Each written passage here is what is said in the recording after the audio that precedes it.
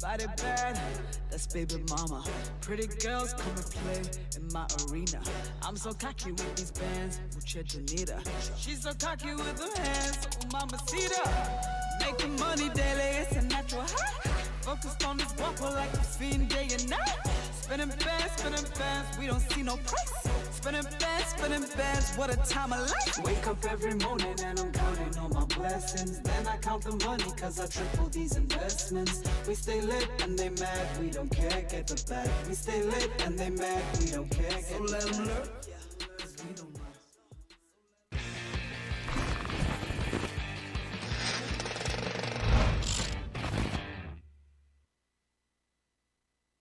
Welcome to The Last Hit, ladies and gentlemen, for episode number 2. That's right, we're back with a bit of a vengeance here today. It is a beautiful, brisk Sunday right after broadcast where we thought we'd sit back down and get amongst it as well. I'm talking like, I'm doing a bit of an audio book here, but again, a big welcome back. My name is Hysterics and I'm joined by, I think, some of the greatest names in League of Legends in Dagda and Lyric. I mean, how do you beat that? Yeah. That's right, we got a coach and we got the biggest brain I've ever seen returning onto the Rift. That's you, by the way. Sorry for you, Jordan. Yeah, you're just a coach. Feels pretty bad. But Chance, how have you been? Last time we talked was, what, about a week ago or so? And you've been suit shopping, Dagda. I have been. I've been trying to pick up some new stuff, so I got a nice green blazer that's on the way. I'm looking forward to picking that up in about a week's time. Hang on, Jordan's giving me We've mean been eyes. talking for the past hour and a half. Well. What are you saying? So I wasn't here for broadcast today. You just came off your 5-hour venture with IG. Yes, I did. And that game one was almost an hour, and we had a 20-minute break, so I'm exhausted. That's okay, but you also went suit shopping. I took you personally. You said I haven't talked to you for a week, so I don't know what you're talking about. Yeah, that's actually true. We've spent a lot of time together. I haven't seen you for a week, Dagda. I know, yeah. We're on, well, Like no, 2 we days saw ago. 2 days ago. I was like, yeah. I obviously have no sense of time, No, do I? not at all. But that's the LPL, right? Because we're doing 7 days a week, so Yeah. you just end up everything blurring together. I think what people forget is that even though the English broadcast is only on 5 days, we actually do 7 days a week worth of work, right? We Yeah. still sit there and we watch all the games, even when we're not on. Yeah. So And then story meetings and Yeah. then content meetings and all those sorts we of stuff. we definitely got to do a prep show somewhere in the near future to see Yeah. what actually goes in, because I know. Well, your one got removed, didn't it? Your one off of Twitter? Did it? Your one with your... Oh, Were you singing Lil Nas X? We're not 'Cause talking about the DMCAs Yeah. right now, all right? That got removed. That was like the insight. Do people want to see this? And Yeah. no, it got kicked off. So did you have any? Did you get any? No. I don't Oh, tweet just enough. me.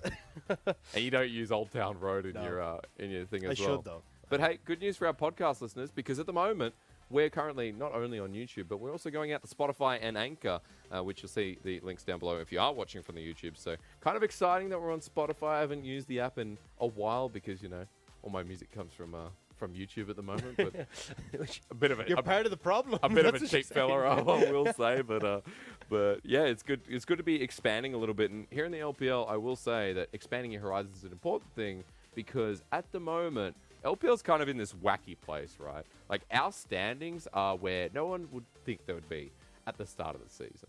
I mean, you've got V5 sitting joint second. Like, 3-1. I don't want to say I told you guys so, but I knew it all along, so everyone out there take a sip. Drink. Did you actually though? Did you, like, at the start of the season, recite your words? Look, I don't want to talk a lot about B5. We talked a lot about B5 last week. Okay. I knew it all along, but what's interesting to me up there is the fact that IG are back where they belong, 3-1, tied for second. Yeah. I mean, they look decent. They didn't look decent. They looked like they were still IG and Rookie Okay. just put everyone on their back and carry. I was about to say, I'm Yeah. like, yeah, game 1 is a very different story for IG, right? Yeah. But they did look decent in game 2 and 3 against EDG, as we're just coming off here on the Sunday. I think the most important thing for fans to note, if they haven't been watching the LPL, it's what you guys say at the start of every broadcast, which is JDG, names like FPX, who else are we talking about? Like, even BLG, who we thought could rise to the top. They're still sitting towards the bottom of the table. Yeah, JD really surprised me. I expected these guys to come in looking good after spring, and I kind of looked at MSC. I was like, okay, these guys look a bit shaky, but obviously they're just coming off of some steak and wine after their victory from spring, and maybe coming into summer they'll be fine. But yeah, I don't know what's happened. Coming into summer, I expected them to do worse. I don't think their individual talent, like skill ceiling, is high enough. But I don't think anyone expected them to look bad.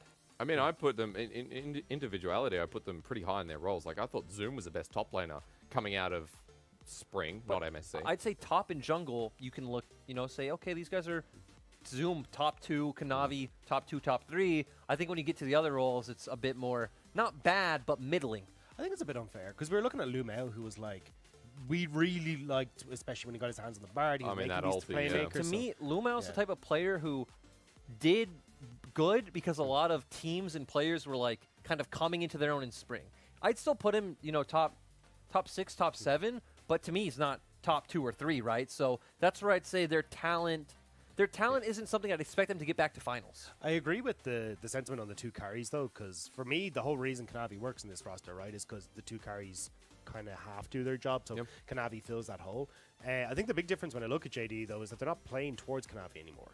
Where they used to go, you'd literally you get gifting over kills. And the meta's perfect for it. Exactly, which is hilarious that he just gets nothing anymore. I mean, I know we were just kind of looking at the standings and getting our feel for it. Just before we move forward into today's discussion, because we are going to be jumping pretty deep into LGD today, which is something I've been excited about personally. What's your biggest surprise so far? Because we're running into week 4, going into week 5 after that. That'll be the halfway point. What has been your biggest surprise so far in spring? Oh, sorry, summer. Wow, I got to move into the future a bit. There's been a couple for me. I mean, we've kind of touched on a few, like V5, RNG as well. There's a couple of teams that have really surprised me, but I think OMG just looking absolutely atrocious has been the most upsetting for me, because I actually really liked watching this team.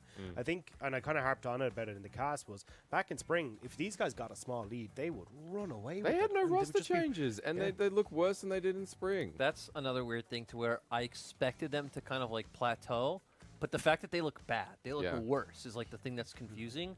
But since we're only going to touch on it real quick, another team I want to mention is LNG, because we all thought LNG would be bottom 2. Yeah. And right, we're still early on in the split, but the fact that they've already picked up 2 series wins is massive. Maple actually looks, like a competent, decent mid laner comparable to his Flash Wolves days, which blows my mind. And it's not only that they picked up wins, it's FPX that they picked up a win against, and Orange. And I'm just RNG. like, what the hell? And RNG that look like they could be top 3 are again. 3-1 right now. Yeah. They are their one LNG loss. is the only It's loss. insane, yeah. And it was a 2-0, Yeah. just to add insult to injury. So I think it's pretty impressive that LNG have come from where they've come from. Again, we are getting towards the middle of the split, so I think it is important that we realign the viewers and the listeners at home with what's going on, because it is hard to keep up in the LPL.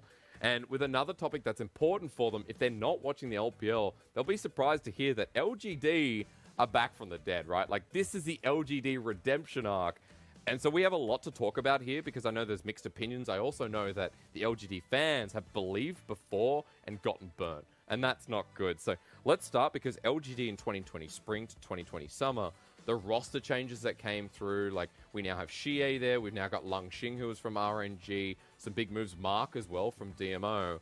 What stands out with the biggest change from 2020 spring to now? So before we talk about changes, I at least want to break down my impressions from spring, where they had Yuki, they had Lies, and Chance. Not Chance. Chance was support, but so they had Killua. Who's their other top laner? It's another starts with C as well. Chance and Colt. Yeah, they had Colt in the top lane as well. So their like individual skill wasn't exactly there. Yeah. But I actually think towards the end when they brought in Killua, their like macro and setup was pretty on point. Even against teams like FPX, we would just see them fail to execute dives, fail to execute ganks, get outplayed, get to the team fight, and all just fall apart. So to me, that was their big issue in spring.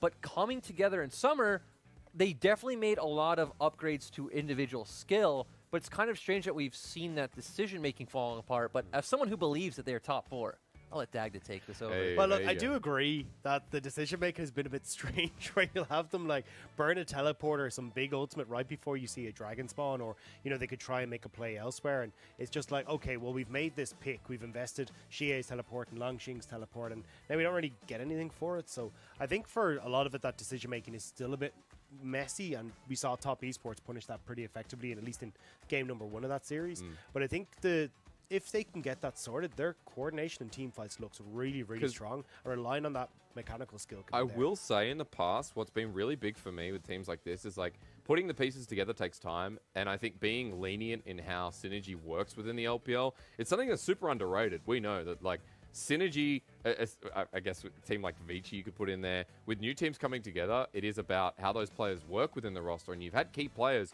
who've been key players on other teams join in.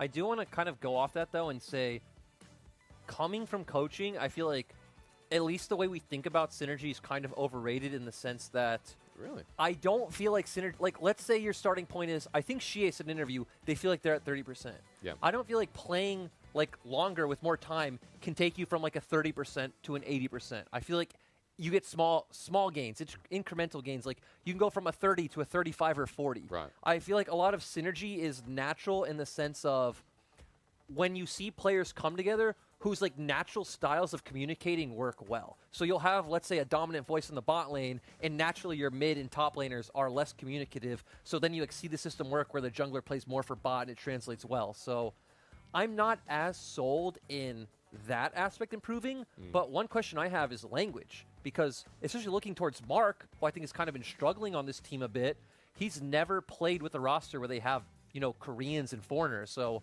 him and Kramer don't always look like they're on the same page, same as him and Peanut, and I think that's something that can be improved with time. It's kind of crazy. Just a note to the viewers who don't know who Mark is. Came from Sino Dragon, you know, came up when they promoted through the LPL. When they made their first split, Gala and Mark were the bottom lane that had played together for a long time, so he hasn't stepped out of his shell. And that's, I guess, the forgiving part for me. If Mark looks like a weakness in this roster, okay. Bit more time, maybe that changes. I do like that you bring up the conversation of synergy, Dagda. Yeah, I think the when I look at LGD, the issue, I think a little bit of synergy when it comes to Kramer Mark, yes, but I think the bigger thing is, like, in team fights, these guys do look really, really strong. And, I mean, they're taking on top esports, a super potent team fighting squad. You've got a lot that's going on when they get to the way the engages happen. Even, like, we've got Shia on the Twisted Fate play that's going to stick out in a lot of people's minds is how we kind of corral teams into finding the fight for LGD. The bigger thing for me is just that they're missing. It's like, for me, it's like top esports without Jackie Love. You've got this super squad that can really do amazing if they've got a voice that can actually guide them. And I think that's the big thing that's missing on LGD right now, which is surprising because of the veterancy that's there. But I think there is an issue where, as we said, moving around with these TPs, not figuring out how they want to try and approach objectives, or even how they should be trying to play around certain compositions, I think is lacking. So I think they do need a voice there, someone to step in and go, okay, lads, let's get our stuff together here. I like that you highlight compositions, because I also feel like they play a lot of like simple compositions or very like systematic. Like you can expect Longxing typically to be on a frontline champion, something usually tanky. We have seen him kind of go towards the Hecarim and things like this a little bit, but not really. Mark as well, you expect him on the Nautilus or the Leona or something, another engage-oriented champion. So they always have a good formation for teammates. Team fights, they always have a front line and a back line. And I feel like that's one of the reasons why they are successful. And I do still expect them to be a playoff team, even if I'm not on the top 4 hype train quite yet, is in LPL, keeping your identity simple is definitely the way to go. I agree. And I think a lot of teams have overthought, you know, their position in LPL, and that's kind of burnt them back a little bit. I like that you talk a little bit about compositions and how LGD builds himself. Before we go to that, and while we are reminiscing on what LGD have become versus what they were, I just want to throw back to 2019 with Kramer coming in over to the LPL for the first time, 2020 spring, where it still was like, okay, a bit about Kramer, but how does this team develop otherwise? I think Kramer's still, for me, I'll get your opinion on this, a great 80 carry that can still keep going up. I agree. I think the biggest thing for him, though, is that he keeps getting caught out. Like, if you literally take that only that part out of his play, he becomes instantly so much better for me, where he's like, okay, I know where I need to be. I'm not getting hooked like 3 seconds before. You said this really well in cast. You said it caught out in transition. It's not like the move is bad. It's the timing and how it's not even exactly the timing. It's like usually just the path he takes to where he wants to go is just a bit selfish, to where, let's say he's like walking from bot to mid, he's going to walk through river rather than like walking around the back of Dragon Pit or something, you know? But for me, he looked shaky at the beginning of spring, which probably comes with the fact that he was playing with Chance having no experience. In lane, they looked bad. In team fights, he wasn't doing well. But then towards the end of the split, I think you can make a fair argument that he was top 3, top 4 AD carry. And this split, I definitely say the same. It's a bit harder to see because I feel like him, Shie, and Peanut are all playing super well, to where obviously it's harder to shine when you also have Shie doing those beautiful flash Cassiopeia ultimates that are like hitting everyone. But I think Kramer's been doing super well. Well, his Ezreal looked really, really strong. I loved watching Kramer on that Ezreal. I think well, especially in that top esports, I thought a bit sad for him because in the top esports game won. Dude, that him Karma trying to catch them Aphelios was just combo. like, yeah, it was disgusting, but he couldn't do anything. Yeah. It was like, okay, cool, well, I'm the only one that can actually catch people here to deal damage, and I've got to get through 16 different shields that are stacking Dude. and renewing, and then if I finally get through and it's like, oh, yeah, 7. I just want to say that game also goes back to their shot calling issues, though, Yes. because they should have won that game. Yeah. I also liked their draft a bit more. I feel like Tops was harder to execute, and we saw that in the early games where TES were not playing around it the right way. It took them like 30 minutes to be like, hey, wait, we don't commit, we run away, they can do nothing. But yeah, LGD should have been able to snowball that game. But I agree, nothing Kramer would have been able to do. And I think that's the big thing that we're kind of going towards. I think that's the perfect game to show the flaws with LGD is just okay, we're winning, and then suddenly they're caught with their pants down like 3 different times as top esports run around the map. They're taking towers. They realize, okay, well, LGD have overcommitted with some of their abilities or summoner spells, and we can just now take these. You can see LGD aren't getting their waves in order, so then they can actually try and make plays or at least have advantages elsewhere. It was always top esports just winning on the map, and then when it came to fights, they just never had to do anything. I still want to point out that even individually, even mechanically, I don't feel like this team is top 4. I feel like like TES, IG, even teams like FPX, RNG, JDG in form, I feel like should be a comparable level to LGD. I guess I see like LGD rising to top 4, like where you've aligned them, Dagda, when I see what JDG and FPX are doing at the moment, which, you know, a later conversation. But while we are talking about individuals, while we are looking at that bottom lane, I have a question. Mark steps up. Mark gets to a point of consistency alongside Kramer, and Kramer keeps up his level. Does that bottom lane then suddenly turn heads for the rest of you, for you especially, Lyric, towards the style of LGD, or the quality, the level? Is it the bottom lane that controls this game for LGD? Yeah, I think so. So the two people that I feel like aren't exactly there for LGD are Mark and Longxing, and Longxing definitely looks better on this team than he did on RNG, but he's still not a top 4 top laner, right? Because he's been beaten down by the RNG fans. It doesn't matter because God, he's literally had to pull himself up and be like, I am actually a good top laner. the thing I like is he still knows his role on this team. He still Yeah. knows, like, hey, I'm going to play this engage tank.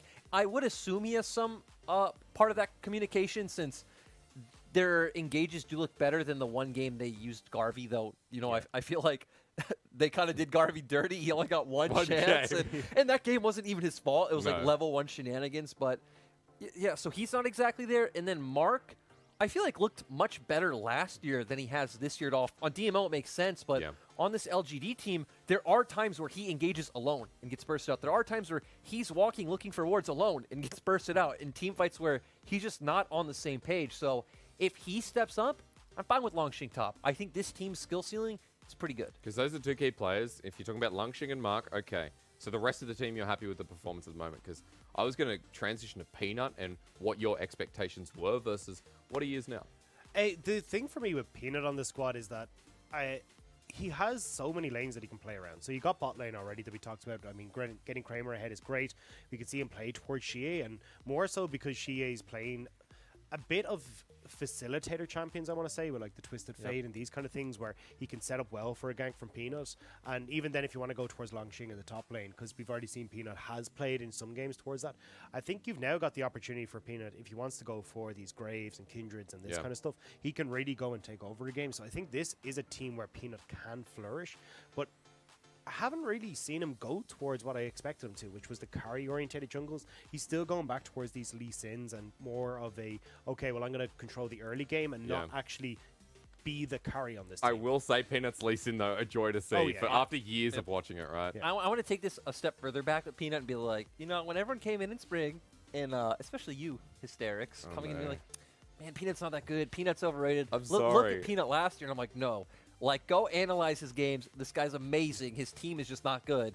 And he's performed amazingly. In spring, he was top 4 jungle for sure. Yeah. He was the one bright spot on this. He was. It was kind of like Rookie with IG, but in a very less, like, a role with less agency, not able to carry as much. My favorite memory of this is when Peanut got his Elise ganked mid for Yuki. I think Yuki was on Aurelia. But basically, Peanut like lands the cocoon, gets his burst damage off, and the enemy mid laner's on like about a quarter of HP. And eventually Yuki goes, oh yeah, I should get involved in this. And it's already, everything's been blown. Peanut's gone. And it's just like, oh, now I'm getting into range. He misses the stun and the enemy laner just walks out. I'm just sitting there. I'm like, this has Peanut got to and be Elo so painful as a jungler. So I think Peanut, amazing. And going back to what Rob just said is, I like that they can play around any lane. It definitely feels like this team is more mid-bot centric, which even on DMO, you could see Shie wanted someone to play around him with the champions he plays and the way he plays.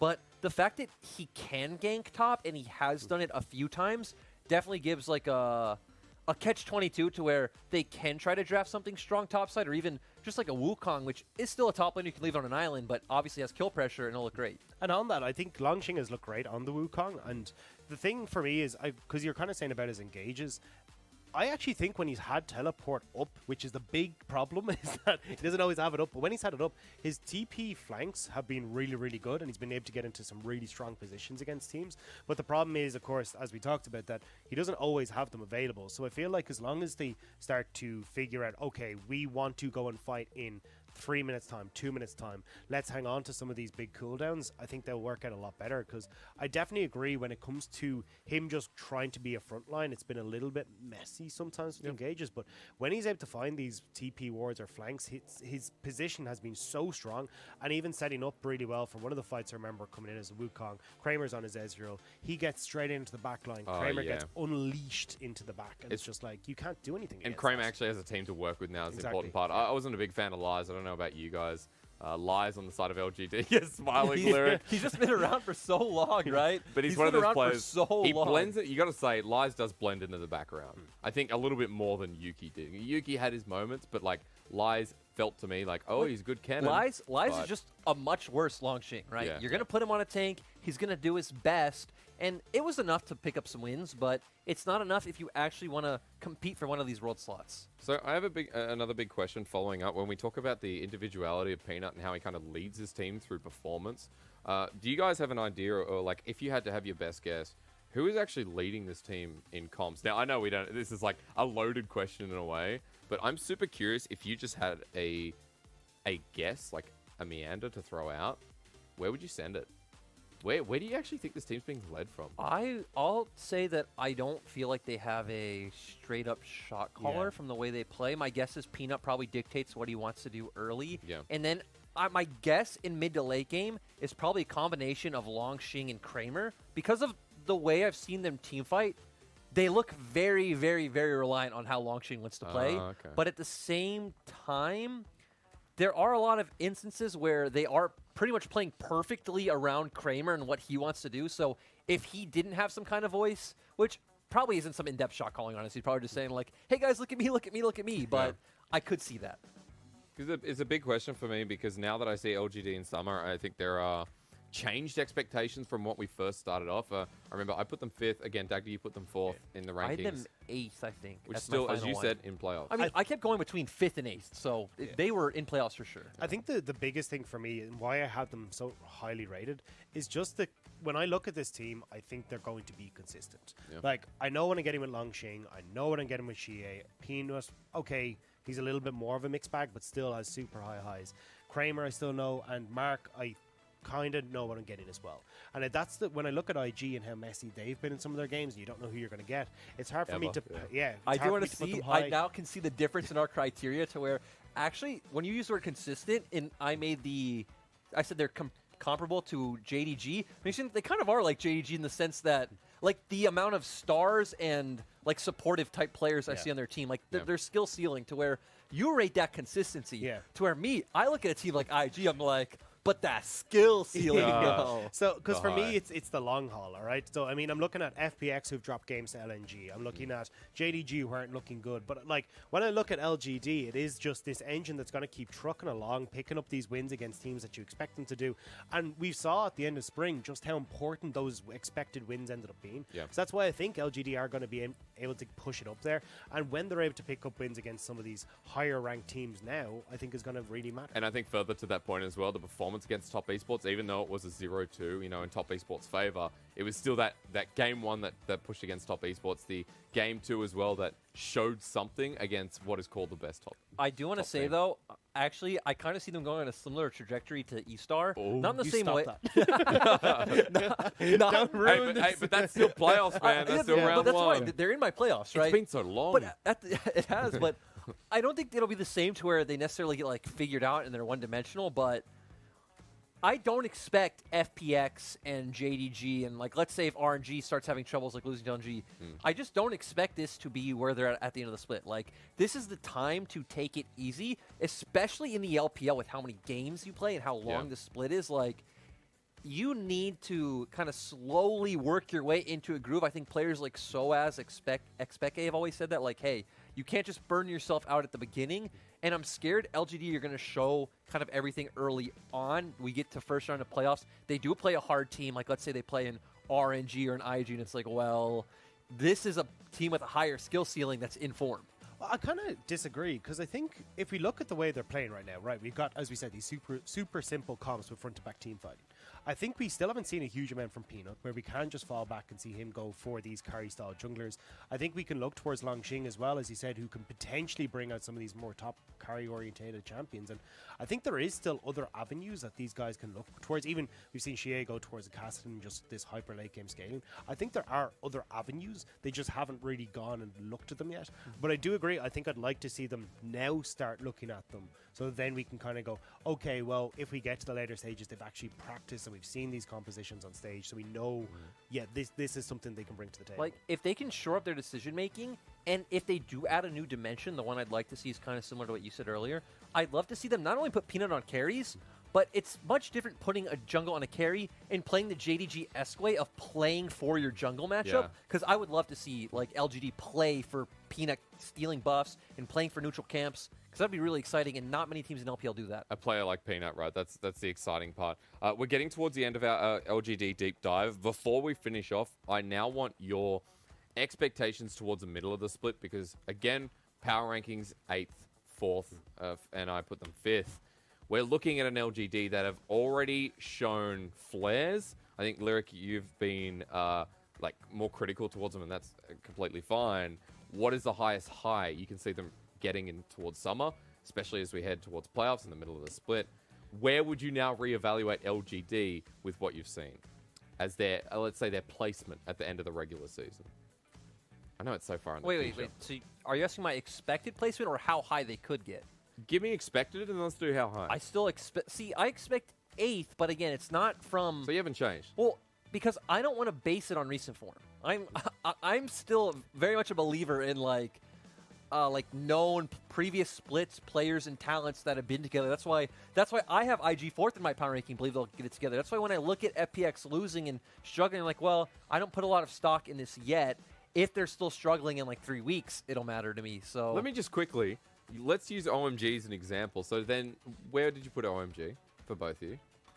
10th or 12th 11th, or something? Yeah. All right. Yeah. So OMG for me, like we're close towards, I think they were 11th as well, actually. Then does recency not matter with a team that's gone 0 and 4? Oh, sorry, 1 and 3. But I already had like my premonitions that they wouldn't do well in summer anyway, right? I had them dropping from 8th, 9th to like 13th. So, but you're not saying that recency doesn't matter at all, right? You just don't take it into the final equation.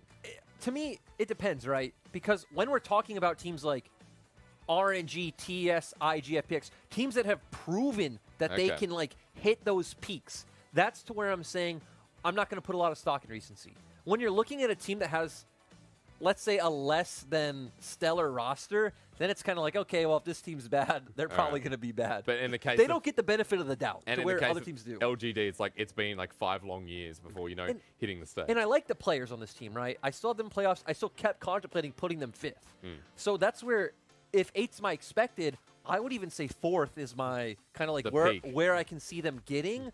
But yeah, I want to see more from them. The top esports series was nice, but if they can do that against other top teams and actually pick up wins, if they beat RNG, if they beat IG, which is actually coming up soon, then I'll start to get on this hype trade. All right, Dagda, 4th was your expected. Has that changed at all? Is that I up think or it's down? still staying there. Right. I think it's not only the fact, the way I look at LGD, and I still think consistency, it's like JDG really not looking good, FPX not looking good, and I think even when we talk about, okay, well, whatever about picking up the wins as you go on. We're opposites, You've man. lost. they've lost some You super, really like are. they've lost some super important. I think anyway, important games where you're looking at, okay, you've now lost to LNG, which you should have been a win in the bag. And when we look at how close our top of the table was, where it literally came down to the last game of the spring split, decided our second, third, fourth, and fifth place. True. That is stupid. So the fact that you have now lost these games in the early season, whatever you want to say about it, it is going to matter at the end of the split. Yeah. So can you just reiterate LGD Wait. where? Fourth. Your No, top, no, your tip of your top. I want to hear your Your peak tip of the for that. top. Oh, the peak. Is it first?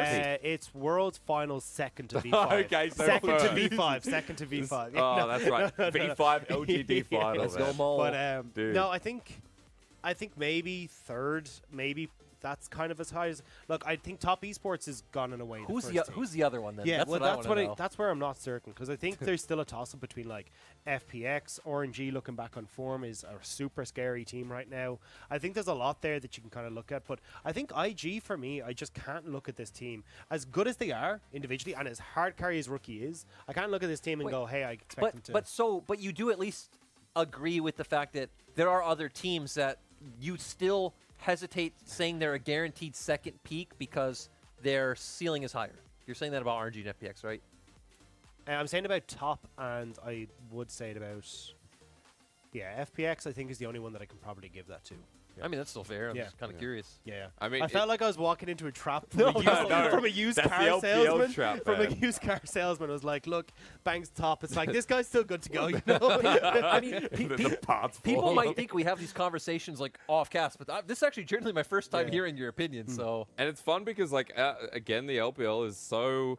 It's so not standardized. It's one game, as you said before. It's like that final series of the split, or because we've come to many back-to-back splits now where the final day has decided either the last seed in playoffs or like standings within the top 8. So I'm expecting, LGD again, to at least hit a high listen, mark. I don't want to hear any talk of FPX or anyone. JDG potential. Okay, JDG All maybe right. maybe can't make Maybe playoffs. we'll see. FPX We're are early. making playoffs guaranteed. All right. Oh, well, yeah. look, Yeah. to finish off the LGD segment, it's exciting to have this conversation. If they do well, I know we'll revisit this down the track because this is a team that, the players are well known. We get excited for, and for LGD, their commitment to the league. We'll see how far they go. But moving forward here, because we have to do our standardized stuff.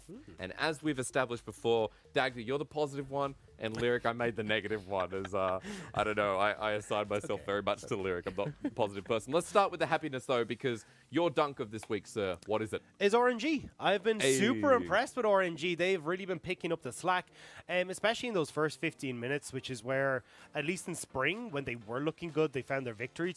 I mean, you look at Xiaohu, and I was looking at stats because I'm casting them tomorrow. Is like, or maybe the next day, whatever it is. Xiaohu's like first when super high when it comes to, I think he's second in terms of kills and assists before the first 15 minutes. He's got like a 8 point something KDA. Yeah. Like that's insane.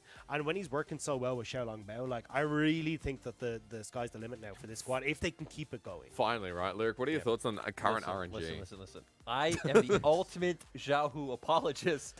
Ah. And remember in spring, where I kept telling you guys, I told you guys until like the very end of regular Yeah. season, this team is still going to make it to finals. Yeah, it was a little And, annoying. It didn't exactly happen, but I've just seen Xiaohu play so well so many times. Someone who especially watched last year in summer a lot, Yeah. watching you guys over from Brazil, and seeing how him and Karsa were, for a long time, I was thinking, man, this is the best mid-jungle 2v2. Like, Absolutely. I don't care what people are saying about Knight and XX, until they played them and they got crushed. But Yeah. his highs are just so nice. I love the way he sees League of Legends. To me, he is the best push and move mid laner, which might surprise people when you have people like Duinbi and now Teachama rising up. But Yeah. it feels like to where sometimes like a Duinbi play to me won't make sense. Everything Xiaohu does is like, oh my god, that plays The super logic, good. Like yeah. like you even set your wave up in a great place. Your jungle's winning out on so much. Your bot lane gets so much off this. It's great to see. So I'll always believe in the highs that Xiaohu has, and we've talked about it. I'm a potential guy, so Yeah. he has the potential. Xiaoling Bao's great. I'm a big Betty fan. I still remember, I think it was 2018 MSI where I mean, he's come from your league. You were coaching at the time, right? yeah, and he was Bias. he was he was one of the best 80 carries at whatever his second MSI was, because he's been to a couple, obviously, Flash Rules and everything. Big But boy. he has a ton of potential. I think fans that kind of are down on him, it doesn't make sense, but I guess he is an Uzi's shadow. It does feel like based off the Uzi, you know, like Uzi leaving the team, it's like, well, Betty's the replacement, even though he's really not that bad of an AD carry. You know the surprising thing, just real quick, is I hear from asking the Chinese side, the Chinese fans are actually completely fine with him. Oh, Like, really? they actually don't give him any troubles. It's actually just the Western fans. I agree. I have no problem with Betty. I think he's good, but it's like, who do you get to replace Uzi? That's right. No Anyone one. who goes in there If is you- Just going Jackie to Love. It's like fail. Jackie Yeah. Love would be the only acceptable answer, and even then people would say, where's Uzi? Yeah. Why is Jackie Love playing, right? Even when he is retired. Because that's the thing. I've noticed that our Twitch chat's always like, Uzi, where's Uzi? Yeah. Uzi retired? What? And it's like, well, yeah, unfortunately. Bring in double lift. Yeah. I think that'd be worse than Betty, to be quite honest. But There's, yeah, I think Betty's no been doing flame really in it, well. sorry. I think Xiaolong Bao as well for me has really stepped up. I was hyper critical of this dude in spring, and then Oh, we coming into all were. summer, he's been doing a really, really good job. I agree, actually, to where a lot of people are just solely pointing the blame at Xiaohu and Spring. I'm like, guys, like, watch how this guy's pathing in some of these games. He's pretty much single-handedly giving up RNG, leads. But to be fair, everyone in Spring was. It didn't make a lot of sense. Yeah. Their form was weird. But another player we haven't talked about at all is New. Thank you. Because this guy just showed up pretty much out of nowhere. Came from LDL after having a terrible last time around in LPL. And even in lane, he's so good. He's almost never falling behind. He's improved a lot. If you go back to 2018 VODs of Vici Gaming when he was known as Meow, like you're like, well, this That's is the a very problem I different have with player. him. He changes. I agree. Ah, should have just kept Meow him was there. so much that's better. a big loss. But even looking back, though, right? Like, you can't judge players on those old Vici and OMG teams that have come over because it's like those teams were struggling. They were revolving door players. They're yesterday's news. Now, this guy's a team around him. Looks great in lane, looks great in team fights. And I'm really excited, but he should have kept the name Meow. Yeah, I agree with the name. Unfortunately. Yeah, I think that's really That's the important. criticism for RNG. Yeah. We've already gotten to the negative part and I haven't even introduced it, but it's nice to see RNG in the spotlight for once when, again, considering how critical we were towards the end of spring for a team that in the past has made many finals, has, picked up a championship, has made worlds many times as well. That was a very disappointing start to the year. I think as well, I want to go back to kind of two things we touched on is Xiaolong Bao's pathing has really impressed me. There was one game where I was watching where he ends up getting pushed out of the jungle. He's like, right, okay, he's driving against the Trundle. He understands, look, Trundle is going to go past towards top side. So he ganks mid, gets the kill mid, and surprises, I think it was OMG. I think it was Icon he surprised, because Icon was like, well, I'm going to play top side of the lane because my jungler's here. So he gets the kill on Icon, and then just walks straight bot lane and gets a double kill there as well. I was like, this is just super So smart much for a better. West It dude. was against OMG. Yeah, It was I against remember. OMG. I was like, Yeah. this is really, really smart to understand, hey, look, I can hold this wall, avoid the Trundle, and then go and make this big play, and then just set RNG ahead. And then in that game as well, the split-second decision-making that RNG have, I'm assuming it's from Xiaohu because he's the one who orchestrated the play, is super impressive, where there's a whole bunch of different factors of back timings, item purchases, where people are positioned, and they're able to just read all this in a matter of moments, collapse on everyone, and set up this play that literally won the game for them of whatever it was, 12 minutes into the game. I was like, this is incredible. It's really exciting to see that Xiaolong Bao's returning to the, I guess, Demacia Cup form at the start of the year, where it was the final against EDG and starting the split Xiaolong Bao. They're like, oh, it's another Young Miracles jungler. Then he got done dirty when, of course, Wei started playing better, who got benched for him in the LDL. If you don't know that, go look up on Gamepedia with the LDL and the transition from Young Miracles there. For the junglers, positivity aside, it's Lyrics Dud. Who made it into the bad list? There was quite a few options, but Rogue Warriors at the end of the day are the biggest disappointment for me in the sense that I love this team in spring. Yep. They were the most fun team to watch. They were doing so many crazy shenanigans, and they were awesome. But you come in now, and again, as a coach, it kills me to see them not decide on a roster they want to stick with in summer. They're swapping soul laners every game where Crazy and Holder are the same player. They play the same champions. They are pretty much the same amount of skill in terms of laning phase and things like this. Mid, Ruby and Wu Ming actually were different. Ruby is this control mage player, the Azirs, the Rises, LeBlanc, but I'd say He has Syndra now as well. Syndra. He's got two. He's got two whole champions. Wu Ming was more of a Zoe player, but also plays a lot of assassins. He's a Yasuo main, so I'm like, cool. We have two different directions. But when Wu Ming plays, they just put him on Azir, and I'm like, so what's the point of this? And then you look towards jungle, and it's like, I can kind of understand why they want to get away from Haro, because he is a bit messy, a bit But aggressive. it fit the style so well of Well, Rogue Warriors. it defined the style was the Yes. thing. And you look at them trying to bring in Yodong, and it's like, okay, they're trying to get more consistency. They're trying to find a stable play style. It's not working. And, man, Lei is horrible. Even in today's games, Game 1, he was playing so bad, was on the set dying over and over and over, and it breaks my heart because I love this team. What was the series that we were doing that kind of ran us into the wall where Lei was on Leona? Do you remember?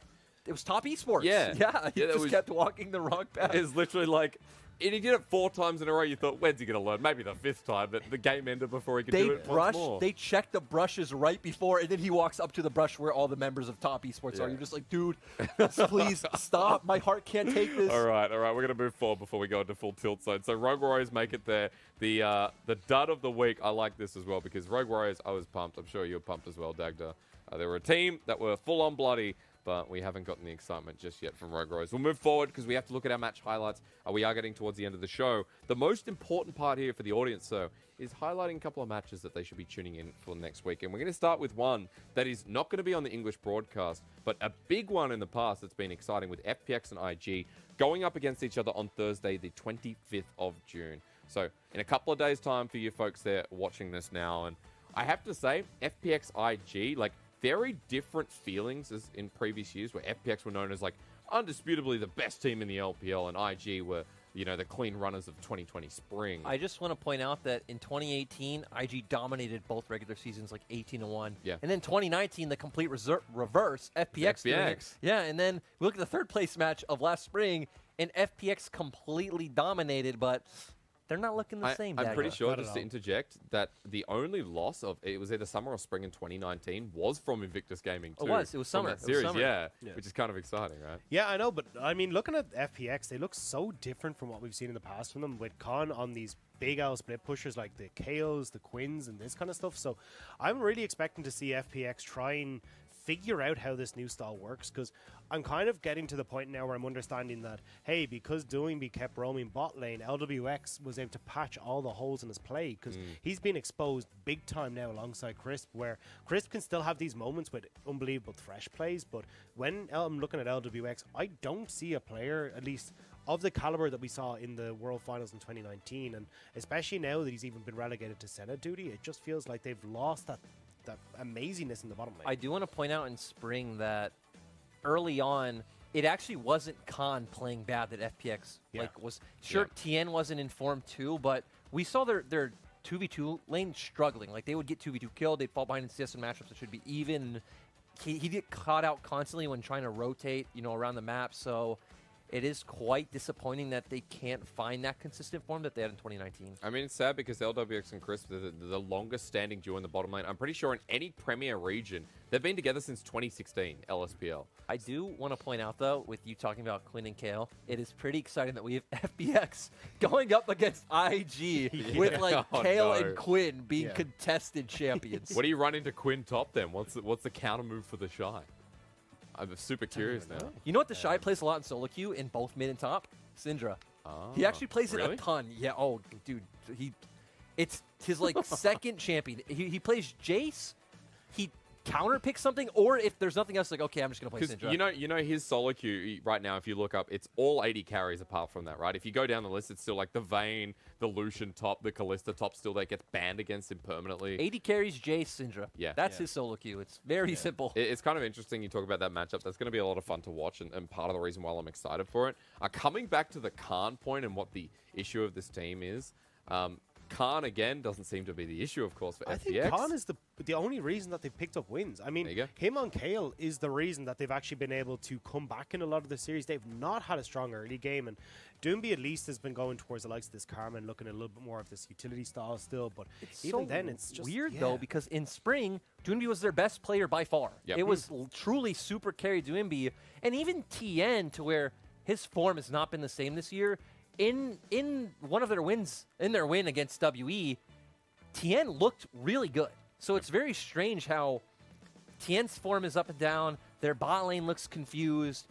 Doinby's just pretty much on Karma duty, like you said. Karma, Gallia, which I guess is historically what he does, but it's very strange to see. Is it a case of a world championship squad coming back from winning the best thing in League of Legends and then not being motivated. Do you remember we had this conversation on broadcast? Yeah, but I don't know. I can't say this for sure, obviously, but Of course not. there's something about looking at them on cast, like when they're sitting at their like seats waiting for the game, where they're like still so like energetic and excited to where I just wouldn't believe that having come from a team before to where, to me, you can see when players are kind of Jaded, checked out, right? Yeah. And FPX don't look checked out. And the fact that they brought in Khan tells me they're not. Yeah. If they were checked out, it's just like, hey, keep playing with Gimgoon, kind of guaranteed a playoff spot, guarantee a world spot maybe, and just be happy. But Okay. they're actually trying to push their peak, right?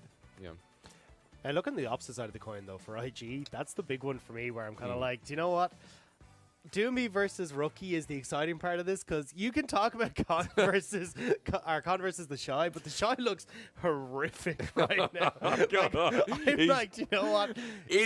What is going on with the Shy? He looked okay today, though, actually. He looked surprisingly fine today. In one game. No, So I- in fact, okay, your sorry, sentence two. is he looks surprisingly okay today. Yeah, that's he true. didn't destroy the entire game. Game 1, he didn't look good. I But mean- even Game 3, he kept getting dove over and over again. It's not Yeah. it's not his fault. He was playing Kale, and then we had full priority topside. It's He like, had, what did he do? he had a bounty on him. He was 0-3. And, Yeah. and they decided, hey, he deserves a bounty. He was farming well, but it's like, Though, The I'll Shy get- hasn't died in 5 minutes. We need Put to a give a bit of bounty. incentive put a here. bounty on him. and even Game 1, right? Is it really his fault when it's kind of his fault because draft, but enemy has a twisted bait. You're a Jace, so you're always gonna push. I guess it's your fault in the sense that like you're only gonna pick Jace, but not his fault in terms of he can't control Scout diving him. Sorry, Dagner, I took this away. When you just mentioned the Shy, I'm like, oh, we got to dig in a little bit. You were talking about mid before I rudely Yeah, because I interrupted. just don't think the Shy is the exciting part of this. I think Okay. Rookie is the exciting part of this. Alright. Rookie has been incredible for this. His LeBlanc today looked nuts. I just want to Yeah. say I will willingly be a bias caster and just say, dude, this guy is so good. He actually watching Rookie makes me doubt people say Knight's the best mid laner because I don't think Knight is the best. Right, mid. I'm Not questioning- watching Rookie, I'm just like, I can't. the fact that IG I is think it's pretty bad just tied. highlights how good Rookie is. It's Yeah. crazy. I mean, he always comes out of the lane with the lead. Sometimes a bit over presumptuous, I think, is something to say, but who cares, right? I think the part for me is that when Knight played against Rookie in playoffs in spring, he was like, look, I just decided to go for Syndra because I wouldn't lose to Rookie. When Knight is like, I'm afraid to lose to Rookie and I'm going to go pure basic, that just says how dominant this guy is. A lot of people are, right? We're going to move forward. Sorry to interrupt us. We got to get towards another matchup. First, just tell me your expectations and predictions for FPX IG, because it is on a non-English I just broadcast want day. to just quick and easy. Tell IG me. 2-0. I'm on the FPX side. I think Really? the Khan's going to win. Yeah. Okay, well, I'm not adding my 2 cents, even though I think 3 games I series. like flipping the coin. I mean, that's IG for you, right? Now the only coin flip team with Rogue Warriors kind of being just a permanent tails. We'll go forward. Our next matchup that you need to watch is going to be RNG versus WE. Now, RNG, of course, rising to form. WE were in playoffs as well, a team that surprised us over Easter in spring. And this one's coming up on Tuesday, the 30th of June. So this will be an English broadcast day. And I'm kind of excited to see these two guys interact. I think this is going to be a really interesting matchup because I find WE fascinating. Just they're such a unique said. team to play, and this super pick orientated style where they're just like, cool, we're going to have Beishang roam in. We're going to make sure that we've got the supportive teacher map from the mid lane, and we're just going to see if we can get picks and if we can fight faster than you guys can. And I think it's really interesting to watch all those pieces come into play. But I don't think they're going to be able to do it against RNG is the caveat. I think Xiaohu has been playing exceptionally. I think Xiaolong Bao has been exceptional. Yeah. I think they'll be able to control that mid-jungle duo too heavily for WE to play with. I always think it's just interesting by seeing how teams can control WE if they draft right. We saw it towards the end of last season with OMG and EDG where you take out some of the hard engage options. I don't even think it's necessarily about teacher much champion pool. Take out some of the options that can get WE onto you, Yeah. and then they're still going to try and run these obscure strategies. Like we've seen this split with the set mid and the Galio support instead. And it's like you just draft this comp that can kite it out, and you just watch W just kind of like flail around and still just run run- at you. run And they're after you like, and like die on what the do we way." do? You're too fast. We can't catch you. Get over here. And then the enemy team just like, no. And It's been a lot of the criticism for WE that their drafts are like so one-dimensional because you know what's coming. But it's also what, like Rob said, why they're so exciting to watch Yeah. because you know what they're gonna do, they know what they're gonna do, the enemy knows what they're gonna do, and it's like, can you stop it? Who Yeah, knows? that's right. Easier said than done, right? While they can draft these same compositions in many different ways, it's still like, how do you deal with it? Because WE have been successful before, and most likely they'll be successful again. Do you remember on cast last split where I'd always be with you and I was like, dude, this W draft is terrible. I hate this. Yeah. And then I would go and win. And I'm just like, do I not know this game? I would ask everyone I know, like, hey, whose comp wins? Whose comp wins? And they'd all be like, no, you're right. Like, this looks really weird. But WE just find the way to execute. And my favorite one is the Pantheon Echo. Oh, it's yeah. so fun to watch. And it's such a big pocket, especially when you talk about Beishang. He's the only one actually still playing the Echo Jungle, bar, I guess, a couple of few matches. And overseas, we've seen a couple of Echo Jungle as well. But it's fun to see that Beishang, with Dark Harvest every time, will pick up Echo, and you're like, he knows this champion like the inside of his hand. And I think a lot of people kind of look towards Beishang, and don't get me wrong, he's been absolutely amazing, and look towards Teacher Ma, he's been great. But I think a very underrated person on this team is missing. I don't think he gets enough praise because a lot of the time he's moving with Beishang to go and support him when he's moving in towards these jungles and actually buying enough time for this moving, whatever the hell you want to call it, to get into place. Comps that move with the wind is the best thing. That's what the Chinese side calls it, yeah. But yeah, and I think as well, like keeping Jomong safe is a job in and unto itself. So I think Missing does a lot of good work in that bottom lane, and even setting up these plays a long time in advance before WE have actually come to the bridge. I do like that you bring up Missing because I probably have him top 5 in my support tier list. I think the guy is super good on more than just the Thresh. But also to move that over to Jomong because in spring, he was like this player that, to me, was below average with flashes of brilliance. Yeah. In playoffs, he was more consistent with, again, still flashes of brilliance. Now I have him, above average 80 carry. I think he's playing really well. In lane, he's doing fine. We've seen some hiccups. I remember they got 2v2 killed against EDG's bot lane when they had the Kalista, but kind of makes more sense. There's also one on the Aphelios where he walks in and everyone just jumps over the wall from where he kills him. I was like, okay. He's this guy that just has like these like huge standout moments where you're like, oh my god, this guy's so promising, but then has those like small like nose. You're like, Jomong, I want to believe in you. Most improved from spring to like summer, I think Jomong would make that list along with Yu Yan Jia as well from top esports. Like you throw a couple of don't nod. I'm looking up. I'm not sold on Yu Yan Jia. I'm just gonna throw it out there. All right, well, that's obviously you another said episode. he was top 6. I completely disagree. How is he not top 6? I completely disagree. Well, but we can talk about this next time. All right. Well, this is about an hour of writing down tier lists. We're just sitting here with a big whiteboard while our listeners listening. Dagda, what were you gonna say? I was going to say I'm actually, like, we're going to end up veering off into weird conversations. I think there's, like, Mole and stuff has actually looked really well improved. I think there's other champions, but still, yeah, I think there's a couple of people that are slightly ahead of because he didn't watch 2019 Summer. No. He didn't see the Mole. I mean, it was Mole versus the world. Yeah. Really I know it was. But when I look at spring versus now, I think it's fairly sizable difference. Mole has stopped inting as much as he did in the spring. I mean, that's a bit of a hard statement. Before we move on here, RNG WE, I know this is going to be a fun matchup, and I know RNG, especially with their recent performance, might be favored. But starting with you, Lyric, give me predictions for the series. RNG 2-1. I think WE styles it up to get a game. I mean, one's nice. Yeah, I agree with Lyric. It's the exact same idea. I think RNG will end up beating it out, but at least WE's playstyle will garner one where they're able to get the best shot. Just quickly, let's take a step back because I forgot to ask. RNG's drafts, what are your thoughts now? In spring, they were getting a lot of flack with question marks. Now that we still have the same coaching staff, what do you actually think about RNG? Because we're comparing now to WE's drafts, where you just talked about, the dimensions it has, what it brings to the table. What does RNG bring to the table? I think it's kind of similar in spring to where you can have comps with like multiple facets, and you're kind of like, this kind of a bit all over the place, but I'd say it's a lot more streamlined than it was in spring. You typically see new on champions like the Wukong that do fit his style. You'll see Xiaolongbao and Xiaohu on something that can, get priority and affect the map. And then bot lane champions are all the same to me this meta. Oh, they really are. I think this matchup in the past wouldn't have been as hyped up as it had been. Do you remember WE in spring? We're like, this could be like a 14th place team, 13th place. It's nice now that we actually get like a competitive matchup because of what we've seen in spring and because of what we've seen recently as well. I still kind of want to see Shanks, though.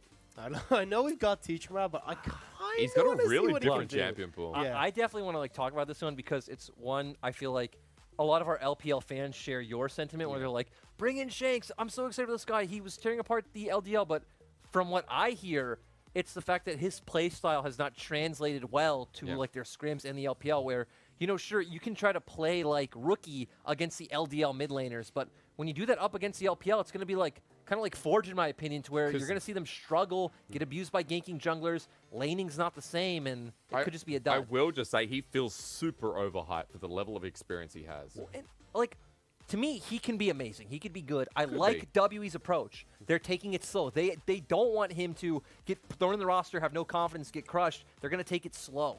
I think it's kind of like, I want to experiment with it. I want to see what happens, because I saw Shanks in LDL, and yeah, he looked great, but at least the VODs that I saw, I was kind of like, look, he looks great because everyone else kind of looks bad. So for me, it's kind of like an experiment of, well, how good is he? So I think it's kind of toss him in for a game somewhere so I can kind of get a feel for where he lies. Throw him like an OMG or a DMO, exactly. something like that, and I agree. And even going back to his VODs, like talked about in the LDL, he got a lot of jungle attention as well. Yeah. So there are still a lot of like, I don't think he slots in and just looks, you know, like a world beater. And there's two big problems as well that I'll just bring up. The leap to LDL, LPL, you know, briefly mentioned, that is massive. The second one is the new dynamic that WE built out of nowhere with Teachama. You don't just want to take that away when it's only been a split. I want to touch on your first point because that's how it should be, but look at our teams. Yeah. E-Star come in, destroy. All the people from V5 come in and look amazing. Somehow, It's just New like, has come up, New comes in and is crushing everyone. Like, I love, Clement said this, I think, in Twitch chat, where he's like, 1 year in LDL is like 5 years in NA. Like, oh my god. the hyperbolic time chamber. It's insane. Because the depth of talent, you got to remember that LDL, like the way it's been recently, has only been that big split, right? And still, the development there is massive. I want to point out that from when I was scrimming, you know, like when I was coaching the LMS and we'd scrim top LDL teams, we scrimmed a lot of the iterations of Young Miracles all the time. Yeah. They were always the same level as like a mid to upper mid-tier LPL team. Always, Oh, really? every single time. So it's, I think like upper LDL and also random tangent like CK over in Korea, teams are very undervalued because they're still scrimming a lot of the LPL teams themselves. Yeah. I think that seems to be a thing, though, in regions, because even when you say that, like thinking back towards Europe, it's like LDLC back in Europe was kind of the same idea. They were considered a mid-tier LEC team. So I think there always seems to be that one squad within the region that's just down below. I just want to say we scrimmed them at Worlds region. and they were better than a lot of the Worlds teams. Oh, God. really? Yeah. LDLC, if any of you watch this, you guys were insane. Yeah, we're throwing out shout-outs all over. We are getting towards the end of the show. We have a couple more minutes, and at this point, like, we're going to talk a little bit about the schedule, but again, just a bit of a reminder, FPX IG coming up on Thursday, 25th of June, RNG, WE, as we're talking about there, on Tuesday, the 30th of June as well. We're getting towards the middle of the split, and this is the point where normally I'd be like, oh, you know, we got surprises, all that kind of stuff, and we have many. We talked about kind of your bottom tier surprise. Is there any other team you would throw in as like, oh man, I was wrong about them, I'm not happy with what I originally thought about them? Or Can I go the other way? Can I talk about a team I totally nailed? Yeah, go. Yeah, go on. Sorry, watch me. I'm amazing. I just a confidence play from Lyric. It's not a confidence play. It really it's is. just we came into summer and like we got Le Yen announced for Vici, and like a lot of the casting team was excited for Vici. no, that was And we're me. sitting here thinking, why are we excited for Vici? Like, no hate to Vici, but Damn. the way they play, like Forge's laning phase, the way that they need to dedicate so many resources around mid, their champion pools. It's just not exciting. I expected this team to be middling, and maybe that's why they're disappointing me. They're disappointing me because they turned out to be what I expected, Yeah. and I hoped everyone else was right. You hoped you were wrong, so you had more competitive teams in the league. Yeah, exactly. And the thing is, I see what everyone says. The potential is there for the future, but it's not being realized now, and I could see them having another middling split in LPL before we see more out of them in the future. All right, Dagda, it's time to boost your ego, because otherwise you'll sit next I to was- Lyric and just be put down. I was going to say I was kind of sad about... Who'd you nail? Who did I nail? Don't be sad. I was going to go with... Sorry, Sad. out of context where we should be asking that. Look, the team I wanted Tell to talk me about anyway everything. was DMO. Yeah. This isn't like your agony and corner, whatever it is, but DMO, I think I was very like I would expect these guys because I loved the little narrative piece that we had. That was like the the 5 best friends that came in from the God. LDL, and you had Chang Hong there, and then Yeah. Chang Hong left. You're like, oh well, Natural's come in. We're still good. We're still good to go. And then they kind of had glimpses of looking good when Xie came into the roster in spring, and then it just imploded. This Yeah. entire team has gone off the deep end. Helper has looked really, really bad. Mitsuki hasn't looked much better. Natural isn't being able to play the Camille anymore. And he looks like he's just feeding everywhere. Oh god. Yeah. The Aatrox game. Oh. I love the clip is actually our top Twitch clip of the week right now, and it's literally just Natural walking in. You're going, that is the literal embodiment of tilt. Natural flying on Aatrox. And even Xiaopeng looked tilted. Xiaopeng has been. How couldn't you I be? mean, even when I was watching playing against Victory 5, I was like, okay, cool. Xiaopeng, he's coming in here. He's on the Graves. And then I just watch him stand there as he gets kicked into V5. I was like, are you not going to dash or flash or, hit a button? I was just, God. I don't I do want understand. to say for them though, Twyla. And I see a lot of people give Twyla flack. Most consistent member on this team. Sure, he might not be a world beater, but he's average. He's consistent. Xiaopeng to me also has good flashes to what we've seen in the past, we're where saying, top and bot lane are just gone, Oh, which boy. sucks to say about Natural, but he's just not performing Dude, the way we hoped. DMO has become the V5 of 2020 summer. I don't agree. Why not? Just quickly. Because we've seen Because no one can replace V5 in his heart. I mean, okay? Okay. I want to say that's true, but at the same time, we've seen flashes of life from them in their series. Like, they have a lot of good moments where they find advantages, and I don't think they will not win a game. They will pick up a game against someone this split. So at the very Big least, BLG. they're V5 in score for V5 now. only did that, yeah. They'll pick up 2 games. And it'll be LNG. It'll be against LNG at the end as well. Well, that's all we have time for here for the last tip for episode 2. It's good to get your thoughts, especially on LGD a little bit earlier. If anyone's missed out on anything, use the rewind button like every other human being out there. Or at least, find us on YouTube and all the social links. If anyone has any questions or get more involved with the community, as we will over the next couple of weeks and every week as we come on out, then send us a message on our Twitter as well at the LPL English. Thank you again. It is bye for now, but not forever. We'll see you next week.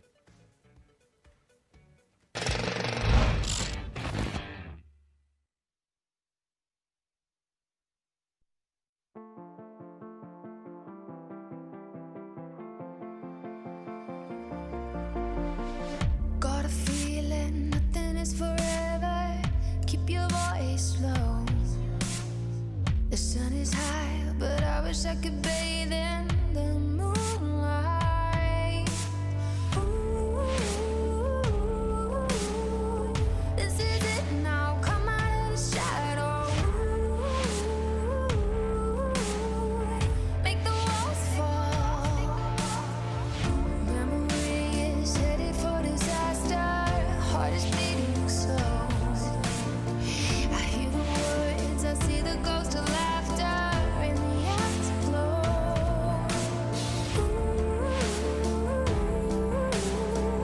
This is it now. Come out of the shadow. This is it now. Come out of the shadow.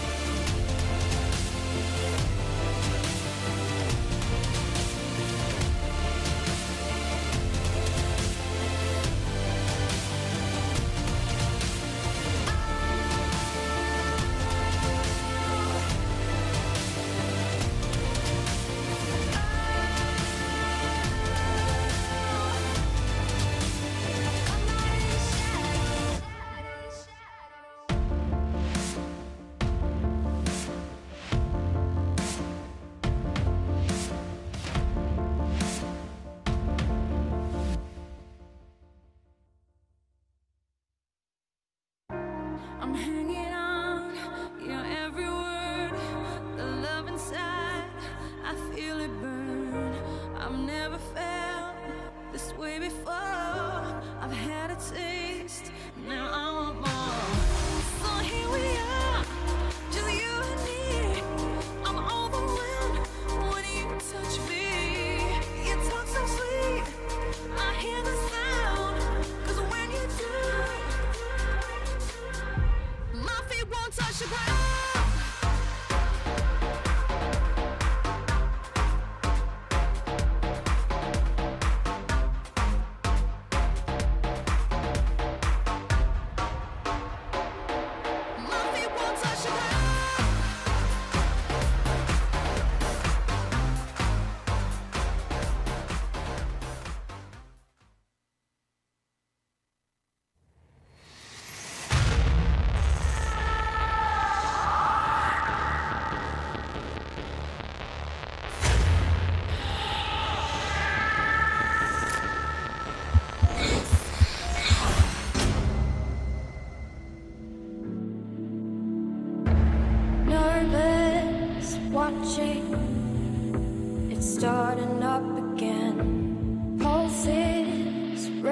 sing. You're moving on ahead, chasing the dream.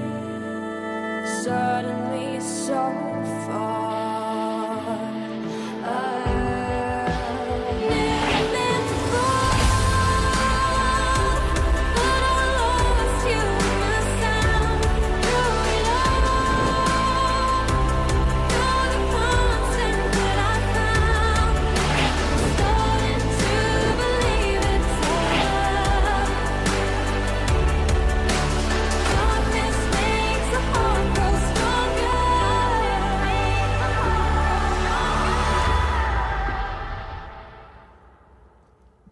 G'day, boys and girls. Welcome back to the LPL. My name is Asterix, and I'm joined by a Hello. bunch of bulls. We got a double play-by-play day I'm on coming the wrong at side you. of the desk. I tell you what, though, if there was any region to do a double play-by-play day, this is the one, sir. How you going? That is true. I'm doing all right. I'm a little bit nervous, a little bit excited to do some color casting. This Hey. is not my first time, but it's been a couple of years, and that was UK scene. Don't so worry. It's a different kind of ball game. Don't worry, man. Apathetics. I've been here before, and we started the split. We actually started the year together as a color cast. Was it the year? Emotionally together. at After least. COVID, yeah. Yeah. Okay, well, I guess that's a very different story, but we welcome you to the Visa desk. shenanigans. We also welcome you back to the LPL. If you missed out on yesterday, Munchables and I will take you through it because yesterday, sir, you cast it from the other side of the desk. Forget the first series. That's pretty much implied. The second one, though, bit interesting. Yeah, and what a way to end it as well. This was I wanted it to be an absolute bloodbath, but it was actually a really smart series from both the teams. IG, we saw a different style coming out from them. We saw them going for this kind of late-game macro-oriented style. Granted, macro wasn't perfect, but that was definitely the attempt there.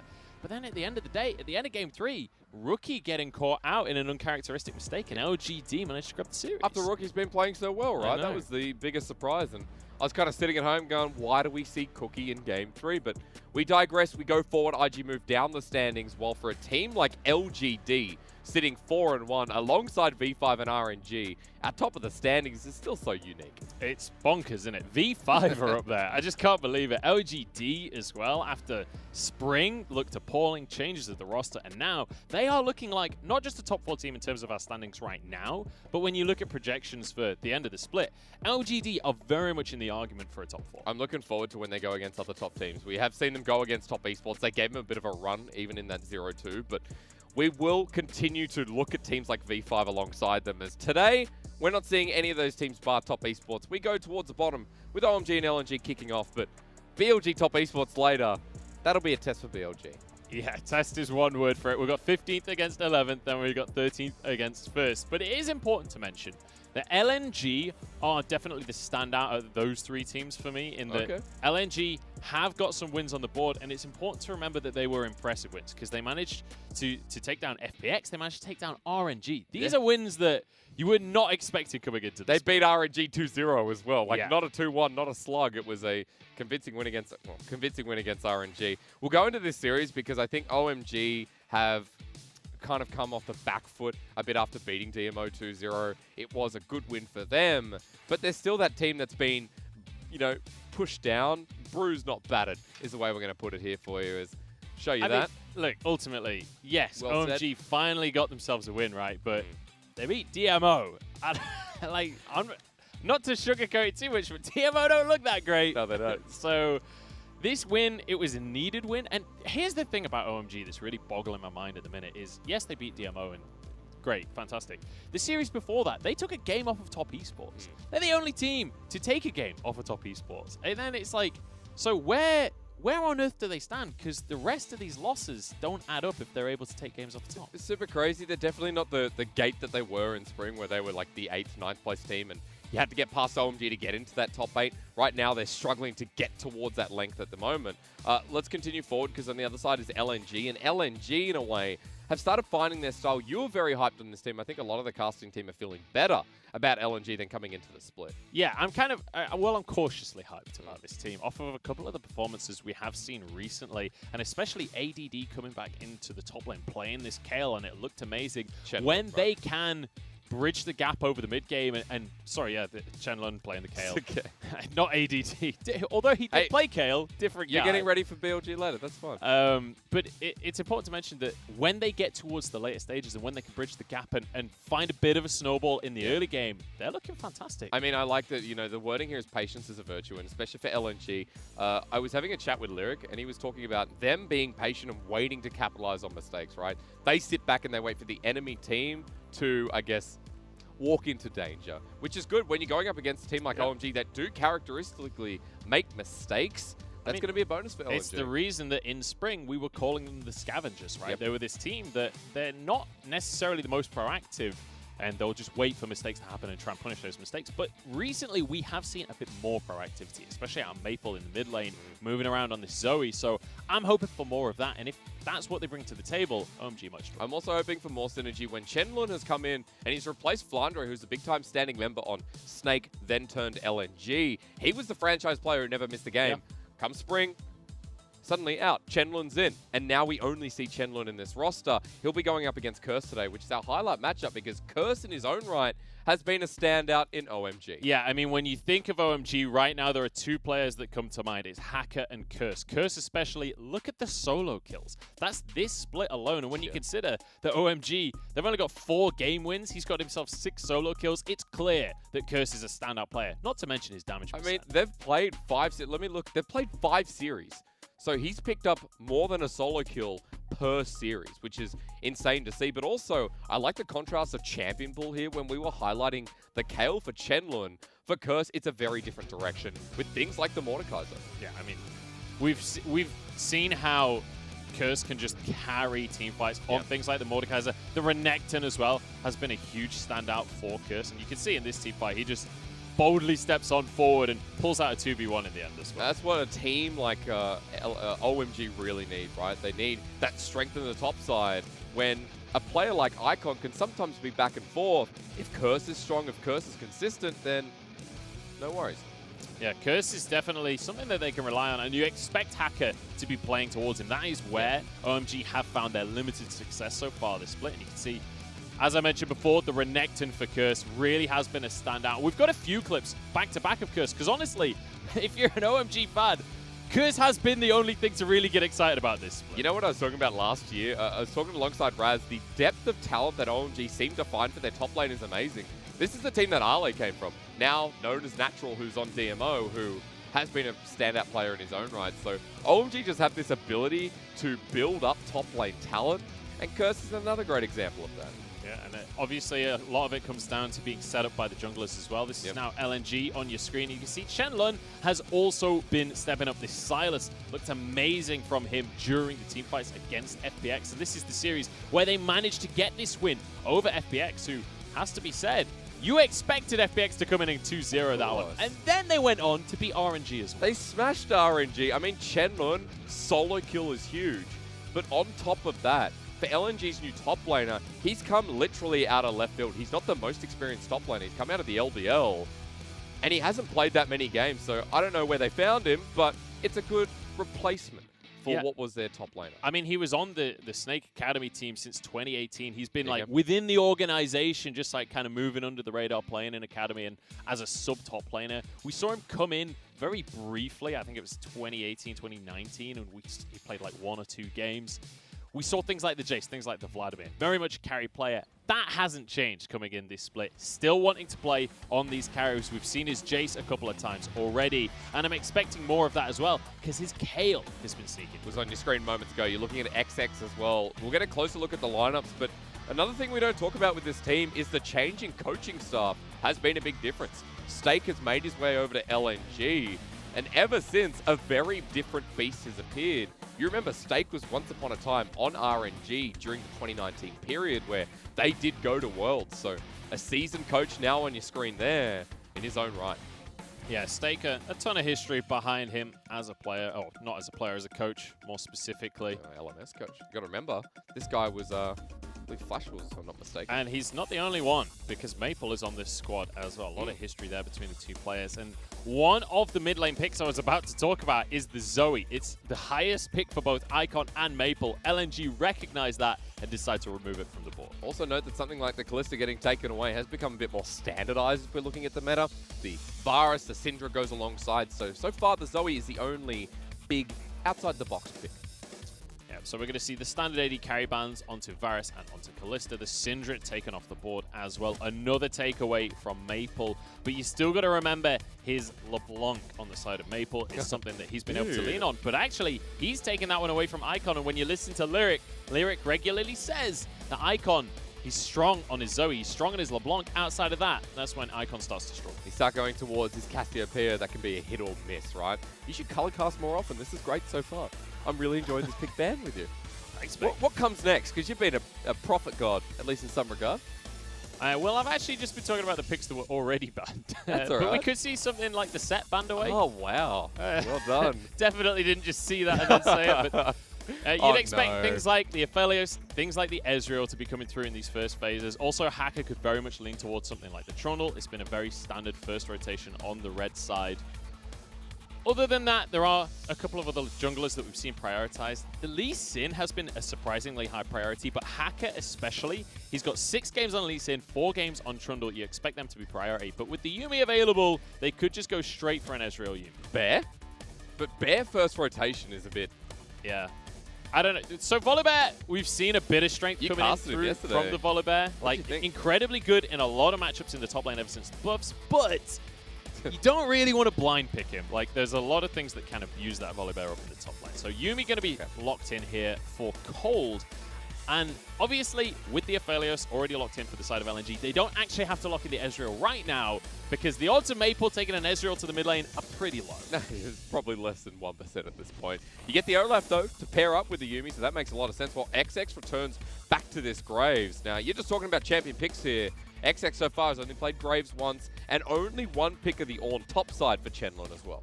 So now we do have a bit of a decision here for OMG, because obviously the Ezreal would be a very high priority in their eyes. With the Volibear there, things like the Kayle, things like the... Sorry, with the Ornn there, things like the Kayle, things like the Volibear could be options in the top lane, as you do have somewhat of a free lane. He's not going to be able to punish you very hard, but the Ezreal becomes the priority here with the Yuumi already locked in. You already got 3 strong picks here for the side of OMG.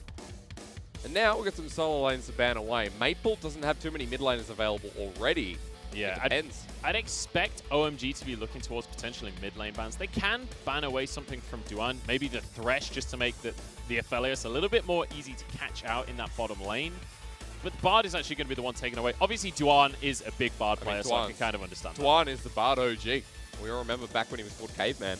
This was his pick, so one of the first Bards in the LPL to make himself known. So I'm really curious now how much LNG are going to respect Curse, because Curse has been, as we mentioned before, the big carry for OMG. They've taken his Mordekaiser off the board. The other really big pick for him has been the Renekton, but he's played Wukong, he's played Kayle, he's played Gangplank. Like, there are a lot of things he is willing to play. So it's down to, you can't really pinch his pool too hard. It's just what you want to play against the least. I only played the Kayle once, but there's the respect to go against Chenlun, who's been one of our biggest Kayle players in the top side. Another top lane ban, as you're alluding to, is the expectation now.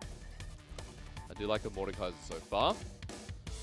Yeah, and we have to bear in mind as well, when you look at OMG's composition so far, you have some incredibly strong duos right there, because obviously we mentioned Hacker on the Lee Sin, the Trundle, but Yuumi Olaf is exceptional. Yuumi Ezreal is exceptional, so already a ton of strength there. Volibear taken off the board, that's down to the matchup against Ornn that I was talking about before. It makes Chenlun's life really difficult in that top lane, but it does mean this Kayle is open for Curse. If he opts into that one, we could see Hacker camp in that top lane, trying to get Curse ahead on a Kayle. Also, you think about the fights we get towards the late game here. Kayle actually has a 63% win rate. Huh. Kale's real strong. Kayle is the Kassadin of the top lane. Yeah. If you can just chill for the first 20-odd minutes and you've got a decent team fight that wants to front to back, which is exactly what LNG are drafting right now, Kale's going to be in a fantastic spot. Has a free lane against this Ornn as well, so could be a lot of pressure on XX to maybe try and sway that lane, but he also could just sacrifice that move elsewhere. The Thresh that I talked about as a potential ban has been locked in to protect that Aphelios. Now we have to see. Maple, going to go with the Twisted Fate. I was thinking he could maybe go with something like a Galio, but still, that global pressure will be there. I mean, Icon can do exactly that. I look towards LNG and I say, this is a comp that really suits the style that I guess we saw it was when Maple was back on Sooning. As I'm going to pause because that Kassadin hover is scary because when you think of champions that Yuumi goes with really, really well, Kassadin is well and truly in that list. But it would be very risky to go for both a Kayle and a Kassadin in the same composition because you lack a lot of strength on the top half of the map. But you know what sucks here for Maple in the matchup is Icon's going to roam with you. So we can talk about the Silas versus Twisted Fate interaction where there is a global now on both sides. Plus you have that Olaf Yuumi walking around. Yeah, so Icon can steal away the Destiny. Also, if you try and use the Destiny while Icon's nearby, he can interrupt your own Destiny. So it's possible where you find a situation that Maple gets interrupted and then it's Icon that roams elsewhere in the map. So we'll have to look out. I don't expect there to be too much like one-on-one interaction between Icon and Maple because Maple, if at all he can, should be trying to opt out of the direct 1v1 because Silas, when he finds that opportunity, will all in you. But when we look at these compositions, you have to expect a lot of roaming from these mid laners, a lot of global pressure, and I'm hoping from OMG pressure towards that top lane to get this Kayle set up for Curse. We've already set up how Hacker likes to play his games is up towards Curse, up towards the Kayle that's going into what we've noted as a free lane versus the Ornn. So it's going to be a good time if that Kayle gets off the ground. It's also going to be pretty notable to see the Ezreal Yuumi play the hell out of safety in the bottom lane. Yeah. And it is worth mentioning when we talk about the Kayle versus Ornn matchup. Obviously, Ornn at like level 3 is still going to have pressure on Kayle while she's a melee unit. Like, ultimately, it's still an Ornn, but once you get beyond level 6, once you're ranged, and if you have any kind of pressure from Hacker up in that top side, Curse is going to have a perfectly fine time in that matchup. But when we look at these compositions, obviously a lot of scaling on this bottom side. We've seen a lot of Aphelios versus Ezreal already across the LPL. Sadly, it's still a pick that's not getting banned here. I know Twitch chat yesterday was harping on it. Aphelios' win rate continues to skyrocket. Funnily enough, I believe it is SMLZ and Light who have brought down the win rate. They actually have really low win rates on Aphelios, and they've played some of the most of it as well. Yeah, I mean, that's ultimately one of the things, right? Especially for SMLZ. He's got 8 games on Aphelios, and OMG aren't winning that many games. No, they're not. If every single OMG win was on Aphelios, then he has exactly 50% so far. Okay. But I don't think that it was. Well, welcome to Game 1, folks. Just a reminder, OMG sitting at 1-4, LNG 2-2, which is a bit of a surprise to start this season off. Much is the yellow you see on your screen here from OMG with 4 Precision Tree, with a Comet rolling in from Cold. The only difference I see is double Spellbook from LNG, so get ready for triple smite. Yeah, plus an Aphelios. Bear in mind, we're on patch 10.12. The chakrams have not been nerfed yet. That's 10.13. So Light still very, very good at solo. Well, it definitely makes a difference when it comes to Baron and stuff. Yeah. He can't just rush down a Baron anymore because the chakrams will fall off, so he doesn't get the infinite free damage. How big is the nerf, in your opinion? It's a big nerf specifically for rushing Baron and rushing Elder Drake. It's not a nerf really to team fighting, aside from the Calibrum nerf, which I think will make a small difference, but I mean, either way, realistically, Calibrum was not the big issue, in my opinion. I think my conversation with the champion was he sacrifices mobility for, not too much. Yeah, but that's what's beautiful about this combination in the bottom lane, right? Is when you look at Light, or when you look at, Aphelios, right, you sacrifice mobility for a huge amount of damage and a huge amount of other utility on your roster, but when you partner it with something like a Thresh, that mobility isn't even sacrificed. Yeah. Dark Passage gets you to safety every time. Very good point. Pair it with a Yuumi, and you get a bit of movement speed as we head towards the top side. Inspiration second tier.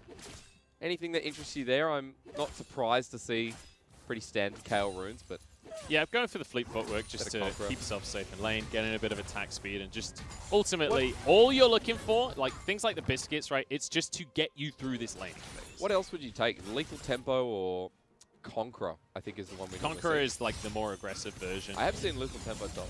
Especially in a scenario where you're against something like an Ornn. Yeah. It's a little surprising not to see him go for something like the Conqueror, but ultimately it's a player preference thing. It's like what kind of Kayle you want to be playing. Curse clearly opting to complete it. Very nice. Exhaust down, and Cole just takes a bit of damage, but it is a Yuumi, so he can just remount, and that doesn't mean too much in the end.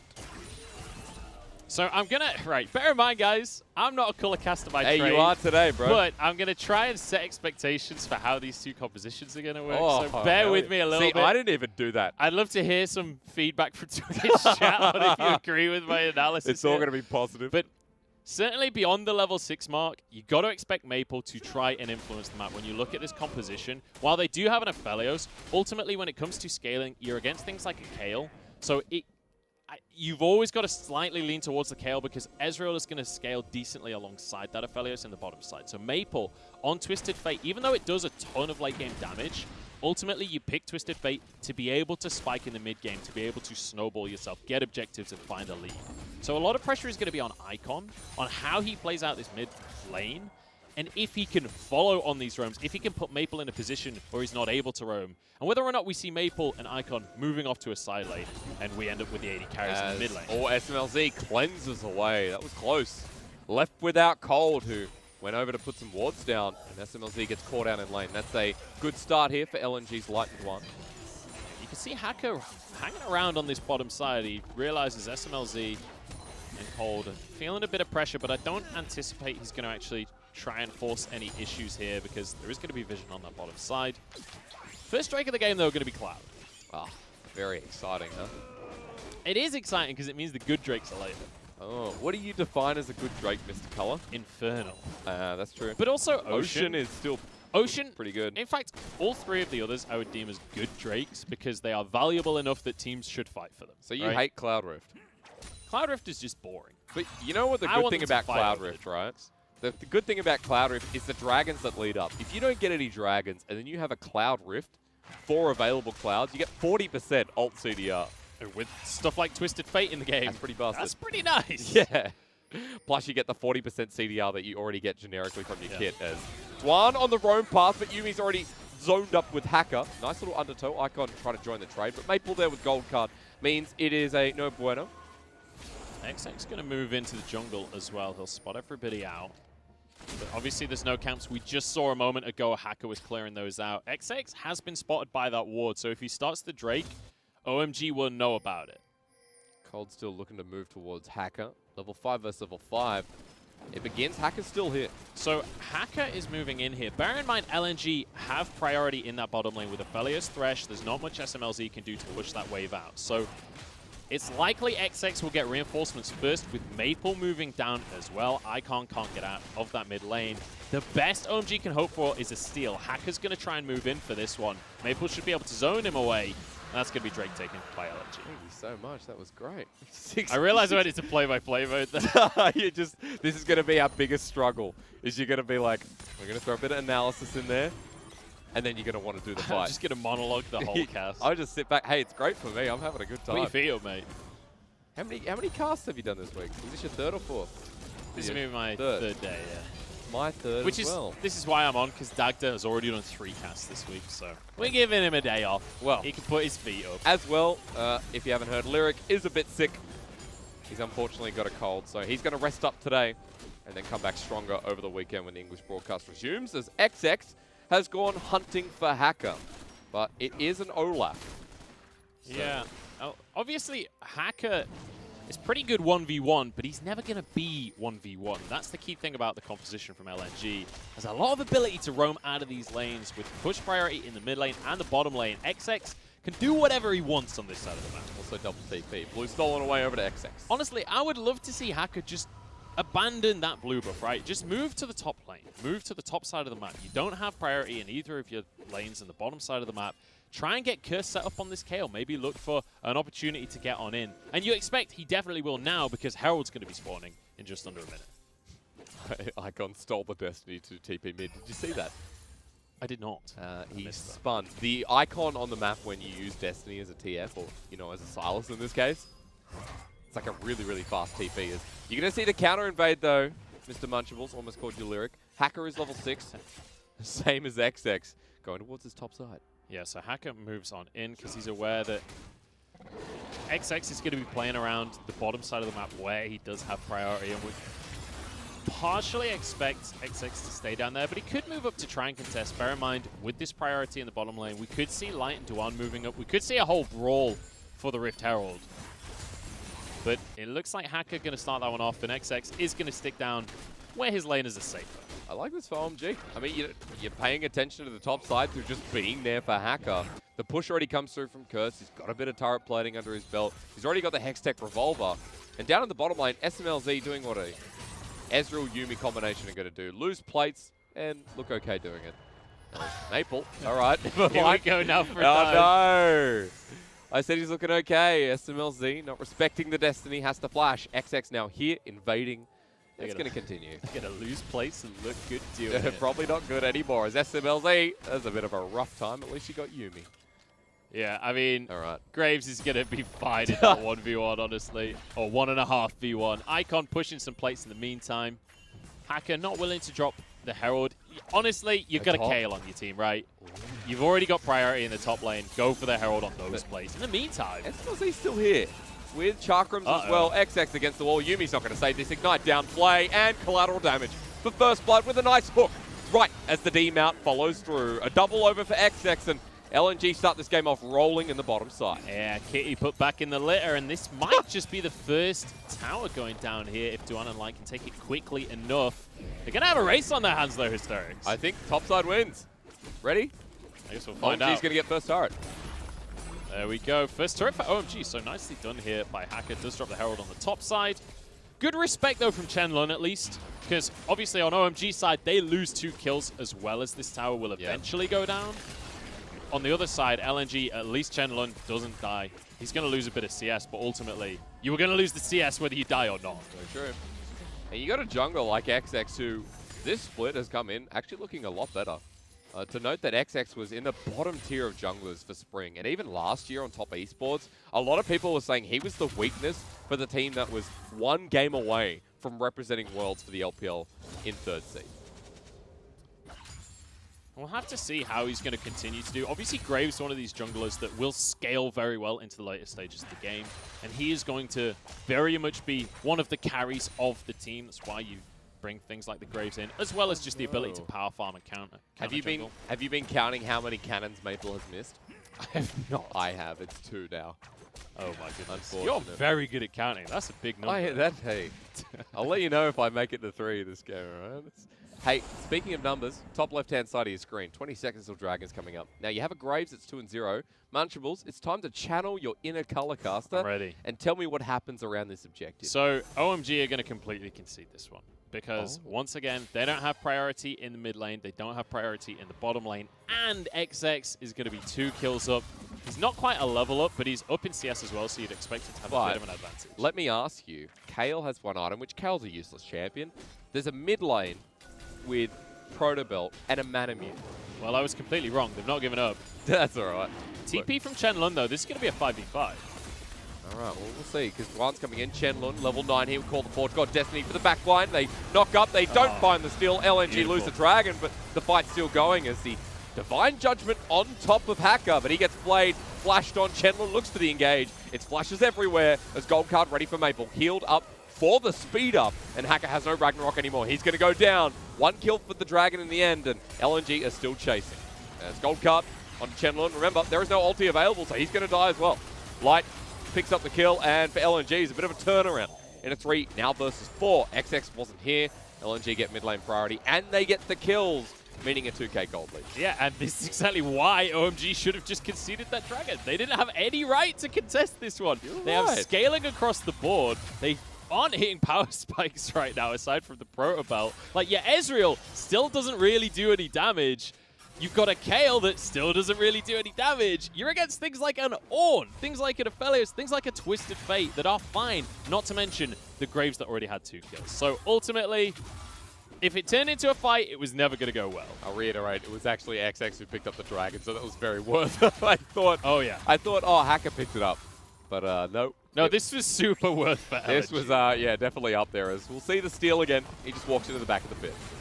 Yeah, able to get the smite off. And then you just see there's no real way for anyone to win out the fight from OMG. Icon's the only one that really can go in because Hacker's already low. And it's just a matter of chasing them down. You've got Maple on the Twisted Fate, so he can lock people up, and the rest of the squad can easily follow up. Duan plays this incredibly well as well. Gets a really good death sentence onto Curse in just a moment. Maple gets the gold card, and perfect follow-up from the Thresh. And then as soon as Icon goes in, he's interrupted by the Flay as well. Time to quote Lyric. You know what he says about his TF? Because he and I duo at the moment, right?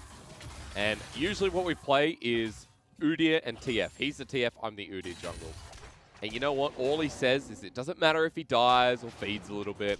All you have to do is land the gold card and you're super relevant. And Maple lands a gold card twice, picks up 2 assists, now have Rod of Ages. So yeah, looking pretty good here. I mean, that's the beauty of point-and-click skills, right? It's the reason old Rise was so damn good, because it was impossible to miss your damage. You just have insane... Also, the damage was insane as well to add up to it. I mean, the damage is still insane, but at least it's a skill shot now, right? At least it's possible to miss. Now Rise sucks in lane, though. You got to admit.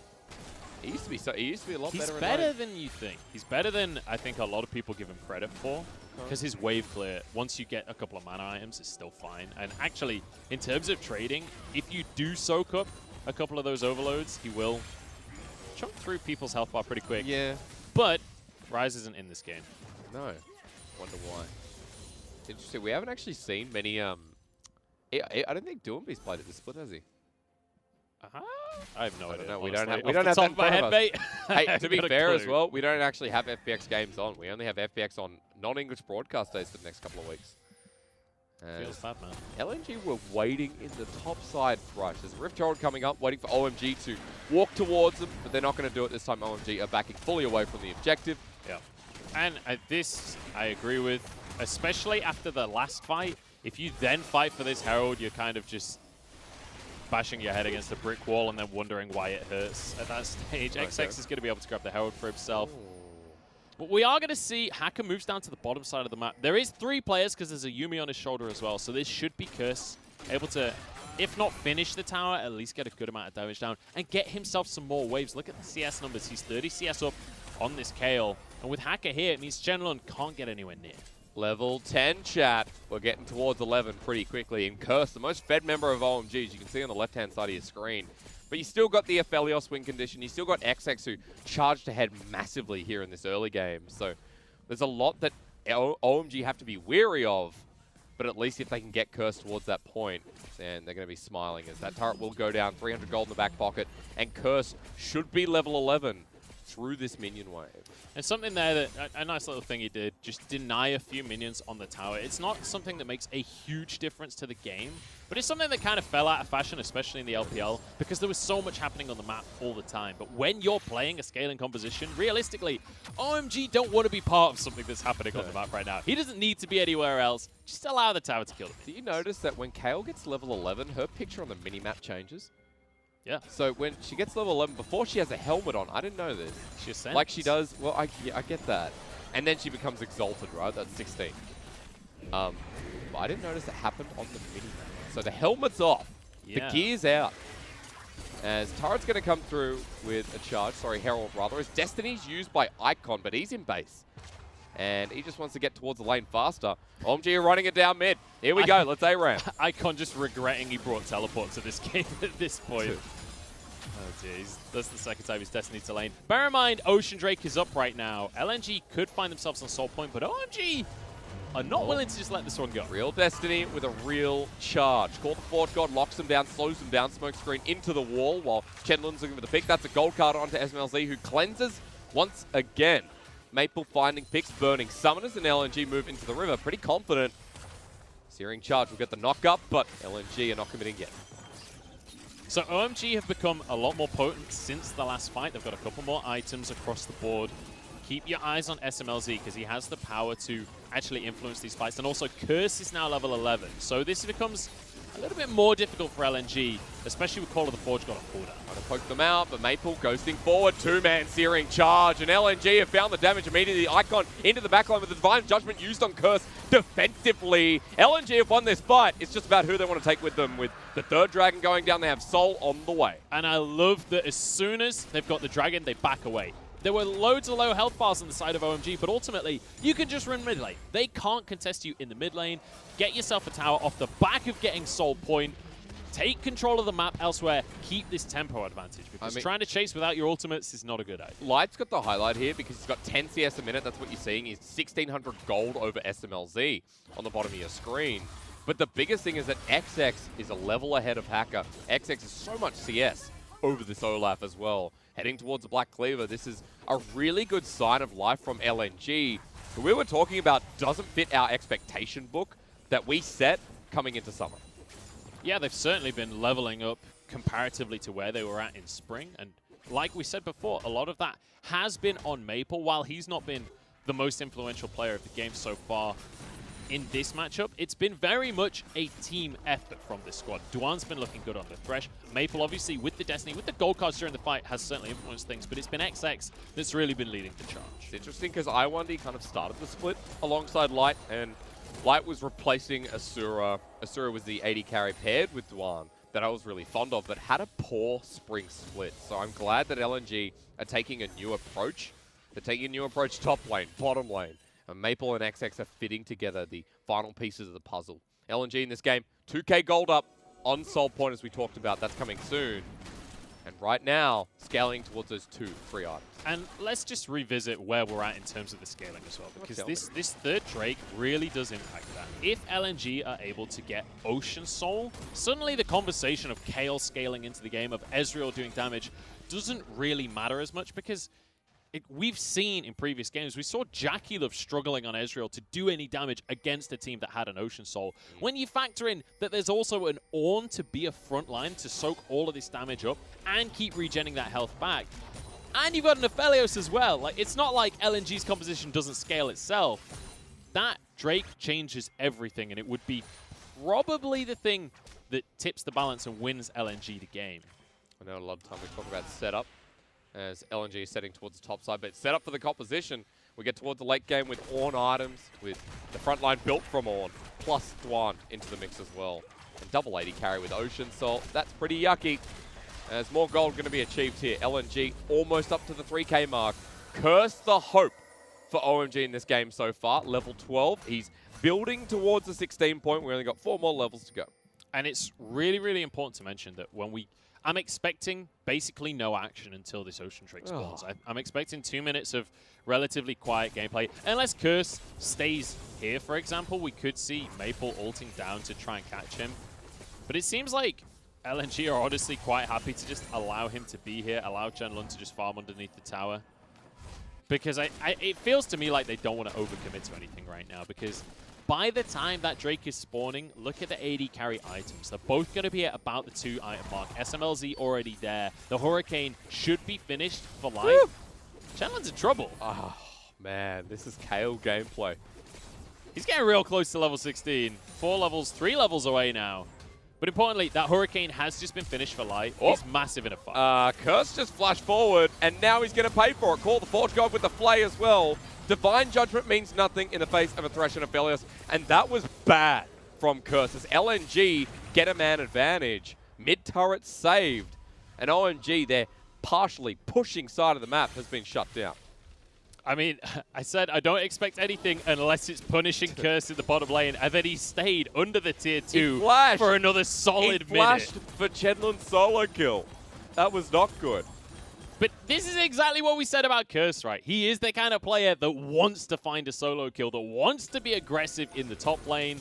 He saw his opportunity, thought he could finish the kill off, wasn't quite able to get it.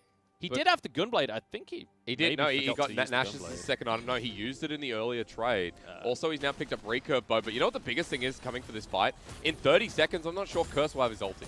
So we're heading towards a soul that LNG could have just secured by punishing the Kayle in the bottom lane. And obviously, important to mention, counter to that, Maple won't have his Destiny available either, which for the teleport, not super crucial for a dragon fight, but that vision that it offers during the team fight really can change the face of how a fight will go down. You still expect, though, especially with Chenlun here, that LNG will have an advantage in this. XX found the Kayle on the back line. Remember, no ulti available as Icon pops the ulti into nowhere. That was stolen from Chenlun as LNG still hold river. The Kayle burnt out towards the back line. Curse close to the ulti. But Call the Forge God, the real one on Chenlun, is available, as OMG may have found out this Ornn, who's by himself, flashes away from the final chapter. Dark Passage, great, as onto the soul, taken away. OMG slacking off, as SMLZ has to back away. The real Call the Forge God in the backline misses, and we're fighting in River continuously. LNG don't have to take this fight. They can just back away. Like, they really have nothing to gain from this fight. Maybe if they win some kind of miracle team fight, they can Baron, but ultimately, you've already won. You got the soul. Be happy with that. Try and get into this mid lane and deny any kind of shenanigans here from OMG. Teleport being burned, mainly to save the turret. The Destiny's there as well. Chenlun rushing at them as well with the Nimbus Cloak. But they decide to back away. The Destiny just used to get out in the end. And that soul, that's hard for OMG to overcome. So this is a really, really nice bit of play coming out from LNG, and they played it perfectly. They realized, look, OMG have mid-prio right now. They're all stacked in the mid lane. Let's just have Chenlun zone people off. Let's have Duan there as well to lantern him out. In the meantime, we've got huge amounts of damage on Light. We've got huge amounts of damage on XX. They could just do the Dragon. There's no way that OMG can answer it. I will just say that Chenlun was a bit caught out. Thank Duan for the great Dark Passage that gets him out of harm's way. But that's the beauty of it, is he's there to distract OMG. He's there to be exactly that, just a brick wall that they're going to hit and realize they can't kill. Oh, Ragnarok used. And True Shot Barrage does nothing because they have Ocean Soul, LNG in front of the Baron. They're going to wait. They're going to pick to secure this game. Essentially right now, a pick in the brush onto OMG means Baron, means the push begins. As in a track on OMG, they're being cheeky. Call the Forge God going to come through on Hacker, who doesn't have the ulti available, while the engage on Maple onto Curse. LNG still here, full health bars again. Hacker knocked up into the wall. The Divine Judgment delays the inevitable. He's left on an island. Even flushing away was pointless. LNG with a man advantage without a jungler on OMG. Say it's time to do the Purple Worm. Or at least very much bait it. Curse couldn't get a single auto attack in that entire time. Maple looking for more on this one. That's the Lanterns get out as well. And you can see SMLZ Curse, they wanted to go in, they wanted to find damage, but there's just no way to respond. And this Baron's going to go down so quick as well. LNG still a full health bars. The engage starts on the Duan, who goes golden in the nick of time. The Moonlight Vigil with the ultimate, as SMLZ does pick up Duan. Left in the 4 versus 4. The damage still flying through. The True Shot Barrage misses. Icon starts the engage. Chenlun tanks it up. Cold is going on the wrong target as Icon gets the engage onto the background as well. Curse starting to hit away. The Kale win condition online until he's knocked into a wall. The Yuumi healing is OP. It's essentially an Ocean Soul. But Maple's rejoined the fight, and SMLZ Golden cleanses away, trying to carry this fight. Maple red cards him though, and only just saves the fight for LNG. Yuumi needs to be taken away because her healing is busted. Oh my goodness, what a fight going on through. Curse making it happen in the end. And ultimately, the weakness here for OMG is they struggle to actually force an engage. They struggle to have a way to actually start a fight. If LNG are sat in a Baron pit, there's nowhere for them to run. The final chapter hits across the entire team, and it gives Curse and SMLZ the opportunity to just free fire onto these players. Save your big guns, because we got a replay. You got to tell us all about it again. I mean, the most important thing is Duan trying to block for everyone. He's just not tanky enough. Chenlun then steps forward, but Curse has time to build up during this fight to start to wail on people. And SMLZ is ultimately the primary damage dealer here. He is untouched basically this entire fight. He gets the opportunity to jump on whoever he needs to. Maple's then forced out, and XX can't do anything once Chenlun goes I feel like Icon really brought that fight close. If Icon doesn't kill Light, then the Aphelios heals back up. He has Severin. And he probably carries it as we're back on towards Baron at 2K, 1K, it's gone. All right. Well, and that's it.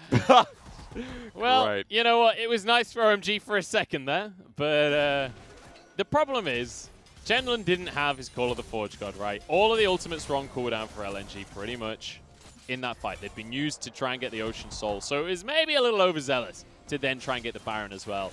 Now they have everything available. They've got an Ocean Soul, they've got a Baron, and OMG, once again, they can't actually find a way to start these fights, to force anything. Not that, I don't even think they win if they do force something at this point. What happened? What are we looking at in the brush? Wait. I don't know. Why do I care? I'm not sure I what think that was. Hacker was doing chickens while the Baron was going down, but there's not much he could have done anyway. As Maple, even with Icon and Curse there on the sidelines, The rest of LNG are coming on over. And there's a call, the Forge God, I believe, available. Let's move Light and XX to the side, please. I get it. They're playing well. That's fine. Hang on, Munchables. There we go. Call the Forge God's available. He's got Ghost as well. Yeah, he's going to be a quick old goat in the top lane. Yes, he is. Goat is a ram. Same thing? Same thing. It's a male goat, yeah. Okay. I am stupid. I apologize. Wow. It's like me, I think, when I was like 14, realizing lamb is a baby sheep. Yeah. We got Call the Forge God in reverse coming through. They found the knock-up, and Light has been caught out yet again. What the heck are LNG doing? LNG, Chen Lun will get a top lane, what do you call it, a searing charge. Double kill goes over to Curse, who's almost 16. And when Aphelios steps too far forward, that's how the win rate drops. Look, I'm aware that I'm not that great of an analyst.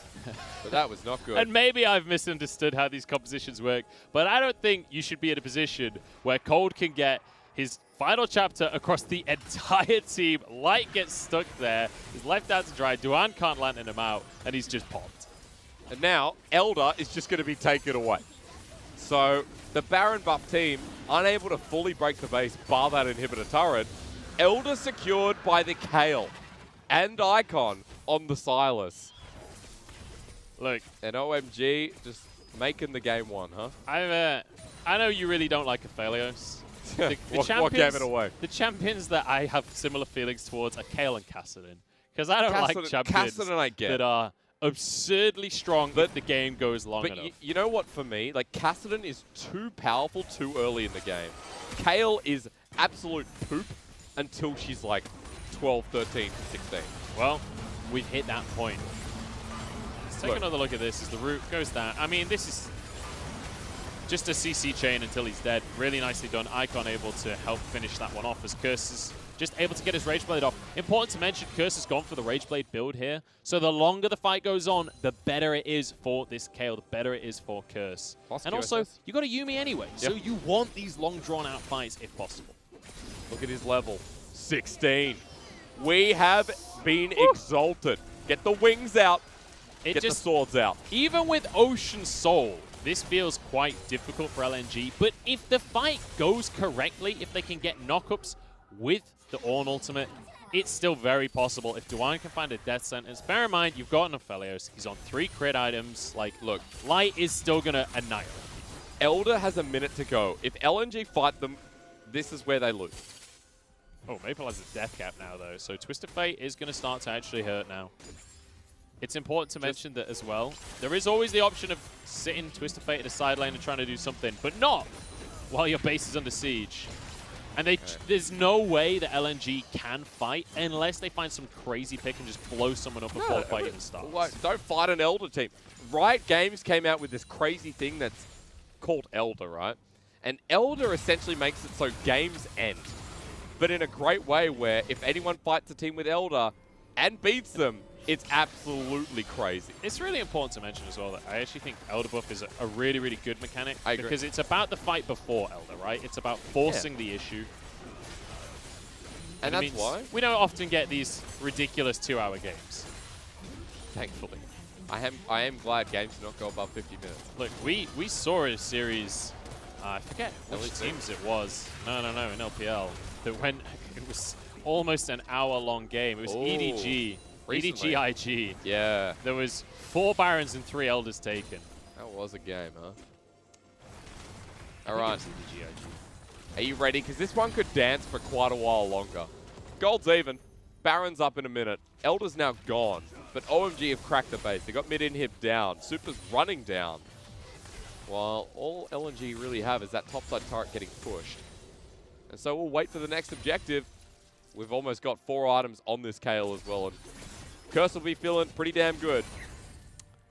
And we're getting to a point now where LNG are starting to struggle a little bit in these fights, purely because when you look at them in terms of a front to back, yes, you got Chen Lun stood there at the front. He's still only on 2 items. He's been starved this entire game by Curse. Look at the CS difference in that top lane. Yes, he's decently tanky, especially with that Ocean Soul, but ultimately, if OMG can keep them at arm's reach with the sustain out of Yuumi, with an Ezreal and a Kale, this front line is not going to last long. Used to be games where if you had Ocean Soul, you wouldn't lose. Destiny's here.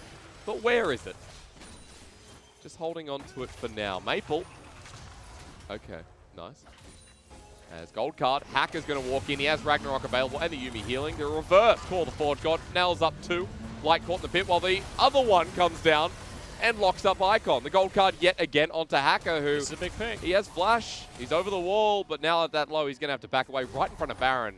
That was not good from Hacker. But we could see either the exact same thing as before, where OMG are able to just stall this Baron, or they could run mid lane. It looks like they're going to go for the fight here, though. Look at the poke from SMLZ. That's really crucial in this situation. Smite was already used by Chen Lun as Spellbook helps out with that. Gold card in front of the pit, 3k. A steal's going to be massive as OMG is starting to fight. The flash into the backside of the pit is Icon. Yes, Divine Judgment, and LNG have grouped up as it is Hacker, Oh my who goodness. comes in to steal.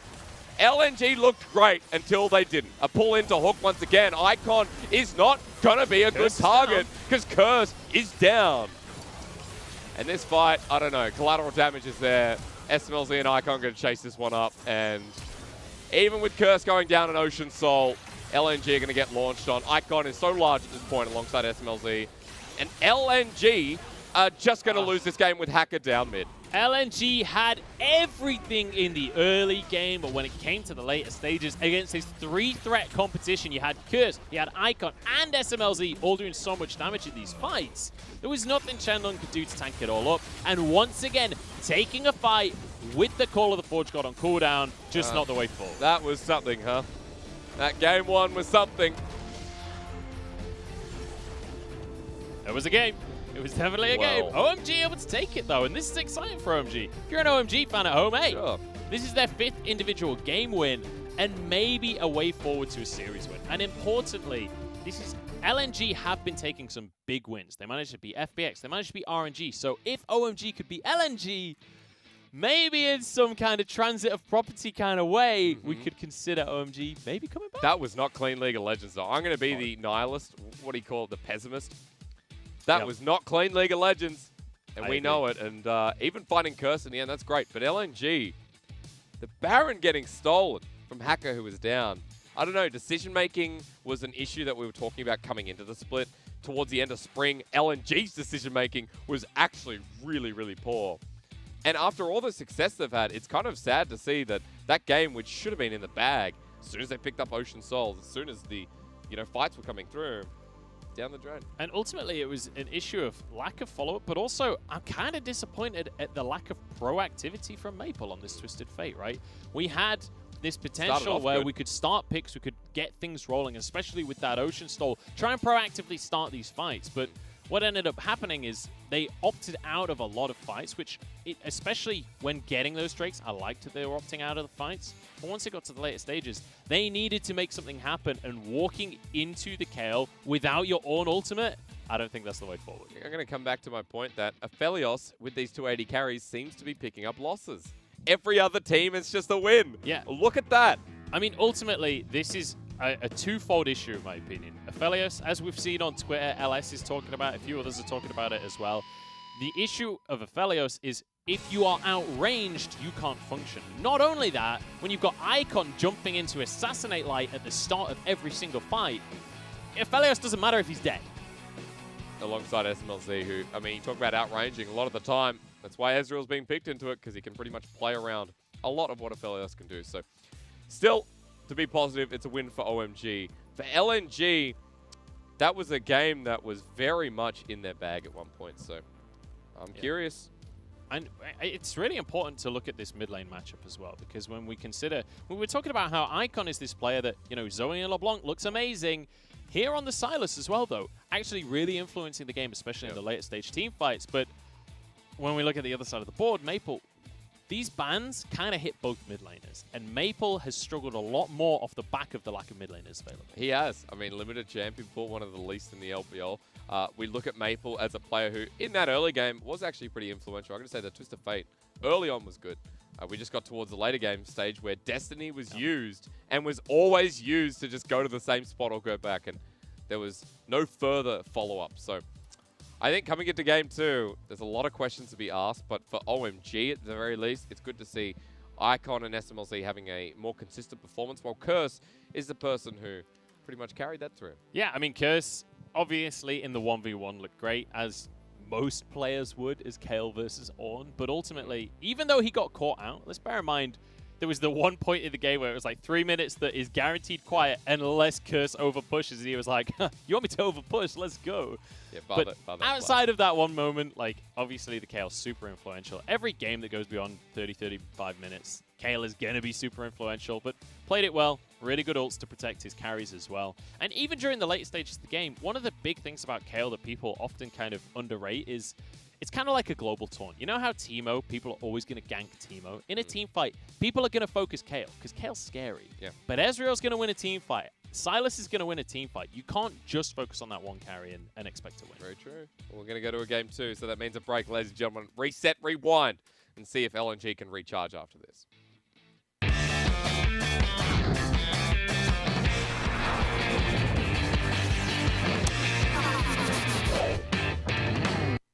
Hello everybody, my name is Munchables and you're watching episode 2 of the LPL Recap.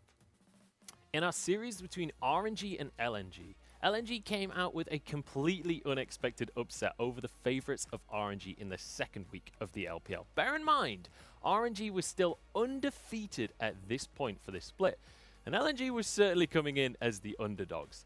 But when we got into the game, especially game number 1, this felt like a grand final. There was a total of 3 Elder Dragons taken and 4 Barons taken across the game.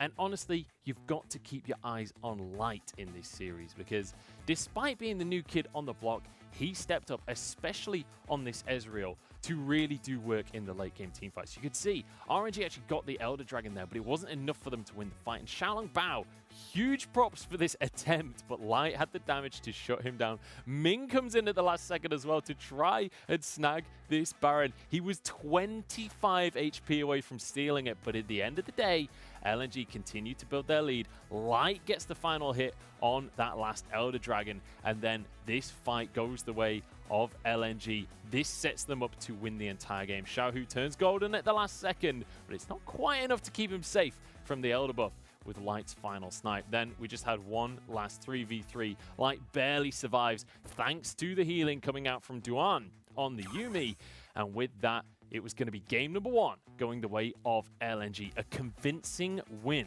over RNG. Game number 2, a little bit less exciting, though, from the side of RNG. It felt like they'd really put everything into game number 1, and LNG with an early lead with Light on Aphelios. You could see the scoreboard 3-0-2 as well. He was able to snowball this one. They were able to get themselves a Mountain Soul, and we all know what happens when Mountain Soul is taken. There's not a whole lot you can do to kill those carries anymore, so Light was able to run away with things. Maple on the Azir as well looked fantastic, and LNG went 2-0 over RNG. Thank you very much for watching. My name is Munchballs. I've been talking you through all of the action. And if you've been watching this on Twitch, make sure to check out the LPL YouTube channel. If you've been watching this on YouTube, however, make sure to check out the LPL Twitch channel because we're probably live right now. There are 7 days a week of LPL action, so make sure you're checking it out. That's going to be it from us. Make sure you tune in for the next episode of the LPL Recap.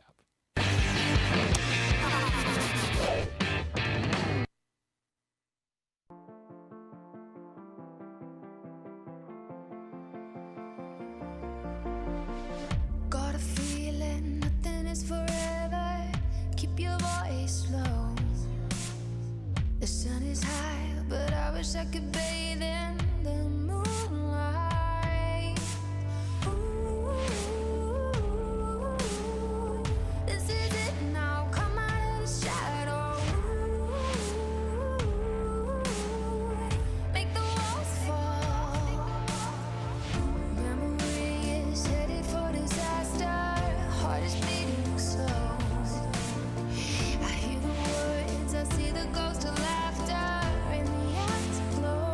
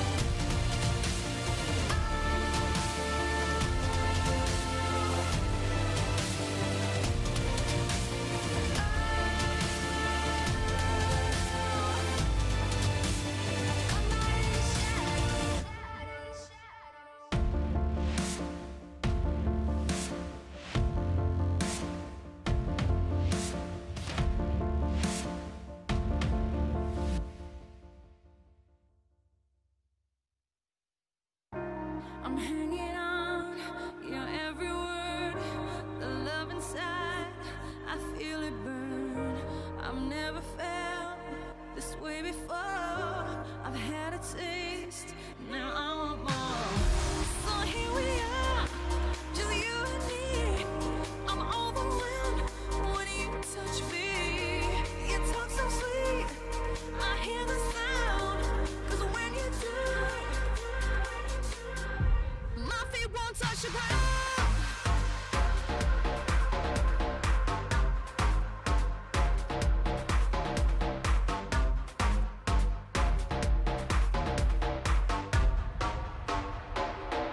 My feet won't touch the ground.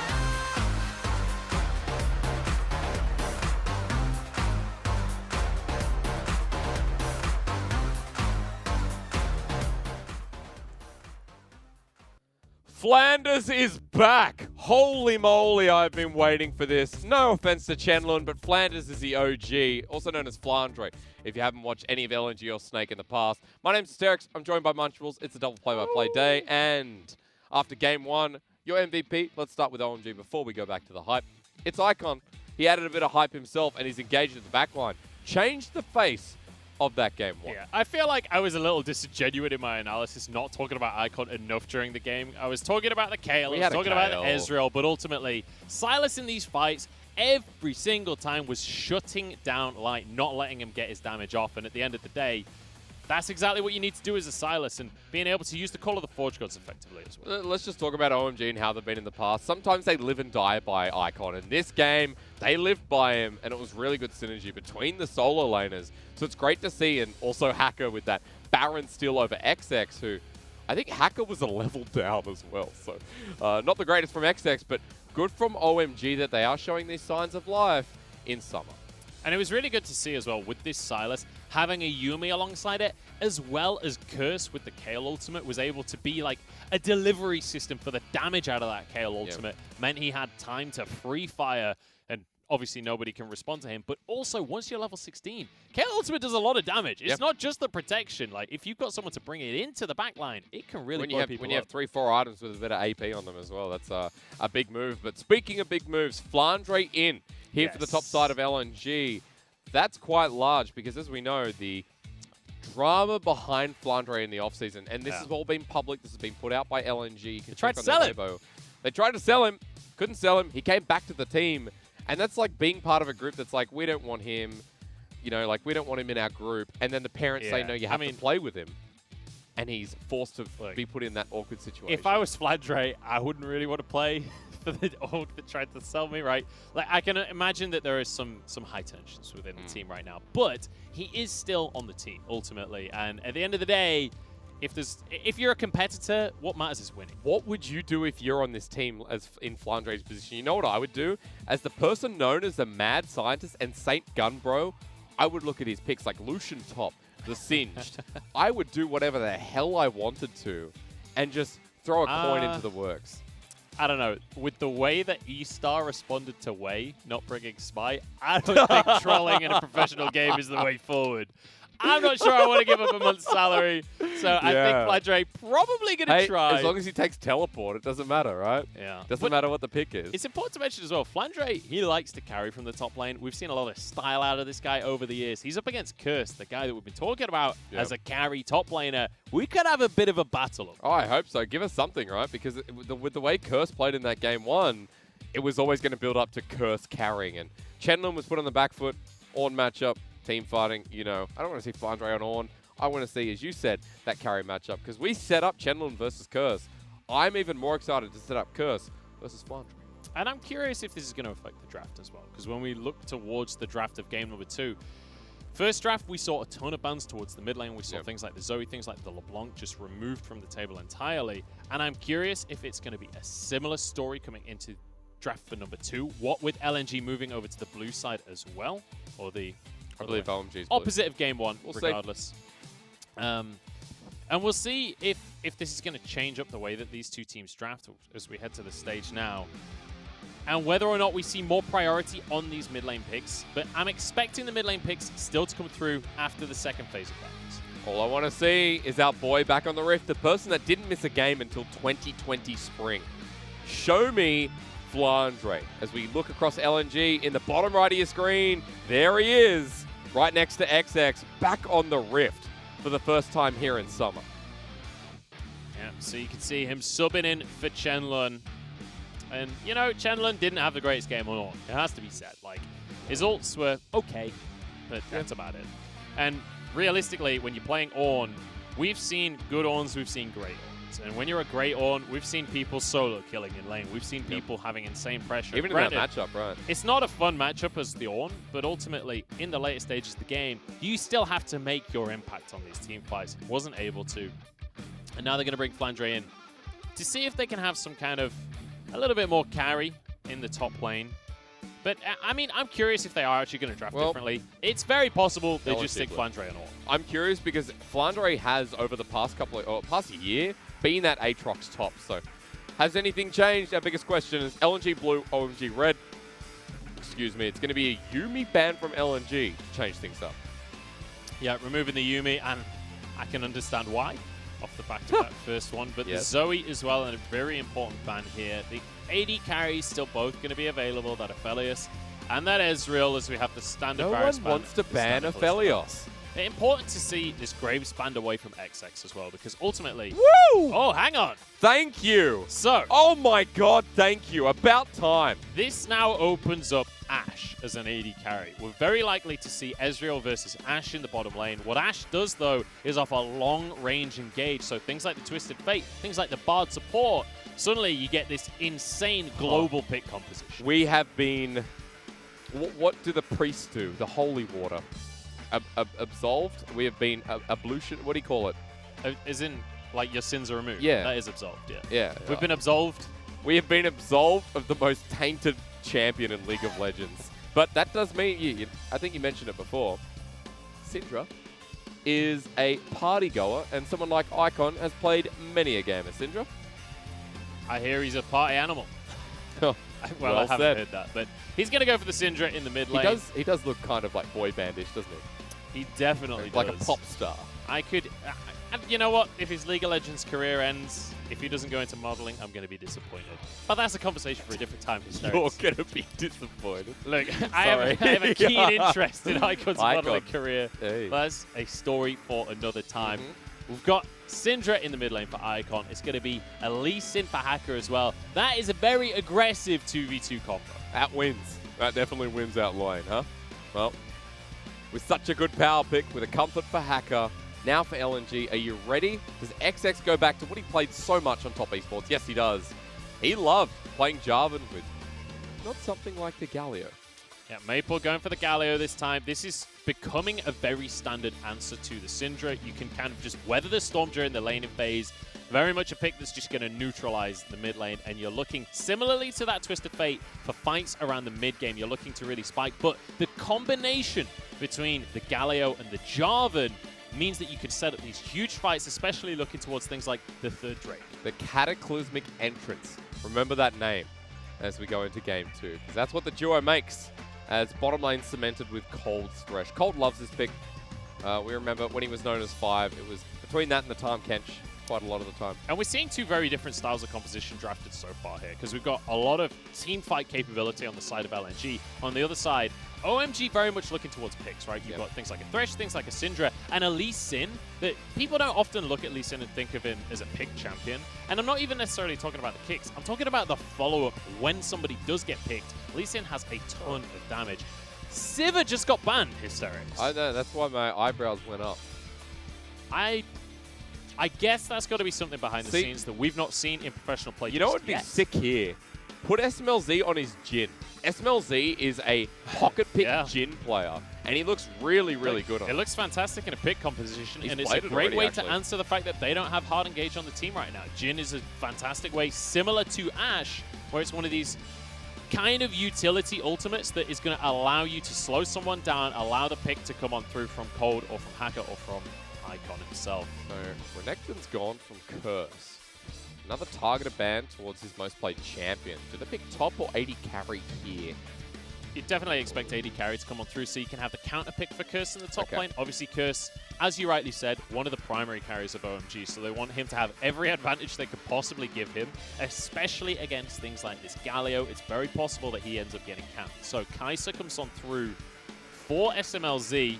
Not going to be the Ashe, not going to be the Jhin you were talking about. It is just going to be this late-game powerhouse AD carry. I mean, you know why that win rate's so high. Jackie Love's been playing the hell out of this so far in the LPL 2020 Summer. And SMLZ has been a Kai'Sa player in the past. I'm just going to see. He hasn't picked it up yet, so this will be his 5th champion in rotation as LNG have to put the cards down. Volibear 100% win rate because yesterday Zoom came up big in Game 1. And now this is a test for Curse. How hard have you been preparing? Because Volibear blind pick in that top lane. And we see a Fiora as the answer. Well, this and is a big the old day. grin on the face as well. This is the day for a color caster, huh? We need to talk about the matchup. So, right, let's bear one thing in mind break that's it going to down be very easily. important here. Flandre has a very telegraphed stun, right? What is Fiora really good at? Dealing with CC that is telegraphed because of that riposte. Also, she can kite people out super, super well. So Flandre's kit is going to be difficult to use. Now, I obviously don't know this matchup super well. I don't know if you guys know. I'm a play-by-play, not an analyst, generally speaking. But what I can imagine is that Curse, especially once he gets a little bit of lifesteal in the form of something like a Tiamat or getting towards a Ravenous Hydra, should be able to sustain through that damage. Let's just break it down even easier. Fiora likes beating down tanks. Volibear's like a bruiser, you know, mixed build has been talked about across many streams. Yeah. Nailing down one stat in Volibear has been the hardest thing. He's got tank stats, AD stats, AP stats. We've seen Doran's ring stats, Doran Blades. LCK was playing it as Conqueror. We've seen press the attack, grasp of the Undying. We've seen a lot of different versions of it. The key similarity between a lot of them is he's either going Triforce first or Black Cleaver first. Still going for this like AD damage, and the Triforce especially is like leaning towards trying to carry in the mid game. One thing that Fiora will definitely do against Volibear is just outscale him. Later on in the game, he's not going to be able to fight Curse, and we could have a huge split push threat in the top lane. It's just during the laning phase, I'm not 100% sure on that matchup. But when we look at the comps holistically, very much it's LNG looking to start fights, especially around those dragons. Yes, they will. LNG running in after what was a game 1 that felt to be in the bag, but wasn't. And Curse versus Flandre, a top lane matchup I wasn't expecting here. Flandre is the mad scientist that was part of Snake for 5 long years, turned then now into LNG. He's the person that picked out crazy stuff. It is no real surprise that he would start off his 2020 summer with the new Volibear in the top lane. Welcome to Summoner's Rift once again, ladies and gentlemen. No Jayos here, as we are at the Hongqiao Arena, or at least the players are. Back in action on stage, but no crowd. Look at what Flandre's taken. It's Grasp of the Undying versus the Conqueror, of course, on Fiora. As this is the skin you get when you already have Volibear and he got redone. It's a cool one. The The War 1000 Pierce Bear. Yeah, the Wardruna skin. You can hear the Viking music playing in the background. This is a Baba Yaga. Have you played Rise of Tomb Raider? No. It's a quest you get. But also Baba Yaga means witch, grandma witch. If there's any Russian speakers in the chat, I know Babushka. That's baby. Babushka is grandma. No, it's Oh, is grandma. it? Yeah. Oh. Babushka. Well, I don't know Babushka. You know what? I've been I know the learning word. Russian recently. I know the And song. I learned this is my bicycle, which is Это мой велосипед. I know Bolshoi Theatre. What's It's, that? The Bolshoi Theatre. Hey. That's all I got. Nothing like tuning into an LPL broadcast to hear your dose of Russian for the day, huh? Well, that might not be. I think that's Belarusian. What is I don't know. I'm from Belarus? Yeah. Okay. It's a very similar but slightly different language. Okay. Apparently. I don't know. I'm moving away from it. I'm less of an expert at that than I am at these compositions. What would you like to take us through? Because that is a phase rush Galio. Yeah. Yeah. Yeah. Yes, I can agree with that. I can agree with that. Good analysis. So it's going to give him a lot of ways to get further into the fight with his taunt. Uh-oh. Light's in trouble here. Will be the walk away, but that's a massive trade. Yeah. That's why Halo Blades Kai'Sa became so popular. And here's the thing, right? Kai'Sa is... Hang on. You've got a hook. Yeah, Ignite's going to put down as well. Halo Blades comes through, such a short cooldown. The Cathian Rain does its job. Dwan and Light still level 1, but low now on the Nautilus. That is exactly what you get when you don't respect that they're going to hit 2 before you, and they've got a Thresh. Like, Thresh is going to set up the Plasma for SMLZ, so the passive will proc. You get a lot of burst damage. Looking at the matchup top side, this is a new one for a lot of the fans. We've seen a Volibear into Ornn here in the LPL. That's the only Volibear game we've seen. But apart from that, not too much. As Grasp of the Undying. Ignore mid for a second. I'm just looking through the rune set. Overgrowth, of course.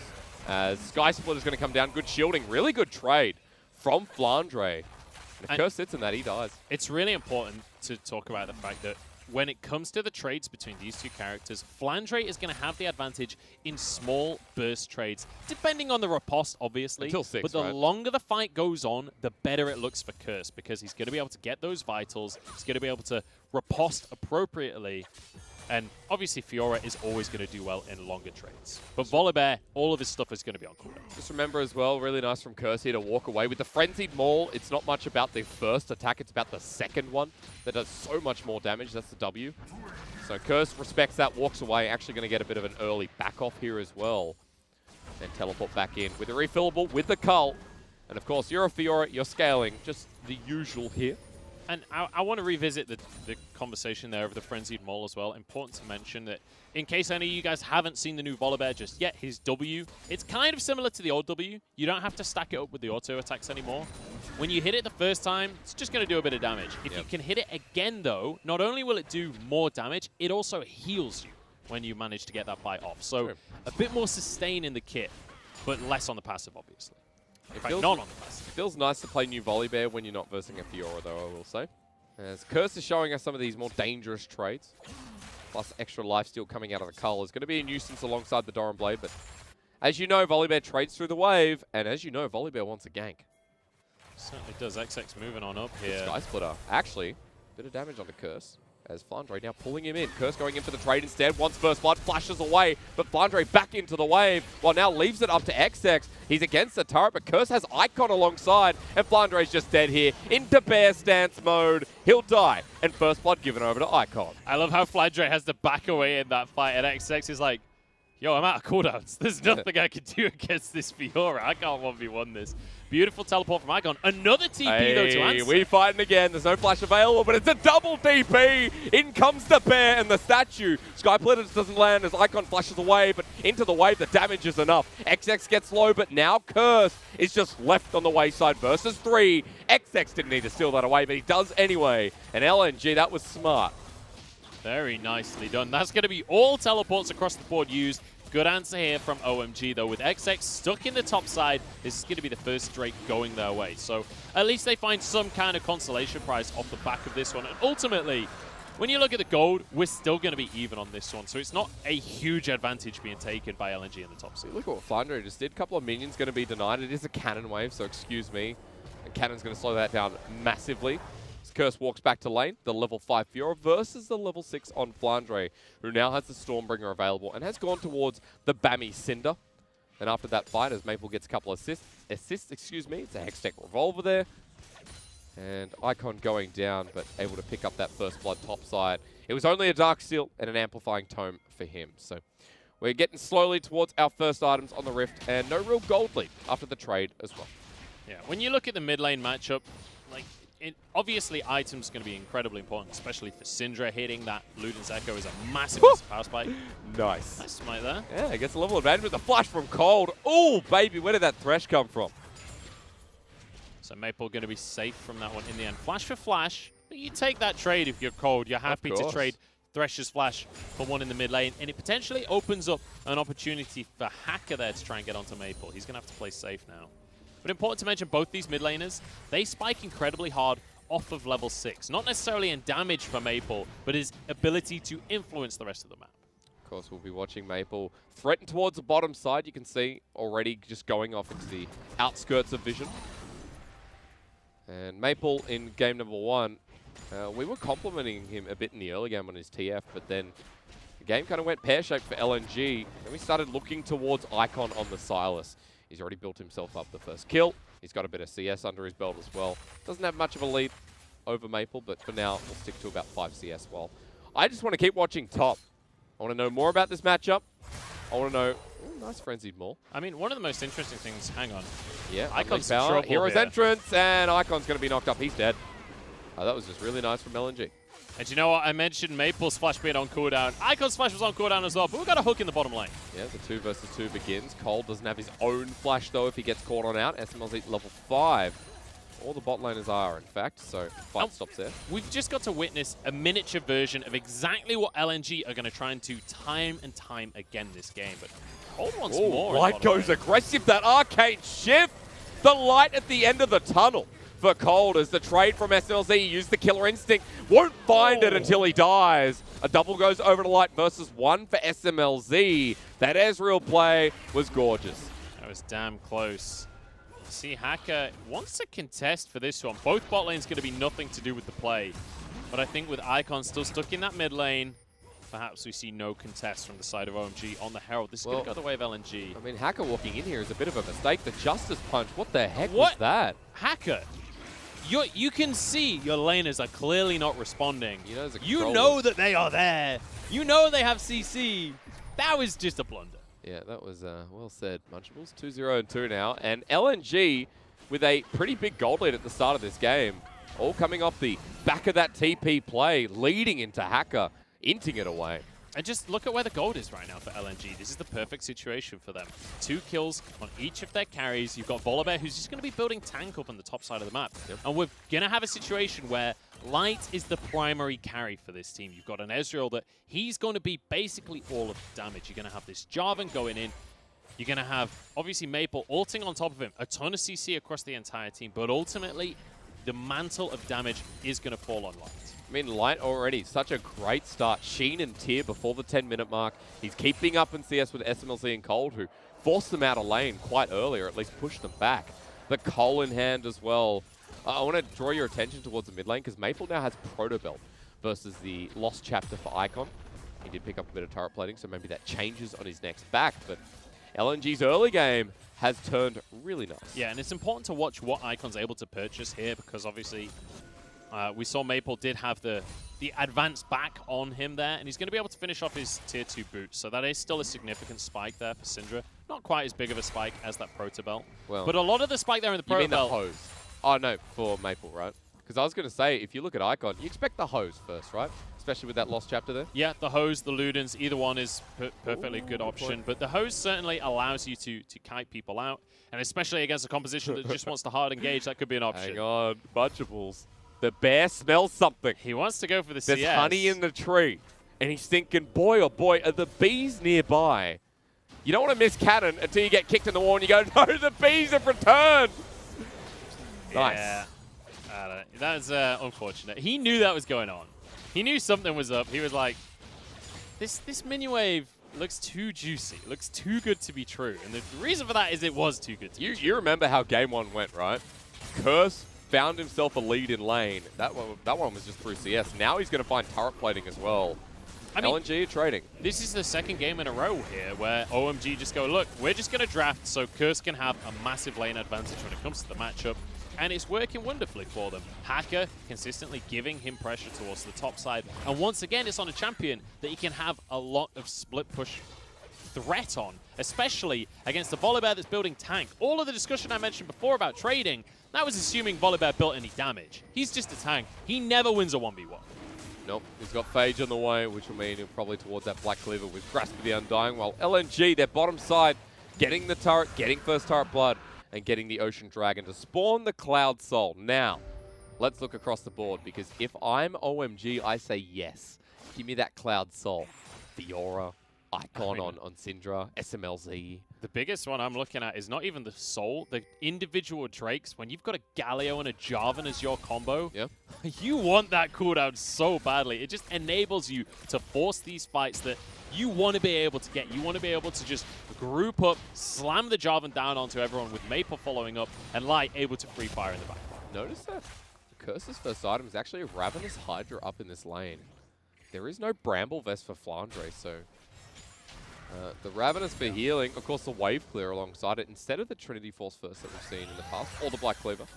Yeah, and obviously the Hydra there, it's just like I want to stay in this side lane. I want to be able to push the wave time and time again, have sustain to deal with the lightning that's coming out of Flandre's passive. It just means that Curse can sit there all day long and bully Flandre until the end of time. That was smart from Curse. He's leading by about 10 CS up in that top side. He's got a couple of plates.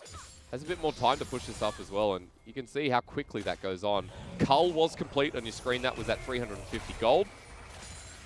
Curse now thinking about heading back and cashing that in, but it's a quick push here from the top side in Flandre. And the wave will reset. And let's just take a moment here to talk about Fiora as a champion and why you would draft a Fiora, right? Okay. Because generally speaking, when you look at Fiora as a champion, the rule of thumb is you don't really want to team fight pretty much ever. You want to be split pushing. If you're team fighting, it means you're probably behind and looking for something. Oh no, not this again. Flandre, well, there's Kicked into TPs the on turret. both sides. Sky Split is nice, but with the follow-up from Curse, it's still pretty dangerous. XX turns it back around. The Apostle's already used as the Shield of Duran from Maple. Doesn't hit the mark.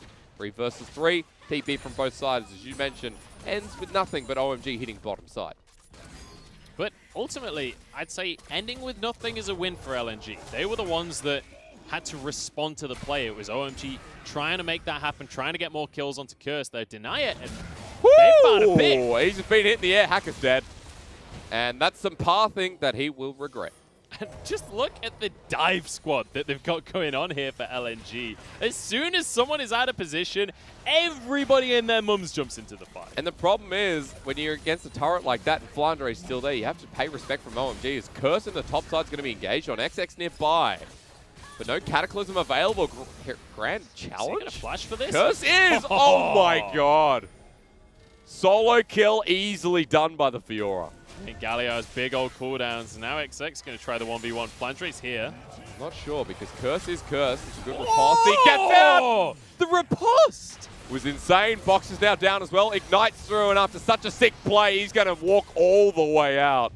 Dude, Curse is so damn good on Fiora. He knows all of the CCs coming in, gets a perfect riposte, and it allows him to get the Dark Passage out. That was so beautifully played. I thought he was doomed, but Curse says otherwise. And he's going to TP in now as well, just to join the squad and say, boys, better than the Shy, by the way. Flexing the skin as well is that nice little touch. 2-1 and 2. And after that, picks up a Phage, still has the Cull, controls his top side. And once again, OMG have their top laner to play through. You know what? I said it right at the start of the series, and I'll say it again. Curse is the shining light if you are an OMG fan. Hacker regularly going up to set him up on this Fiora, but it's the individual mechanical plays that we see out of this player that set him apart from the rest. Again, the top lane talent of OMG has been a biggest story for them for the past year. As LNG moving topside, there is a Rift Herald available. But OMG are resetting onto the map. Icon has shoved through mid and his first item plus the Aether Wisp. So it's worth quickly mentioning now as we're getting towards another dragon as Herald is on the map. The AD carries have now entered the arena. Each of them has 2 items, so they actually function as champions at this point in the game. Both Ezreal and Kai'Sa going to be relying on the items. And they really hit their biggest spikes when they're getting to that 3-item mark. Both Kai'Sa and Ezreal kind of function in a similar way when it comes to the timeline of when they're strongest in the game. So expect over the next couple of minutes, when they finish one more item off, for them to really start to be main characters in this story. But LNG moving mid for now. Remember, Flandre still has the ultimate available. Scout of the Week doesn't connect. Cold looking for that hook once more onto Dwan. Max range, almost. LNG is still doing the Rift Herald, but they've been spotted out here. OMG on the hunt. Dwan with a missed engage. Missed mistake. Goes golden. The Sky Splitter to force the engage. Flandre has level 2 ulti. Can jump on as the Death Sentence doesn't secure, but Hacker kicks XX away from the Herald. Now they're just safeguarding it. The Scout of the Week once again from Icon unleashes his power, but not enough damage to threaten XX, but they do force him away from the Herald that was taken down by LNG. Completely neutral at the end of the day. It's just 100 gold for Hacker, and that's about it, aside from some summoner spells. So all things said and done, no kills go either way, but this Drake, that might change things, because there are some ults on cooldown, but not on the side of LNG. They've got their combo. Cataclysm, what do we call it? Heroic no. I can't remember what you called it. Cataclysmic Entrance. That's it. With that still available, with the Stormbringer alongside, I'm not sure how I can integrate that, but Dragon's just going to go down. Yeah, I was maybe getting a little bit too excited on that one, honestly, because LNG had to recall away. It was OMG that won the fight at the end of the day. Yeah. They were the ones that denied the Herald, so they're the first ones on the scene. They're able to just finish it off for the Zinni answer from LNG. So things are looking pretty good still for OMG, and you have to keep your eyes on this Fiora, who is now getting to a point, especially once that Triforce is finished off, where towers won't last any time at all. Somebody has to answer Curse wherever he goes. He's going to have threat on these towers, and all OMG really wants to do during the mid game, during the late game, is just hold LNG at arm's length. Try and stop them getting objectives while Curse influences the rest of the map. He's already so big. He's got a 20 CS lead. He's got a Trinity Force on the way. Speaking of Trinity Forces, Flandre's actually opted in for that instead of something like the Black Cleaver. But again, you are talking about Curse up towards the top side. What's that second stat? I see minutes. I see the symbol for minutes. 453. I'm going to say damage a minute. And that's his total gold. 7,600 gold at 18 minutes is actually quite obnoxious. He's now got the Trinity Force completed. 2-item Fiora, 320. How you deal with him in the side lane is going to require at least 2 people. Maybe 3. Yeah, he's terrifying at this point in the game, to word it accurately. And Icon moving up to this top side with Cold and Hacker. There's no way Flandre can contest this. He needs to back away. More gold in the back pocket of OMG. Remember, LNG had the early gold lead. That's transitioned quite a lot because of Curse, because of Icon. Now about 1,500 in the lead for OMG. And they picked up that Cloud before. Again, you got to still feel pretty good with the ult cooldown for someone like Curse, someone like Icon. So we do get to a point in the game now where when we look towards who is going to match Curse, right? Who's the one to try and clear waves in this bottom side? Let's say Baron spawns, right? Which is going to happen in the next couple of minutes. Somebody has to be in the bottom lane, stopping Curse just taking towers. Flandre can't 1v1 him. Maple can't 1v1 him. They've got a bit of wave clear in the form of Maple, but honestly, without a Zhonya's there, it wouldn't surprise me if Curse can just dive Maple. So it becomes very difficult for LNG. They have to be the ones forcing things to happen on the map so that Curse can't just split. Speaking of which, the dive begins with Curse getting caught out by Maple. OMG lose their turret, they lose their backline. SMLZ and Curse both get low. So LNG force the engage, burns a flush out of XX as well. Look, I love it. That's exactly what I was just asking for. I should have been looking at the screen, really, because it was right in front of my eyes. But they're going to force the issue. They managed to get the mid lane tower. That means that they can move their vision line a little bit further forward. And threatening things like the Baron is the way forward. However, they do have an Ezreal Galio. So in terms of damage, LNG not really the best at taking something like a Baron. OMG, on the other hand, with a Kai'Sa, with a Rage Blade, they're feeling pretty good about that. Oh, yeah. Thinking about how quickly they do it, especially if Curse joins the damage he has at this point. Level up over Flandre. We're going to continue to monitor this matchup when you keep talking about matching. Flandre walks into lane. Flandre shouldn't walk into lane. Yeah, there's Grand Challenge available and hasn't been used just yet. It was a bit late. Light comes in to save the day. Shut down into Flandre, and Curse could have played that a lot better. I think Curse was expecting Flandre to flash away. Didn't realize someone else was on the way, which is... I mean, look, I don't want to be too negative for OMG, but that is 2 games in a row that we see Curse underneath the enemy tier 2 on the bottom lane while Baron's up, and he gets caught out. He's got teleport, he's got flash still available. Grand Challenge not on that long of a cooldown, especially with the Cloud Dragon in tow, with another one coming up in a minute 15. But Flandre gets the shove in this bottom lane now, has a bounty on himself. So the Bear set up in position to Death Dance second, maybe. That will not be a locket. He's getting a Death Dance second. So he's going pretty damage heavy. I mean, he went for the Balmy Cinder first item, and I was like, okay, he's just going to go straight tank. But apparently not. This guy wants to make an influence. And what, like his Flandre, right? What did we expect, realistically? Yeah, very true. We're going to see a lot of Death Dances this game, though, because you can see Light getting close to finishing one off on Ezreal as well.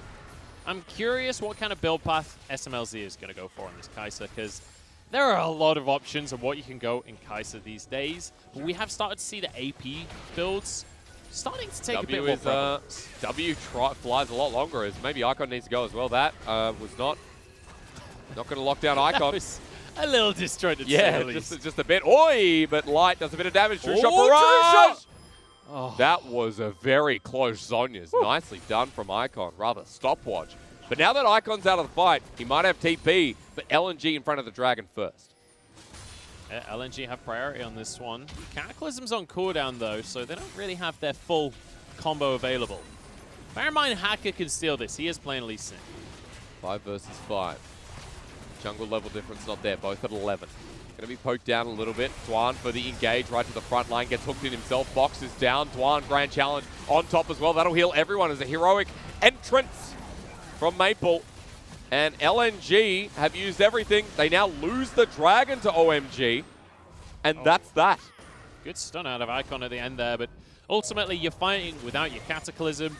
The Cataclysm really is the primary form of engage there. We needed to see the grand entrance out of Maple immediately as soon as Dwan went in. They're going to start this off though, Munchables, and I tell you what, LNG are not here because Unleashed Power, Scout of the Week will kill him, or maybe one more Q and auto attack needed. XX only just survives, and now for Icon has to flash away. The Shield of Duran came close, and that'll keep the time because Baron's still going down super quick. Two-shot barrage. Won't take it. It is secured by Hacker while OMG now have to fight them off. Flandre goes in for a massive three-man ulti, but the bear can't bear his claws. Curse dodges away. The Cataclysm means nothing again. No Shield of Durand is going to hit. SMLZ gets pulled on in, and we're doing this dance again. Hacker dies.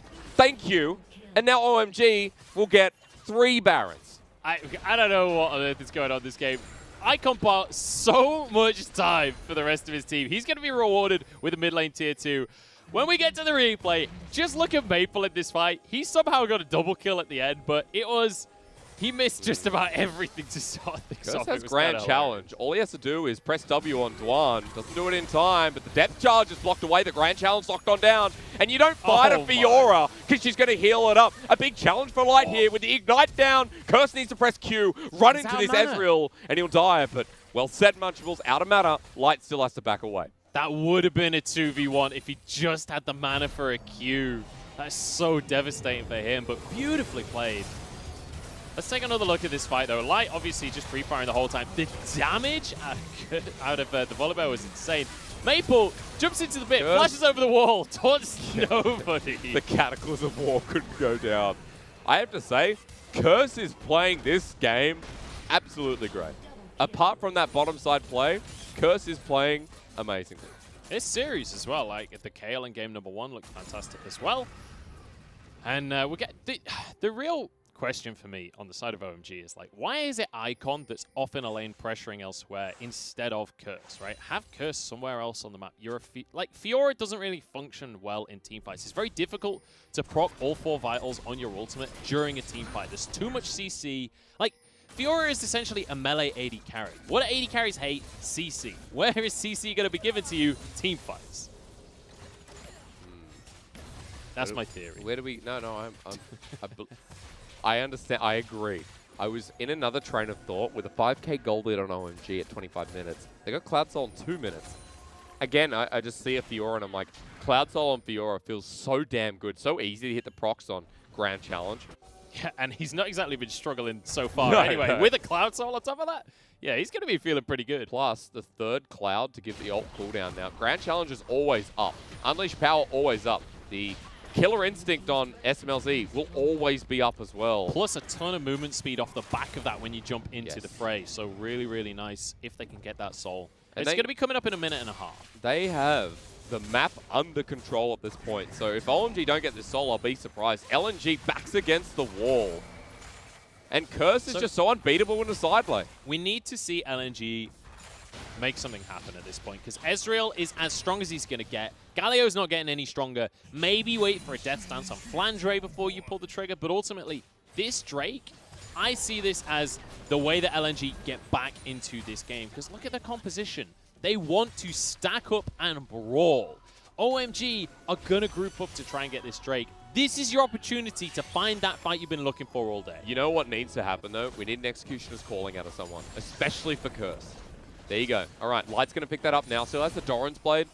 I'm going to do my color point and say I'd rather see the Doran Blade sold from Light to get control wards. Yeah. Don't be that guy. It is the... there is always that conversation. But ultimately, when you look at the rest of the scoreboard, his team has a whole bunch of control wards, so I don't think he's going to be too worried about it. I don't care. He can get one more. He could get one more. That is You know what? That's the... I don't need to. I think one of the underestimated things about having that Doran's Blade is the extra health that it gives you, especially when you're running like a Death Dance build. This guy doesn't have a Yuumi. The extra health could make the difference. I'll believe that when he gets to like one hit away and the Doran's Blade help. is the thing that saves it. I'm just going to look like a genius now You when are. he survives on 1 HP. Be like, during one of dude, these everyone fights. save your D-Blade till 27 minutes in the game. I would argue you should be buying D-Blades. No, Buy let's- them Let's all. not go too You don't need core items. Do the Misfortune build at 30 minutes in the game. Dragons up. LNG move in the river. Icon on a flanking position, at least to get that scat of the week. This is the fight they won. One engages in. Big volley bear ulti. The hero's entrance. Finally, everything layered nicely against OMG. XX in with the ulti has to flash away eventually, but OMG's damage threats are still there. Curse into the backline. Flandre goes too far forward, but at least kills Hacker. The dragon could be secured. They just need to smite it away, and with success they do, while the rest of the fight over to the side of OMG. They're too large and in charge. Killer Instinct into the backline, and Curse does the rest. Give him the triple and That's give the game over to OMG. With the double TP here, with a Fiora to push this one in. That is going to be the game and the series here for OMG. They denied the Cloud Soul. That was the fight that LNG wanted, but XX, for some reason, doesn't go for the Cataclysm right at the start. It was only Cold that they got with the whole combo. If XX is able to get some people in the Cataclysm, that could have been a different fight. We come back to the conversation that LNG, while they had big wins against FPX and RNG, they've gone back to normal. OMG have taken them down 2-0. That is the second 2-0 against LNG. First was E-Stars, now there's this. A lot of concerns, while for OMG, they're starting to climb up the standings a bit, starting to get some big wins themselves. Yeah, expectations have been thrown out of the window at this point when it comes to these two teams because Yes, indeed. they're winning some games, and I mean, OMG looks strong here, right? Especially Curse on this Fiora, but winning out these team fights, like that was a well-coordinated team fight, especially seeing SMLZ on this Kai'Sa at the end there, jumping into the backline, Icon threatening so that we couldn't see Light just popping off on the Ezreal. Really, really nice fighting at the end there from OMG. I mean, for OMG, it's a really good sign of life because their biggest issue coming into this split was coordination was all over the place. And that feels like it's been fixed. SMLZ and Cold, like SMLZ especially, being caught out in random positions. That didn't happen much in this series. I'm not sure if at all. Yeah, we did see Curse getting caught out a couple of times, bit, which yeah. is a little bit of an issue. But you do that when you like to carry, you know. And we did see a couple of kills onto Icon in the mid lane when we saw XX ganking proactively in the early stages of the game. And I think that's the key thing here, right? When we look at the early game, it felt like LNG were the team that were winning things out, that were making things happen around the map.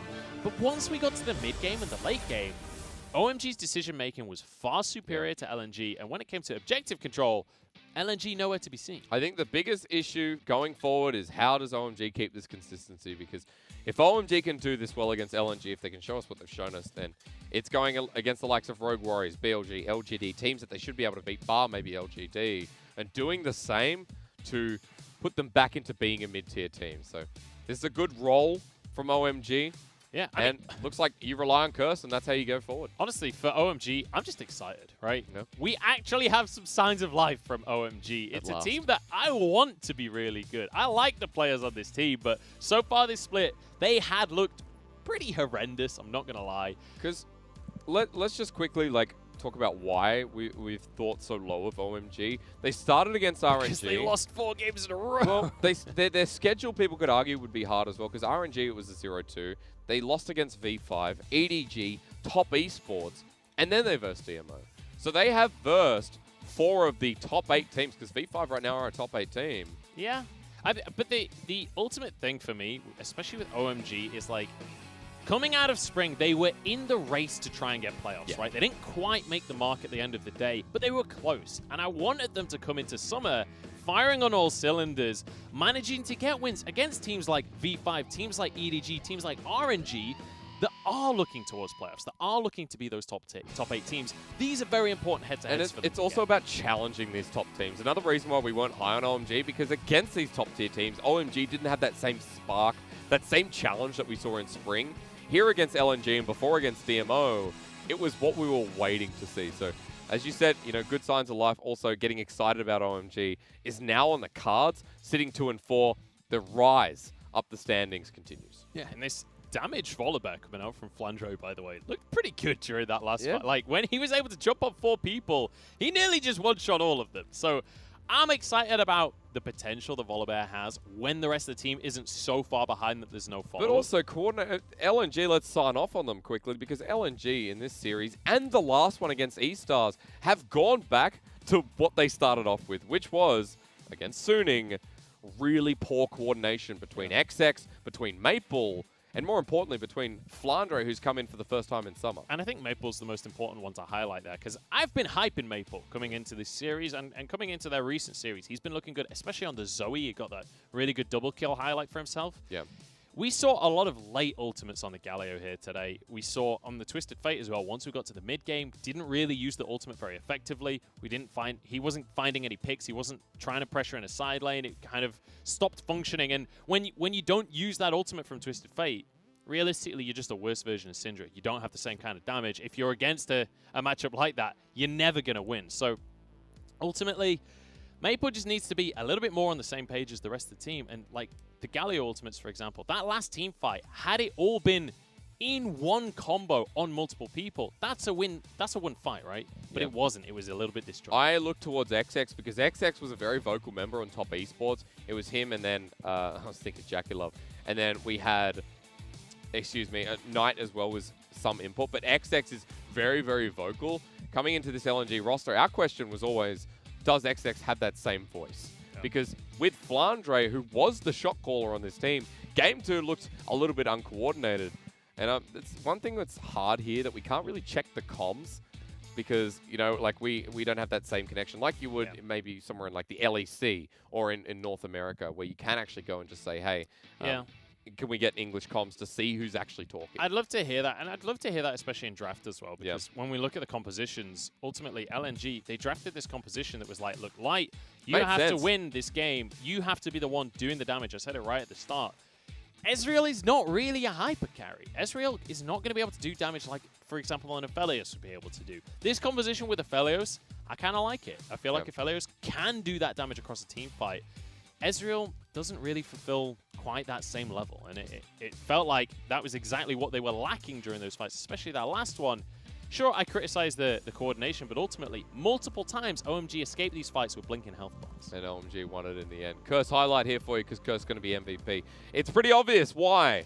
Starting with this big play up towards topside, is this the W on the Volibear ulti? I think it is. This was big. This was the absolute, what would you like to call it?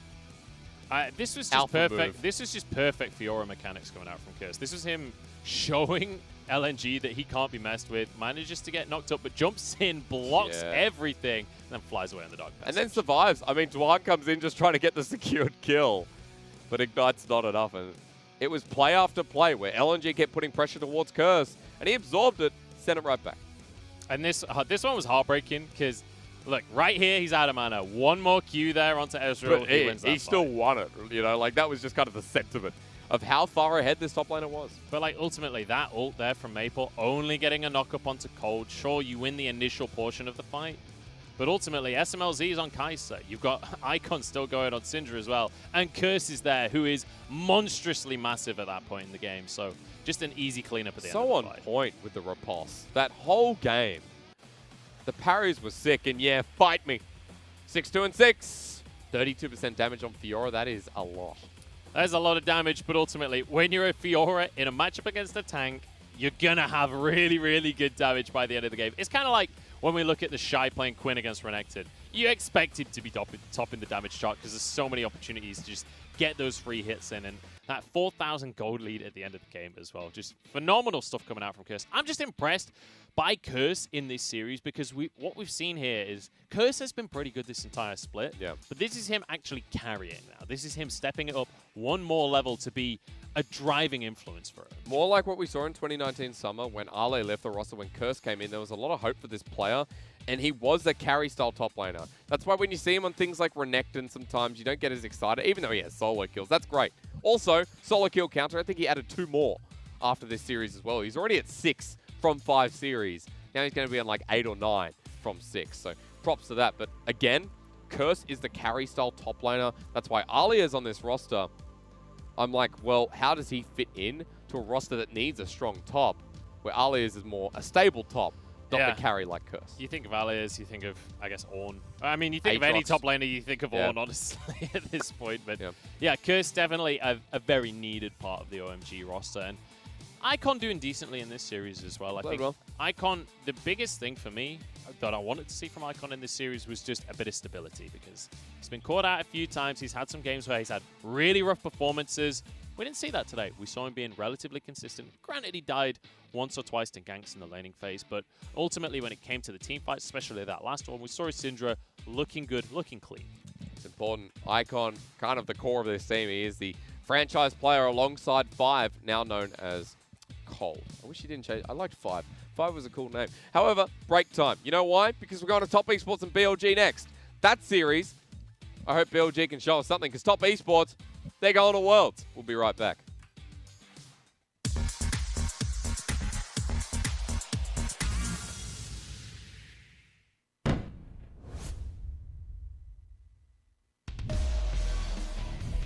IG 是直接打火龙，狼形开大，应该下去要直接把一套张安灌给宁吗？但宁有守护天使，看一下右侧这个位置，红侧方的老干爹西叶先被打残。 最后龙是谁的？由盲僧宁拿下了这条龙以后，正面的团战扭打起来，小花生扛不住伤害，惹出来直接带走了巨魔的人头。Kramer 这个位置带着优咪，但是一个巨魔的冰雕走到他旁边，鳄鱼这时候进场赚死了一个南风，他能吸起来吗？再砍一刀，被泡芙给带走，但是 Kramer 一技能往前 ，Q 技能被惹出来闪现躲过。他虽然杀掉了一个 Lucky， 但是后续泡芙已经骑着他的一个银焰上来起脸。最后优咪虽然给了一口奶，但是没有救出 Kramer。 输了过不来，但 DBO 已经开始想打龙了。奥文的大招还差一点点，现在马上转好了，两边的技能都很全。奥文这波是有大招的，而且巨魔柱子已经卡过了。是这边勾到一个狗熊，不是一个好的开战时间。但车里已经把羊叫了，这个羊往撞得很一般，还没有撞到人。前面确实被开以后，许平把他可以收回来的绿帽子继续血量已经扛到1丝，但入看到了一个机会跳进去，先收了一个锤石的时候再粘车厘子，奥文就要闪现，但是正面的沙皇被这无情的一口 W 技能直接给咬死。这时候许平往前滑，原本是在欺负卡纳比，但是重已经贴过来了。 先叫了一个暴风雪，给了自己一口盾以后 ，Q 技能直接解晕卡纳比，跟上拿下人头。永恒寒冬，任你长眠。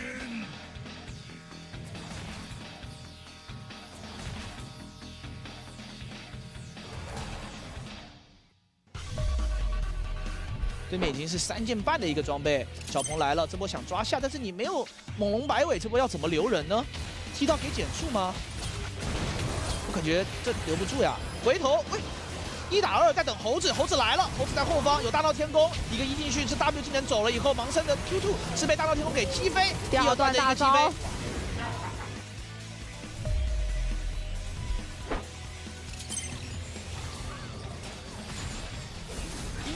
这一局其实 Kramer 的一个粉流斯前面并没有人头的一个经济的一个超前发育。 哎，巴德想开大到2个，这时候加里奥应该是接一个杜朗护盾，嘲讽到2个，应该有机会直接秒掉这2个人。远方的魔点人龙出来，西叶是开了一个近身拖延视野的一个时间等第2段的一个技能，后方叫了一个大招以后，利用通臂的一个副武器平 A 把宁王给杀掉了。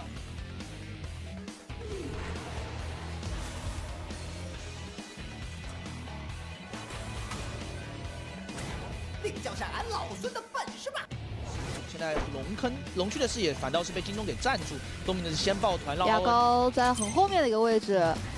哎，要准备进场吗？正面勾到的是谁？绿毛差点要被秒了，羊叫过来，但是单撞一个 Loken， 是你的 C 位这边没有跟奥恩去打 Loken 的，奥恩这边的单人输出不够，猴子大闹天宫进场，反而是碰到对方的一个双击，飞机直接被秒掉了，锤石也倒下，车厘子这个位置在挨打，最后被南枪贴脸拿到了一个杀伤。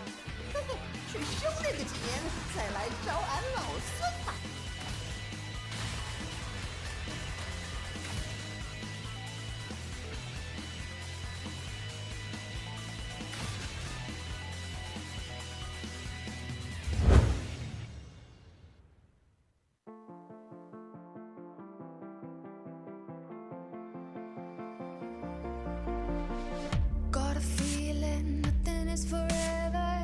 Keep your voice low.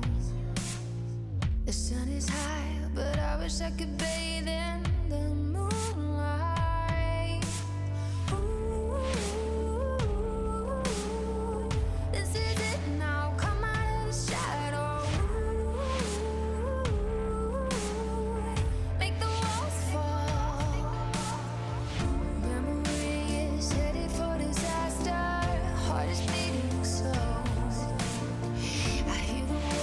I see the ghost of laughter in the afterglow.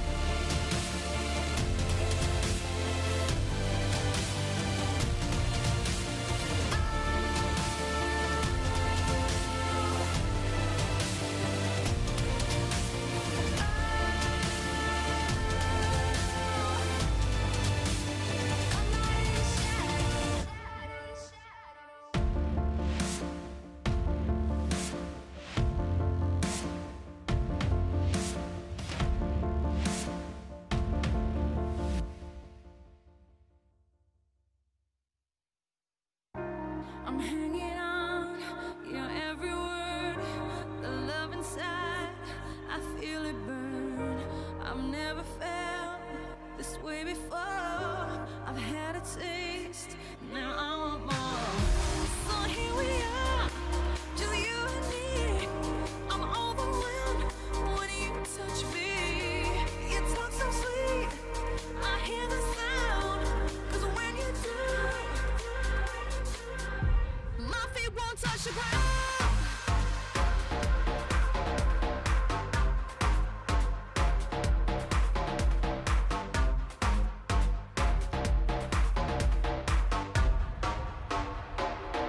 My feet won't touch the ground.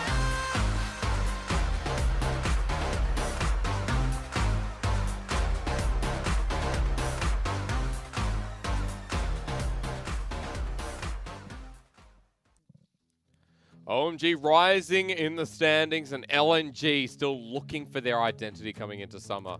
They started with big wins against RNG and FPX, but they're struggling a little bit now. However, we're moving on in our matchup. I'm Mysterix, this is Munchables. It's a double play-by-play day, and we're switching it up. We're throwing things left, right, and center. Have you come up with a color casting name yet? Mine was Apathetics, because no emotion, the opposite of Hysterics.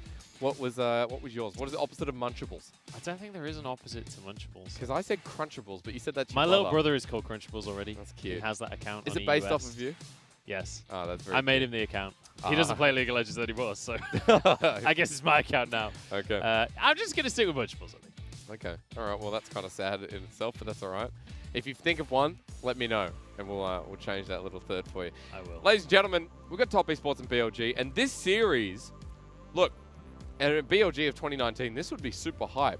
But coming into this one, we want to see a lot from BLG, because Top Esports look like the best damn team in the LPL, but Munchables, the best damn team in the world.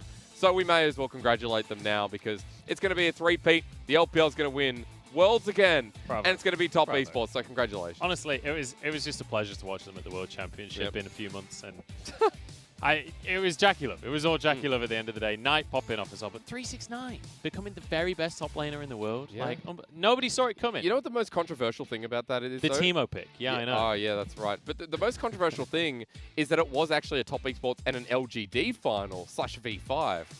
And I know a lot of the chat will be upset because they think V5's going to win Worlds. That could be the case. That could be wrong. Either way, it's going to be LPL. So. Well, yeah, I mean, we'll have to see who's going to make it to the final. 4 seeds, though, go to Worlds. So, ultimately, I don't see any way that we don't have at least 2 teams all in the LPL final. semi-final. At least 2 teams in all the final. LPL semi-final. That'd All be LPL something. grand That'd final. be something. Much Oh, like look. MSC, pretty much. Kind of. Well, I'm expecting one LCK team in the semi-final. Oh, really? To be fair, like, memes aside, I actually think both LCK and LEC will make semi-finals, and there'll be 2 LPL teams. And then I think... Say, you're in this depends region on the now. 2 teams. You're in this region Depends now. on the 2 teams, but I think it's very likely to be double LPL. Thank you very much. He's in this region now, and that means he also has to celebrate Top Esports. Top Esports, a team who I saw on Twitter, and I posted on Twitter recently, as to what Top Esports remind me of. They remind me as the crazy 88 from Kill Bill and Oran Ishii, who stands above them. If you haven't seen Kill Bill Volume 1, go and check it out. Go and check out exactly what I'm talking about, because I'm going to show you this. Top Esports are the LPL's hope. And we're waiting for this graphic, otherwise I just look stupid. There we go. The personal guard. You've seen on Twitter who everyone is. And Top Esports are the damn best team in this league. Yeah, and the key thing of this, in case you haven't seen Kill Bill, the key thing is that these guys are all gonna kill you. That's kind of the point of the film, is that they're kind of like the mafia bosses. Wow. I They can't get really killed, do the but reference yeah. that well. It's a long time since I saw that film. Ultimately, Yu Yancha looks amazing with his shield. I can't get over The that. biggest picture. thing is, I mean, because in Kill Bill, the crazy 88 die. I'm sorry, it's a bit of a spoiler. But if you haven't seen it by now, you're really disappointing me. The biggest thing is, they're scary. Yeah. They're the people that are like, they control. And Top Esports, individually, all kick ass. And it's like, how do you beat this team? LGD tried, but they got 0-2'd even after such a big fight. And to be fair, it was an insanely close series between the 2 teams. JackeyLove showing us the power of Aphelios. We've seen a lot of Aphelioses, and he always looks pretty good, but JackeyLove kind of setting himself apart from everybody else. Ultimately, though, this entire team, Knight on the Silas was the better Azir out of the two when Xie was actually playing Azir. This next clip after this one, you're going to see Knight's ultimate was just mind-blowing. Knight is in such good form. As Munchball's alluding to, you're about to see this bad boy, which was so clean. Yeah, oh steals the ultimate, God. just pins him against the wall. You can see Mark literally can't move in any direction.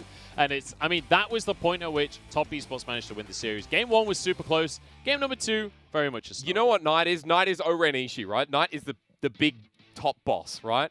I mean, he's the guy that they built the team around, right? Because it's, well, yeah, that's right. The Crazy 88 are for Oren. I'm Knight agreeing can't be with you. killed. Knight can't be killed. The thing is, you have to go through all the Crazy 88 and then deal with Knight, who's his own boss. So it's so hard to believe that Top Esports are from this world because they're looking too damn good. And this is the thing, right? Top Esports as a team, their style is essentially built on individuality, but then they come up and they team fight better than IG ever could. Yeah, I mean, honestly, it's like a better version of IG at this point because when you look at the strengths of IG, it was solo lane strength, right? When you look at what Top Esports do, though, they can win that style. We have seen them winning games in that style. But there was an interview going into MSC, and Top was saying, look, we're going to play the LCK style in this tournament because we believe that we can play this late game and just do it better than the LCK teams. They did. They did it. They proved exactly that, and we've seen exactly that style out of Top Esports since in the LPL, where they're willing to go long in these games, allow JackeyLove and Knight to be these late games. I mean, they 3-0 Gen G in semifinals at MSC. That was exactly what they did. We're moving forward because we're about to head into Pick Ban, but first BLG. We're just going to quickly touch on them because this team has been disappointing from 2020 spring to now. We're not seeing Meteor. We're not seeing Jin Zhao in support. Instead, we've got a BLG that are below average. And we have to be a little bit negative on this team because what were once a top 8, even last split, or meant to be a top 8 last split, have just fallen down the wayside. Yeah, I mean, BLG is kind of a sad story at this point of not really being able to form. They did, however, have a really, really good series against E-Star. Granted, game number 1, Wade didn't bring Smite. They still nearly somehow lost that game number 1. But game number 3 of that series is what I want to highlight because we saw the glimmer of what BLG can be. Every so often, we will get a game out of BLG where they look like that top 8 team that you were referring to, Historics. We see the pieces coming together. Best 16 has looked pretty good on this squad. The player that I'm hoping to see more out of is Wings in the AD carry position. He came up from the LDL as a hyped-up player, and we've yet to really see him pop off. We'll have to see because he's pairing with Shinmo. We're going into game number 1. And for Top Esports, it's banning away through Aphelios blue side. This is why our chat will like Top Esports. They're like, we don't need it to win games, nor should it be allowed. Banning away the Aphelios. Thank Obviously, God. Varus was answered as well. Kallista's still available as of right now, as we've got a couple of mid lane bans taken off the board as well. But it's the Wukong removed here. And the Nidalee ban taken off of Best 16. That has been comfortably Best 16's most successful, or at least the Nidalee game we saw out of him looked incredibly good. He has typically been leaning towards his Trundle, though. I mean, you got JackeyLove on the roster. Ezreal's available. I don't know what anyone else expects. When JackeyLove was away in 2020 spring for the majority, he was streaming so much Ezreal. This has become one of his best champions.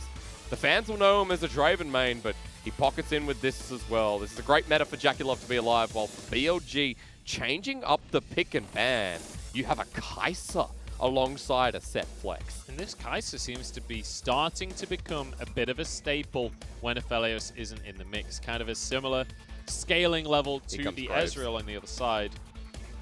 With that Yuumi and Kai'Sa getting the Trundle for himself, we'll see what the jungle lock-in could be. Are you ready? It's going to be Graves. There's Ignite Smite there. That's something that was done the other day by, it was Kanavi from JDG, and has been actually really popular by SOFM and solo queue at the moment. So with Graves still available, there it is. Graves going to be locked in here for Best 16.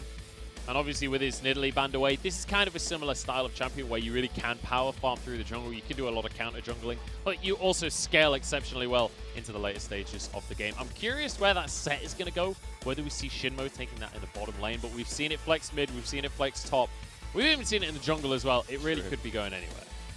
We'll wait and see. Second fan phase going to be coming through. And the silence taken away from Knight, as we saw on the highlight reel. You really don't want him piloting that champion, but you could say that about 10 others.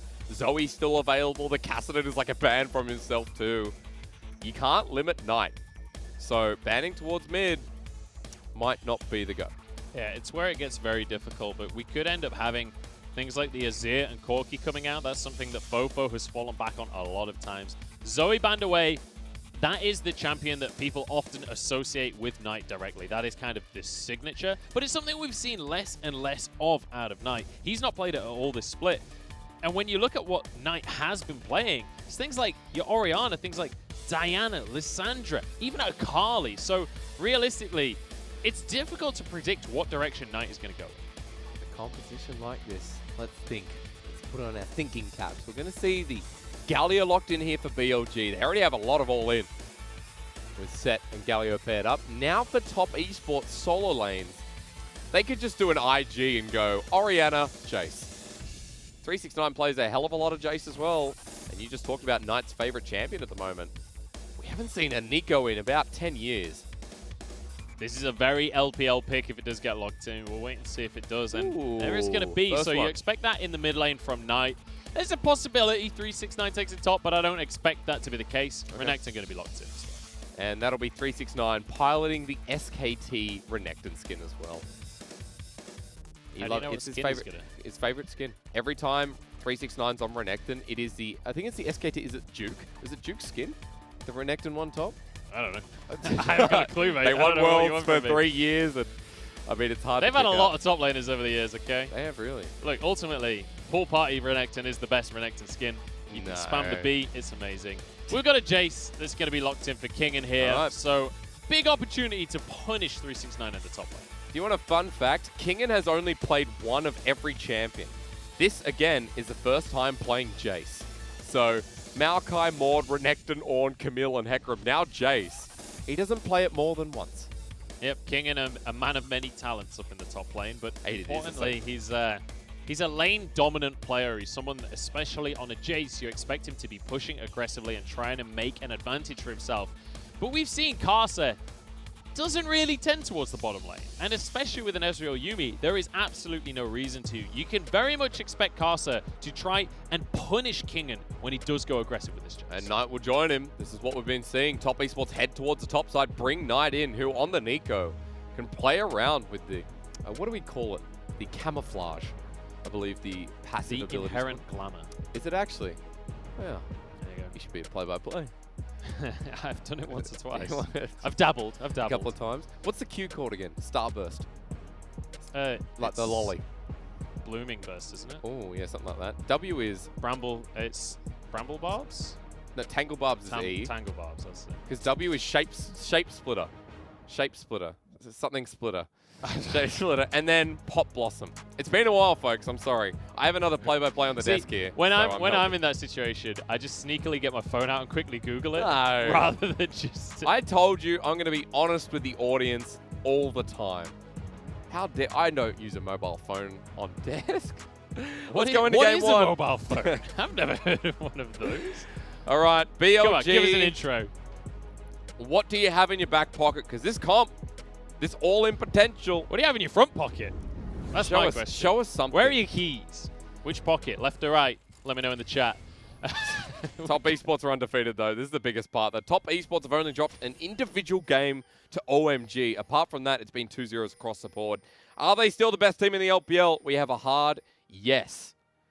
And we're looking towards top esports to keep their run going on towards playoffs. Yeah, ultimately, the expectation coming into this series is very heavily favored towards top esports. BLG on the other side of the board with a bit of a mountain to climb. But let's at least try and figure out how they're going to try and achieve this one. As you can see, the Glacial Augment in the mid lane there for Knight. Unsealed Relatively spellbook. standard on the Nico. As you can set it up with the GLP. You can even go Twin Shadows if you want to as well.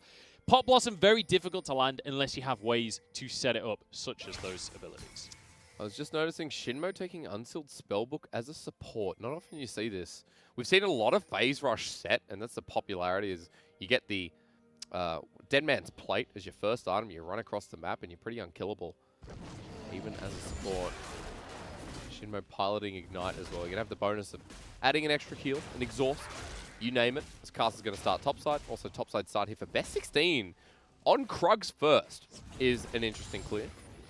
Yeah, and despite this, the Ignite that he was hovering during Champ Select, he is going to go with the Flash Smite. Ah, true. Understandably so, honestly. I feel like, especially as a jungler in pro play, so often you need that Flash to potentially steal away the Dragon's Soul, or like Soul Point, deny it from your opponent, try and steal away a Baron. It happens so often in the LPL, it's almost criminal not to. Ooh, nice trade here from Shinmo, but remember, it is a set. He can't really run away. As Yanja. Yep, there you go. JackieLove going to pot up after that as well. It's been a while since we've seen a Nico in the mid lane. Knight going the Glacial Augment. Now, when I say a while, I mean spring. Rookie was the person to pull this out the most. Yeah. It's kind of a rookie classic. We saw the Shy playing it a lot as well. We also true. saw Mole playing it a lot. In the bottom lane. Oh, no. Alongside Y4's Pike. Oh, that was not a happy different memory. story. That was definitely not good. Best 16 down the bottom side. There was 1 or 2 moments that looked good. Rookie got his pentakill. Yeah. On, I mean, you mentioned the Shy, but like the Shy hasn't played at top since MSI. MSI and Rift Rivals of 2019. Rift Rivals was when it was IG versus SKT. It was Khan versus the Shy. And his on-hit Nico absolutely dominated the lane. So it's been a while since we've seen that one. And I miss that. On-hit Nico when she had busted attack speed in her W, plus the magic damage you got was pretty free low, especially for a bottom lane. So once again, let's kind of just acknowledge the fact we have a Galio in the game. So once we hit that level 6 mark, expect BLG to start to put their foot forward and try and make some things happen. Set as well, exceptionally good in these early engages. Ooh. Let's fight. Pillar onto wings. My scuttle. That's done from Casa. Yep, Casa's going to be able to take that. What were you were telling us all something. We're about to learn. I was just saying that expect around these dragons, with a Galio on the side of BLG, they can certainly fight. And especially when you look at both sides of the board, AD carries are going to be at a similar lack of power, essentially, during the early games. So there's no huge deficit to fighting with the Kai'Sa as compared to the Ezreal. We talk about this with set supports a lot, but it has been a bit about roaming, but I've got a Kai'Sa in this lane, so might make it a little bit difficult, especially with the chase potential from JackieLove and Yu Yanja. You think about the all-in that we talked about in Champion Select. I mean, Galio set, followed up by the damage that's going to come through from King and Best 16 and Wings. I like it from BLG. It's important to talk about the opposition as well from top esports. Obviously, Ezreal not really going to do all of too much until he gets 2 items under his belt. But when you look at the mid laner and the jungler, Nico is very much a lane bully. She's something that's going to come on really into her own around the mid game and does exceptionally well when you're trying to engage onto her. If you're running into her, the Pot Blossom, the Tangle Barbs are going to be set up for success in a much more significant way. So if top esports are able to position proactively around the dragon, they can set Night up for success. You know what? Fofo and Shinmo are going to run into her, so that works out. But the poke, the range, as Shinmo's been found out, just press the attack Trundle. The shield from the Haymaker's great. Best 16 will intervene, but the rest of top esports are moving up, and that could just be Dragon. Shinmo way too low. He's going to have to back away. Yanja just going to get rid of the last cone. Does not have a lot of health on that cat, but he's going to be able to sneak away on the recall, and everybody going to reset. Bear in mind, this is Infernal Drake for the first Drake of the game. And I'm curious how much BLG are going to... I was going to say how much they're going to commit to this. TP from Fofo says they are looking to try and push the issue. But then again, okay, maybe not. He doesn't want to miss mid. He's got to go back. That's fair. I mean, you're going to TP to mid turret anyway, so... I'm just surprised that he TP'd into the jungle towards the dragon instead of just going there. Oh, Kingen knocked him the wrong way. Has to flash Cull the Meek with Dominus. That was a mistake by Kingen. Well punished by 369. All he has to do is hit him and now walk away.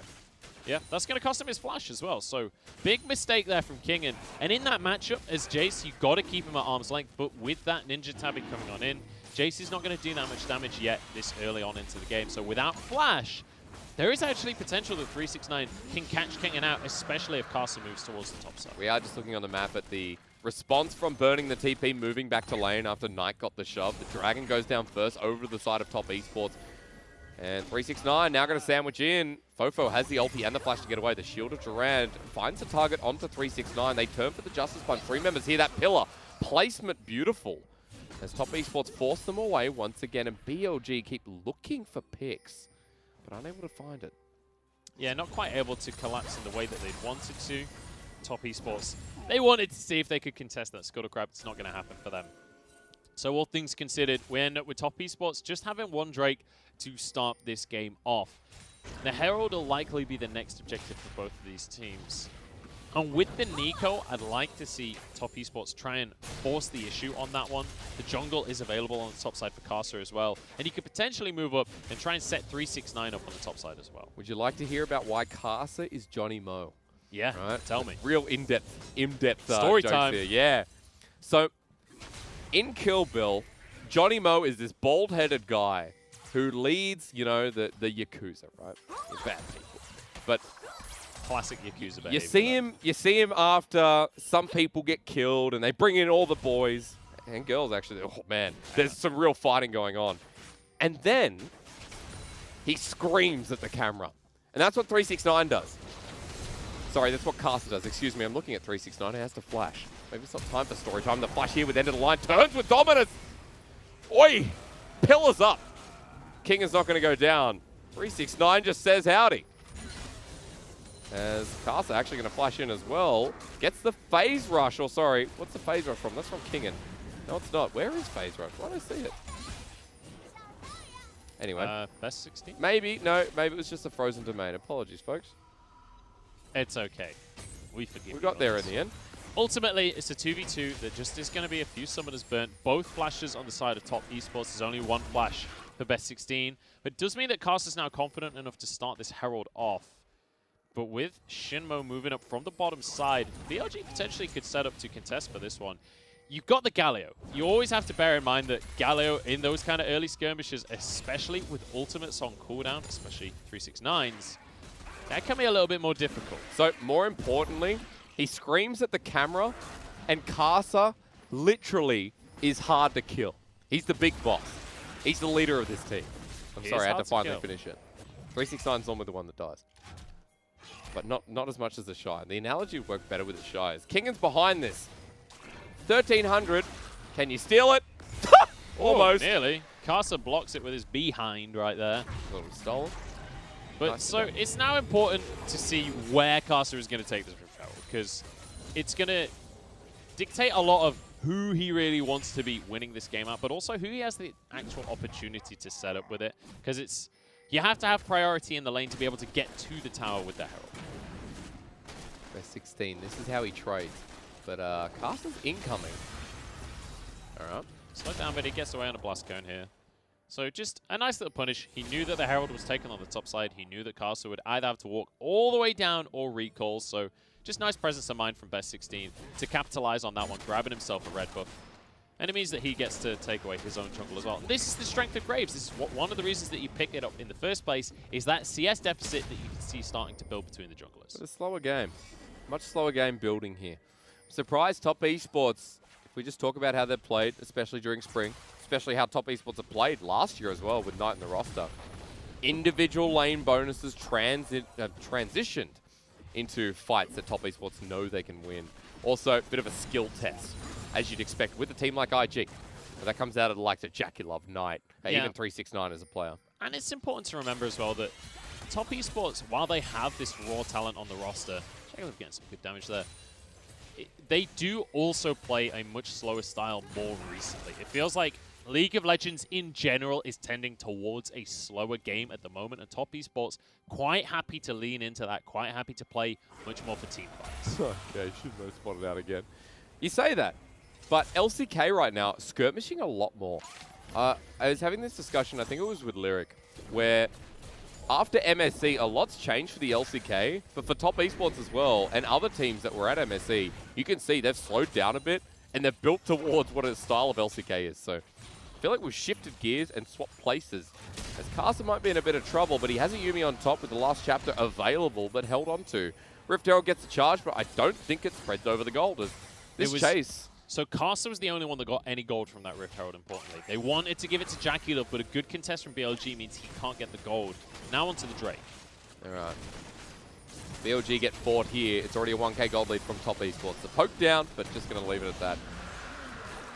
And Dragon going over. Mountain Rift. And Fofo and Kingen working together as bros moving to mid lane. But Knight, he has himself the hose. He can clear these waves and move away. As 369 didn't join, he's going to get so much turret blading in the meantime. Yeah, they're happy to take this trade, honestly. Top esports, ultimately, what did they trade here? 1 Cloud Drake for 5 turret plates across the map. You take that trade every day of the week. Let's pop Blossom down, but this is not kill. This is just pressure onto Fofo. He'll walk away. Okay, I got too excited. I know. It is Galio at the end of the day. You see in the mid lane, Knight's actually ahead by 20 CS. Protobelt for the hose. And, I mean, it's Galio, right? This is the kind of thing you expect. Nico is a bit of a lane bully in of herself, and then you've got Galio that ultimately is just looking to neutralize the lane. So you expect Knight to find an advantage. Also, generally, watching Knight, you expect him to find an advantage, even in neutral matches. Bot is getting dunked, meanwhile. Shinmo's tried to roam a couple of times, and Casa, you saw, pushed him out of lane 1.5 times. So Shinmo at level 6, Yu Yanjar at 7, Jackie Love at 8. They've gotten 4 bits of turret plating in this bottom side, and that gold lead is built up by the solo laners added with Jackie Love of top esports. So in a way, we're back to normal top esports with individual lane leads.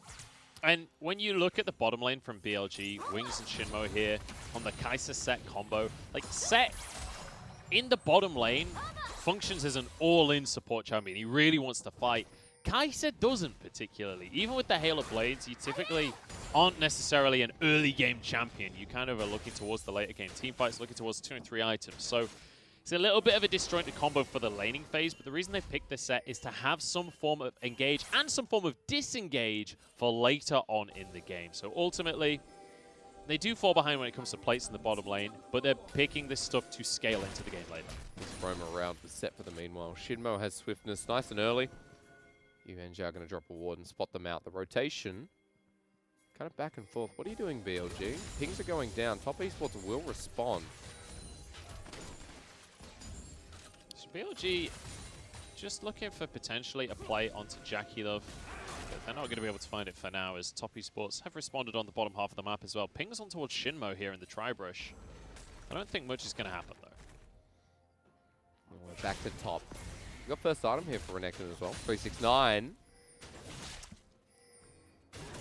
I told you he was going to pick the SKT skin. Every time. So I'm not sure what the relationship with, but 369 is the kind of player who, if you haven't seen, looks up to the Shy. I'm not sure if that's the case anymore, because I honestly think he's playing better than the Shy. Look, I just want to quickly point out, while it's on the screen, the turret plate difference. 1,280 to 0. Yep. This is the strength of Top Esports. We talked about them as... Hang on, we got to fight. Yep, Arcane shift forward. Wing slowed down. It will force out the heal from... Well, maybe not. We saw Knight actually flash off our screen in the mid lane.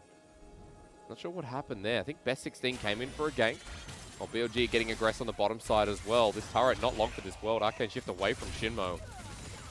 And he'll just be poked down. TP in the backside. This is Fofo. Casa trying to zone them off. Can't get near with that shielded round. Now Fofo has to back away. True Shot Barrage with the whole team zones them back as well. The pillar placement again with the final chapter. 3 members targeted up. Poke follows. BLG will survive, but this turret will go down because of it. In the meantime, the top lane is kind of battling away over the Herald, and it's going to be Kingen forcing 369 out of lane. 369 moves into the mid lane, though. Top Esports could easily move on over and try and get a second tower out of this. Has to use the heroic entrance. Uses an escape. Not slowed down by Knight, but the flash forward from Castle wants to take this with the Yuumi on top. As slowed down, prowling projectile, really nice. Yu Yanjar demounts as well to stop that Justice punch. It's first blood over to Knight. That was beautiful from Yu Yanjar. Jumps off of his shoulder just to stop Fofo getting away. And this is why we praise Top Esports. You give them an inch, they will take a mile. We talk about them as strong laners. Look at this CS leads across the board. When you talk about how good they are at controlling the early game, they were so far ahead in plates, and now 3,000 gold ahead.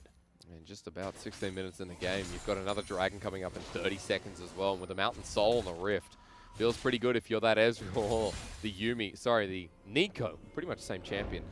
Majai's picked up for Knight after getting first blood as well. Playing Galio into Trundle really sucks, because that pillar is going to happen every single time he tries to go for a Justice Punch. Just look at you, Yanja here. Wait for the Justice Punch, pops off, ruins everything for Fofo, and guarantees the kill. 16, if he got hit by Tangle Bars, probably dead there as well. As another pillar comes through, and now the jungle under pressure. Caster doesn't care, he's 2 levels behind, because Best 16 is losing the trade.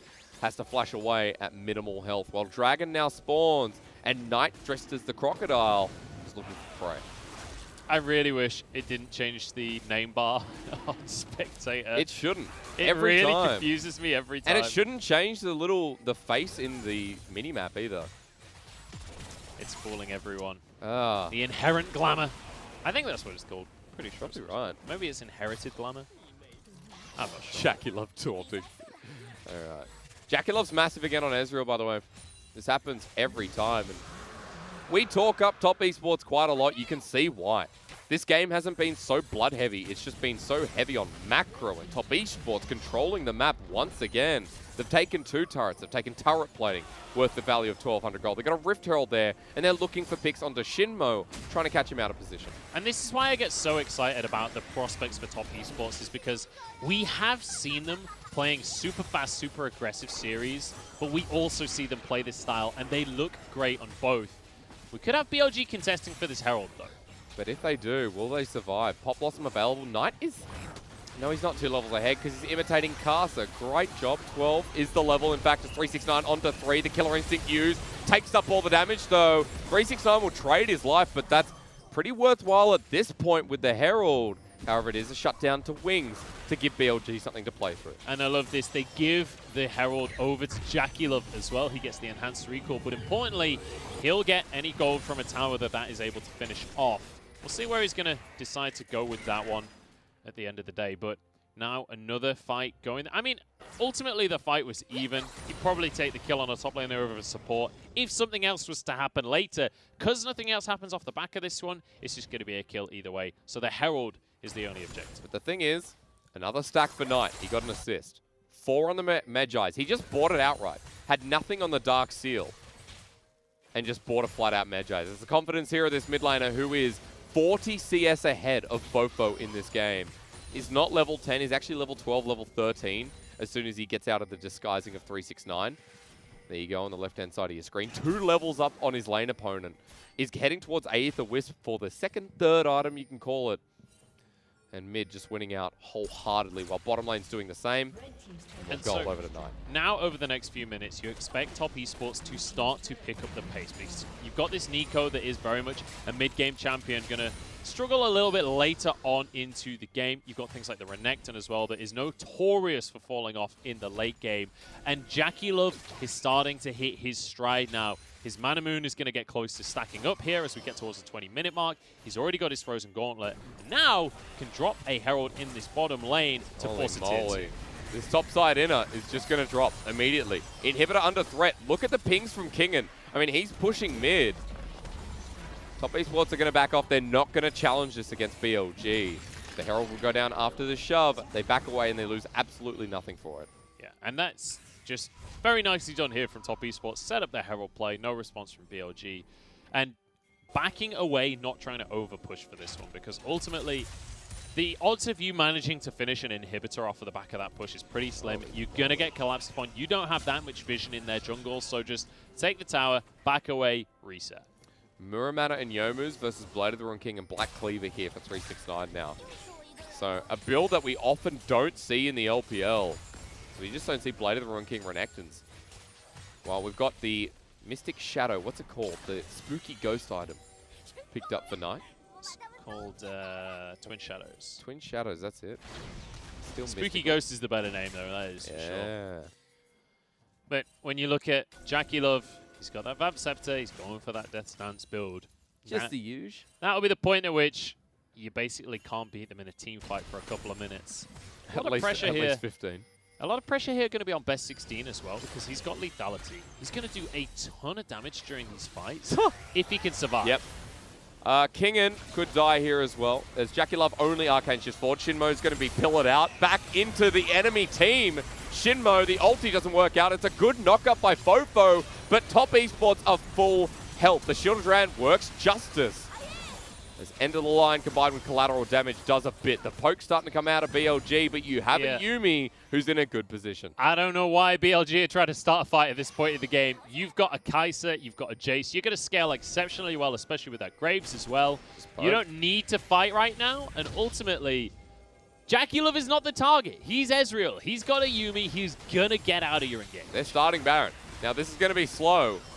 But we'll see if Top Esports can lure in BLG as you are looking towards Knight, who's just going to solo kill Wings, and BLG are now stuck between him and the rest of Top Esports. Flash here for the pillar. Down will go Fofo, and a double kill over to Knight. Those Magi stacks are now nice and handy. And Knight builds his Magi's every single game and gets it stacked every single game. Cast 10 is seconds dead. until the Drake. Uh-oh, he's going to get another stack. Not True Shot Barrage flashed away from. Nice. In the nick of time. I want to see a replay of that. Kingen found Castle somehow, so Baron will be stopped if it was ever thought about starting.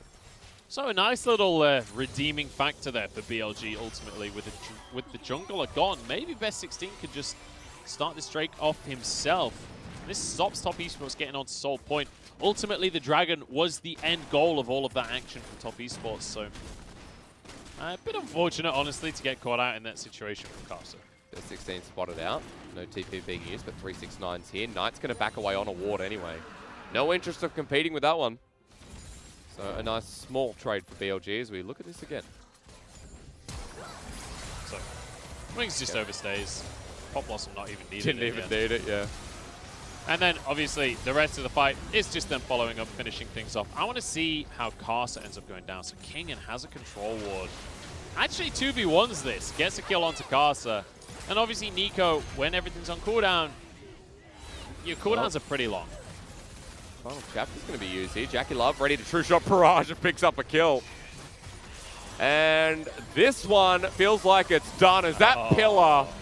Yep, Kai'Sa's on point at the moment, and Top Esports are as well. Yeah, I said the pillar is going to ruin Galio's life across the course of this game. You can deny the Justice Punches, you can interrupt him using his ultimate to escape as well. I mean, 369 has solo kill potential here. Dominus is not available, but at this point, will it be needed? Flashes away, maybe. Dodges from Wings. That W could have brought him in as the rest of Top Esports are doing the Baron. Knight is zoning them off. You can see it's Kai'Sa and JackeyLove here, while TP in the backside. Shinmo over the wall has Hex Flash. Best 16 now spotted out. This is no Aphelios, though. This is a slow Baron. Knight trying to take on the fight in the meantime. I mean, he can. He's quite huge. The True Shot Barrage tags Wings on the backside as well. Kingen repositioning. 3K, another TP, finding his markers. Best 16 zoned away. Shinmo brings in Fofo as well. The hero's entrance, the poke into the back of the pit. They need to steal this away. Kai'Sa waiting for the smiters. Kai'Sa will eventually... Nope, he hasn't smited it yet, but that'll go down. Pop Blossom into the pit secures it out of all things, while JackeyLove deals with the rest of BLG. Wings and Kingen are in one-shot territory. And Top Esports are not giving BLG any chances this game. Yeah, beautifully done by Top Esports. Keep BLG at arm's reach. Best couldn't get even close to the pit. And honestly, I feel like BLG kind of overcommitted to trying to contest this, but this is exactly what Top Esports do. They put you in these horrible situations where it's like, okay, if we contest Baron, we lose the fight. If we don't contest Baron, we just give them Baron. It's so difficult to figure out how to find an objective elsewhere on the map, how to punish Top Esports with their immaculate macro. And once again, JackeyLove has a majority of the team's percentage of damage. Not only that, before this he was averaging 38% of Top Esports damage. That's an average. This game he has 45%. That stat goes up yet again. JackeyLove alongside Yu Yanjia are monsters who took on the whole team alongside Knight. And JackeyLove jumping forward over the wall, he knows that he has to be the one to force people out of this fight and make the plays happen. I'm disappointed he jumped towards King in there instead of towards Wings, but ultimately forces them away, gets 2 kills for himself, and sets up the Baron for the rest of his team. And how do you stop Top Esports at this point? This game feels like it is in the trash here for BLG. Looking towards Wings, looking towards the engage they set up. Never got the ball rolling, and Knight now has the Leandri's Torment, the 3-item Nico with the Magi's at 20 stacks. Is just near unbeatable. Look, we set it up about 5 minutes ago, right? Top Esports, as they hit 2 items, they're going to really try and push the advantage. It's exactly what they've done. They know how to really abuse power spikes, and that is what sets apart Top Esports from other teams. We talk about them being really strong laners, but they go, look, we can just get small advantages during the laning phase, and when we hit our spikes, that's when we're going to put the foot down. And now they're just going to take another inhib while this attempted play happens in the top lane from BLG. I mean, 369, they were looking 3 people there. Now backing away, they lose inhibitor turret. They realize that even if they get a kill on 369, if there's 3 of them there, they lose the game. Now they're going to lose an inhibitor for an attempted play that realistically was never going to achieve anything. I think this one is already lost here. BLG need to pull something out of the hat. Shinmo going to be caught out, but everything misses in the end. All they need is a pillar from Casa. He's going to get sped on up, and Shinmo's going to get put into the corner, healed up, but not slowed down. He's out for now. But 369 has a mighty fine wave traveling towards the top side, and Jackie Love only goes forward. That's why he's go-go. He's crazy. Yeah, he is not afraid, especially against the set. Like, who's going to punish him? There are no hooks. There's no hard CC that you can get even close to Jackie Love with. He has free reign to do whatever he wants. And Shinmo's just going to die. And so will the rest of BLG. Top wave coming in. Baron is gone, but that won't stop Top Esports. Once again, Jackie Love goes forward. Not punished. Knight gets a nice Tangle Barb. The Pop Blossom silences best 16. And onto the turrets, Top Esports will go. For BLG, there were small moments in this game, but Top Esports remain dominant. And Jackie Love with so much damage, once again, will nail this one home. That fight was already over, but did you see the cleanse from Jackie Love? Literally within a single frame of the taunt out of Fofo. That was just a beautifully clean game from Top Esports. It's another one to put in the back pocket. Top Esports continue their run. A 1-0 to start off this series, and BLG, I asked, what could they bring to the table? It's hard when you're going up against Top Esports, because the answer is most likely not much. You see heartbreak across the faces there of BLG. A rough game for them, it has to be said. One thing I'd love to see from BLG as we move forward in the series is a little bit more proactivity. Draft something where you can make the plays. We mentioned this Galio in the mid lane. In that mid game, you got to make plays. Once you hit that level 6 mark, go for something. Like, make a dive happen. You got to set in the bottom lane. Why not try and set up some kind of dive, set up some kind of play to find an advantage? Because you know as soon as Top Esports hit their spikes, they are going to. I mean, the hardest part is it felt like BLG's bottom lane, Shinmo especially, every single time Castle was there. And he was caught out of position a couple of times, sent back. The bottom lane capitalized. We had Nezreal Yumi who just picked up free turret plating throughout the whole early game. 1,280 gold. Top Esports once again through their lanes. Just set the ball rolling, and BLG could never stop it. Yeah, and ultimately, it's important to mention that Top Esports, we talk about how strong they are individually in the laning phase, and quite often we have seen in the past that they will win through kill victories during the laning phase, through Casa ganking, through making things happen that way, and finding skirmishes. But they are also tending towards this kind of macro play where they're like, all right, chill in the early game, find some CS advantages if we can, find some turret plates if we can, but ultimately, we're waiting for our item spikes. We're looking at how our composition functions, and we're going to execute on that win condition, which is, you know, in the LPL, not all teams look at their compositions and figure out their win conditions quite as accurately as we'd like to see. Top Esports clearly have that on lock. And now we have to go to the next step and look as to what BLG changed coming from this, because this game was so easy for TES. Yeah. And near a perfect game, bar the 2 kills, the turret, a couple of dragons. Apart from that, BLG got shut out nice and early, and we have to give props to Carson once again. He's come back in summer, and he's playing really good League of Legends once more. Spring, there were a lot of question marks before Jackie Love joined the roster, but again, that vocal member in the AD carry position has put everything together. And Top Esports right now, you're asking about the weakness. A lot of teams struggle to expose it, if there is one. Yeah, I don't know. I'm struggling to find a weakness in Top Esports at this point in time, but there's still time for that one. There's still some top teams. Bear in mind that their schedule so far, the 2 top teams they faced are JDG and LGD. Yep. LGD did have a really good series against them, or at least the first game was very, very close between the 2 teams. So it's obviously possible to beat this team, but right now they look incredibly strong. Going into game number 2, you asked what I'd like out of BLG. I'd like to see them draft something a little bit more proactive, something where they can influence the early game themselves and get a bit of a snowball going. When we look at the E-Stars series, BLG was super proactive, especially in game number 1. Obviously, they were against a jungler without smite, so you have to be proactive there. You have such a huge advantage in terms of XP in the jungle.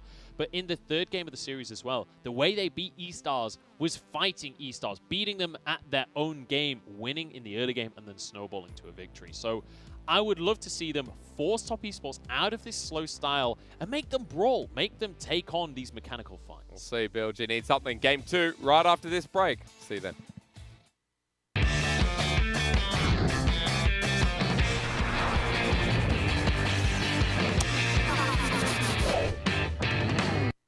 Hello everybody, my name is Munchables and you're watching episode 2 of the LPL Recap.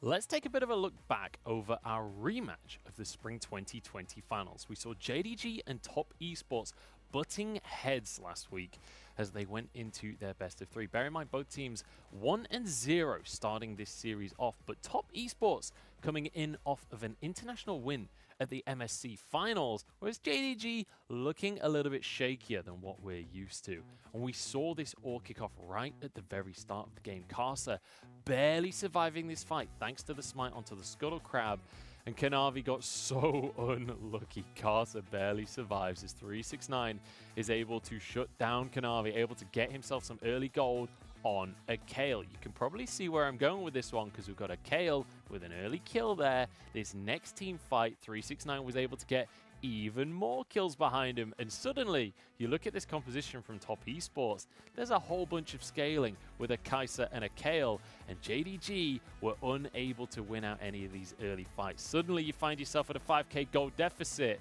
and suddenly Top Esports are well and truly in control. JackeyLove found himself another double kill, and then with that Baron buff, there was nothing JDG could do to hold off the push here. You can see a 24-minute victory for Top Esports. Game number 2, JDG tried to be a little bit more proactive, but this invade that they went for was just too deep. JackeyLove responded along with Knight and Yuyanja, and it meant that JackeyLove managed to get himself a double kill early on in the game as an Ezreal with a pet Yuumi. That's a scary precedent to set. And then in this next fight, JDG tried to contest them a little bit more, but these chaotic fights are where Ezreal Yuumi excels. JackeyLove finds himself a triple kill onto Yagao here, and suddenly things are looking real bad for JDG. This final fight, you can already see the scoreline, 10-1 and 2 for JackeyLove, and he was able to comfortably sweep things up with his pet kitty cat on his shoulder.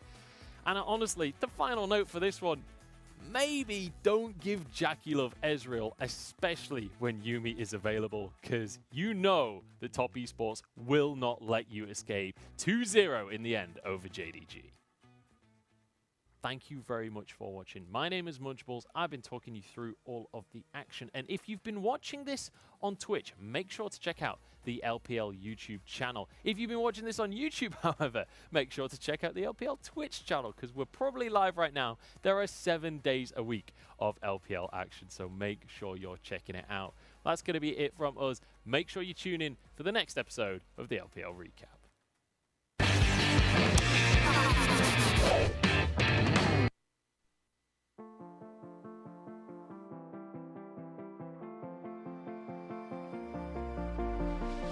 Got a feeling nothing is forever. Keep your voice low. The sun is high, but I wish I could bathe in the moonlight. Ooh, this is it now. Come out of the shadow. Make the walls fall. Memory is headed for disaster. Heart is beating so. I hear the words, I see the ghost of laughter in the afterglow.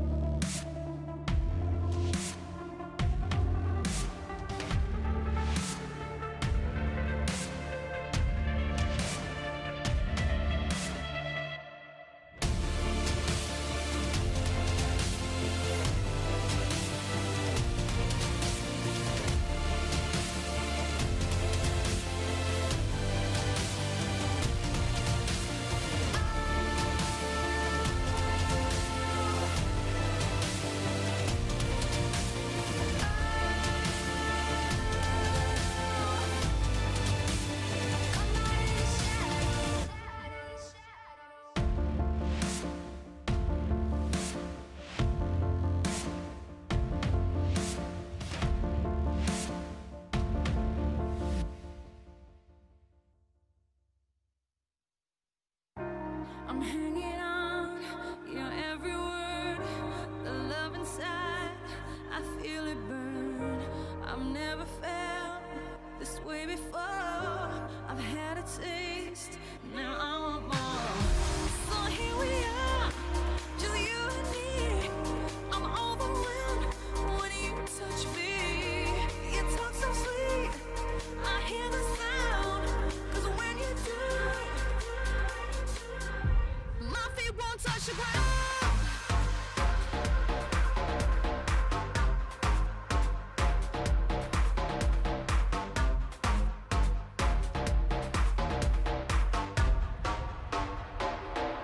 My feet won't touch the ground.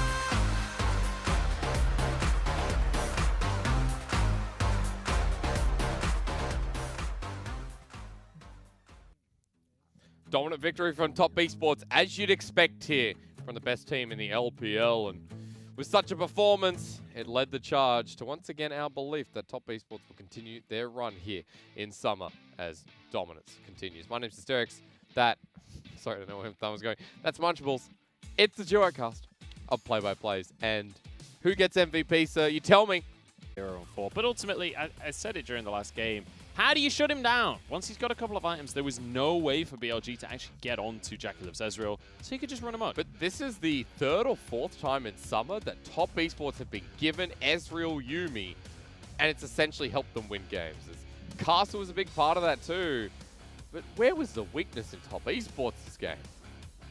I mean, there wasn't one. That's the beauty of it, right? Yeah. Is that they draft these mid-game compositions and they really push forward in the mid-game. They wait until their composition comes online, find the advantages, find opportunities, do things like starting the Baron to allow Knight to be in a position where the enemy has to come into him, set him up for success, and then JackeyLive can chase everyone down on the Ezreal. Really nice composition and beautifully executed. That's the thing that separates Top Esports from everyone else is it doesn't seem to matter what type of composition they draft. It's very coherent, and they know how to execute. And I don't want to be too negative on BLG, even though I think BLG really struggled in Game 1, as per usual at the moment.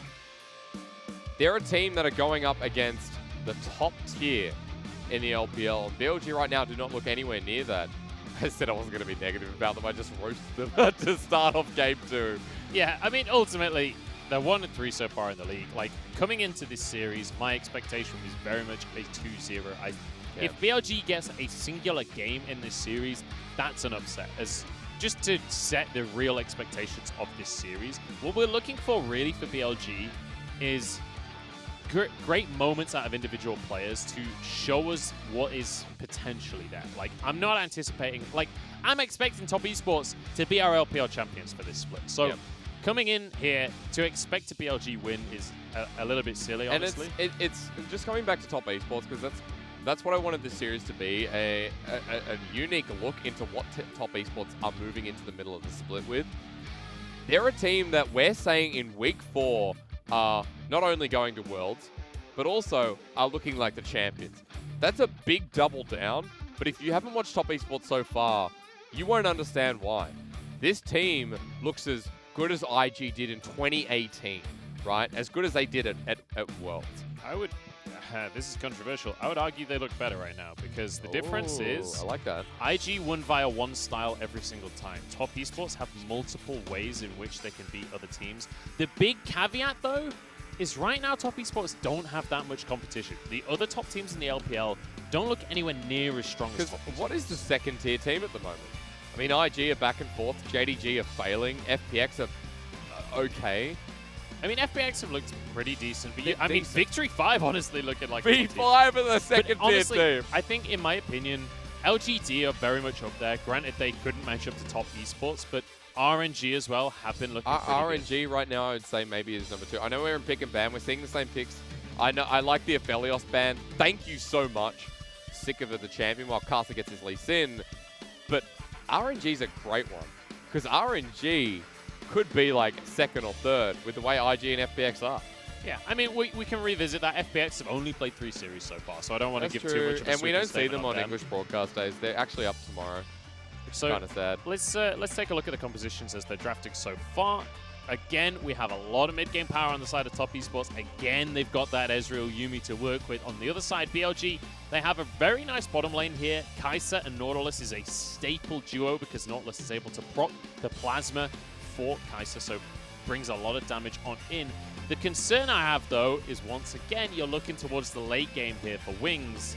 And I don't think the Top Esports are ever going to allow you to get to the late game. So we need some kind of mid-game powerhouse coming through for BLG when it comes to that top lane of mid. That's sad because Wings didn't do anything in game 1. Not his fault, just that Kai'Sa never got to that point. He's on Kai'Sa, right? And he lost lane massively to JackeyLove and Yu Yanjia, who Yuumi was left open yet again.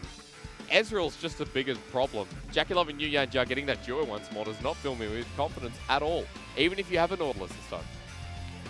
It's a difficult one for BLG, and now we'll see what direction they want to go in. Is the bans going towards Knight, going towards 369 at the top lane as well. The Wukong certainly would open up some windows for BLG. Gives them a lot of more power when it comes to fighting around dragons and heralds. Once you hit that level 6 mark, Kingen can disrupt a lot of what Top Esports want to do.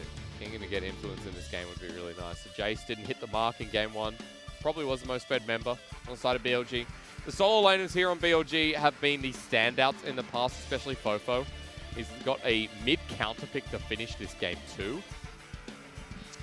As 369 and Mordekaiser, not often you see that. Has he played it yet? That is a very good question, Hysterics. Yeah, he's played it twice so far. 369 has played a ton of different picks so far this split, but Mordekaiser, I mean, we know from last split as well that 369 is a very versatile player. He will play whatever is necessary for his team. Fine. And now the pick for Knight. Obviously, he has to go blind in this mid lane, so you'd expect something a little bit safer. We saw him hover and things like the Echo. I don't anticipate him going blind. Here we go. The Orianna. Now, there's two big Orianna players right now in the LPL. One of them's Rookie. The other one is Knight. This is alongside his most played champion. Fofo, what are you going to play into it? He's going through his mid lane champ pool. I mean, Orianna's great because there are so few bad matchups in the game. Like, Orianna is safe in pretty much every matchup in that mid lane, so Knight can blind pick that comfortably. It's incredibly good in the meta right now. We've seen it a ton over in LEC, over in LCS as well. And we're going to see Fofo's Azir coming on up against it. This is something Fofo has played a billion times over the years.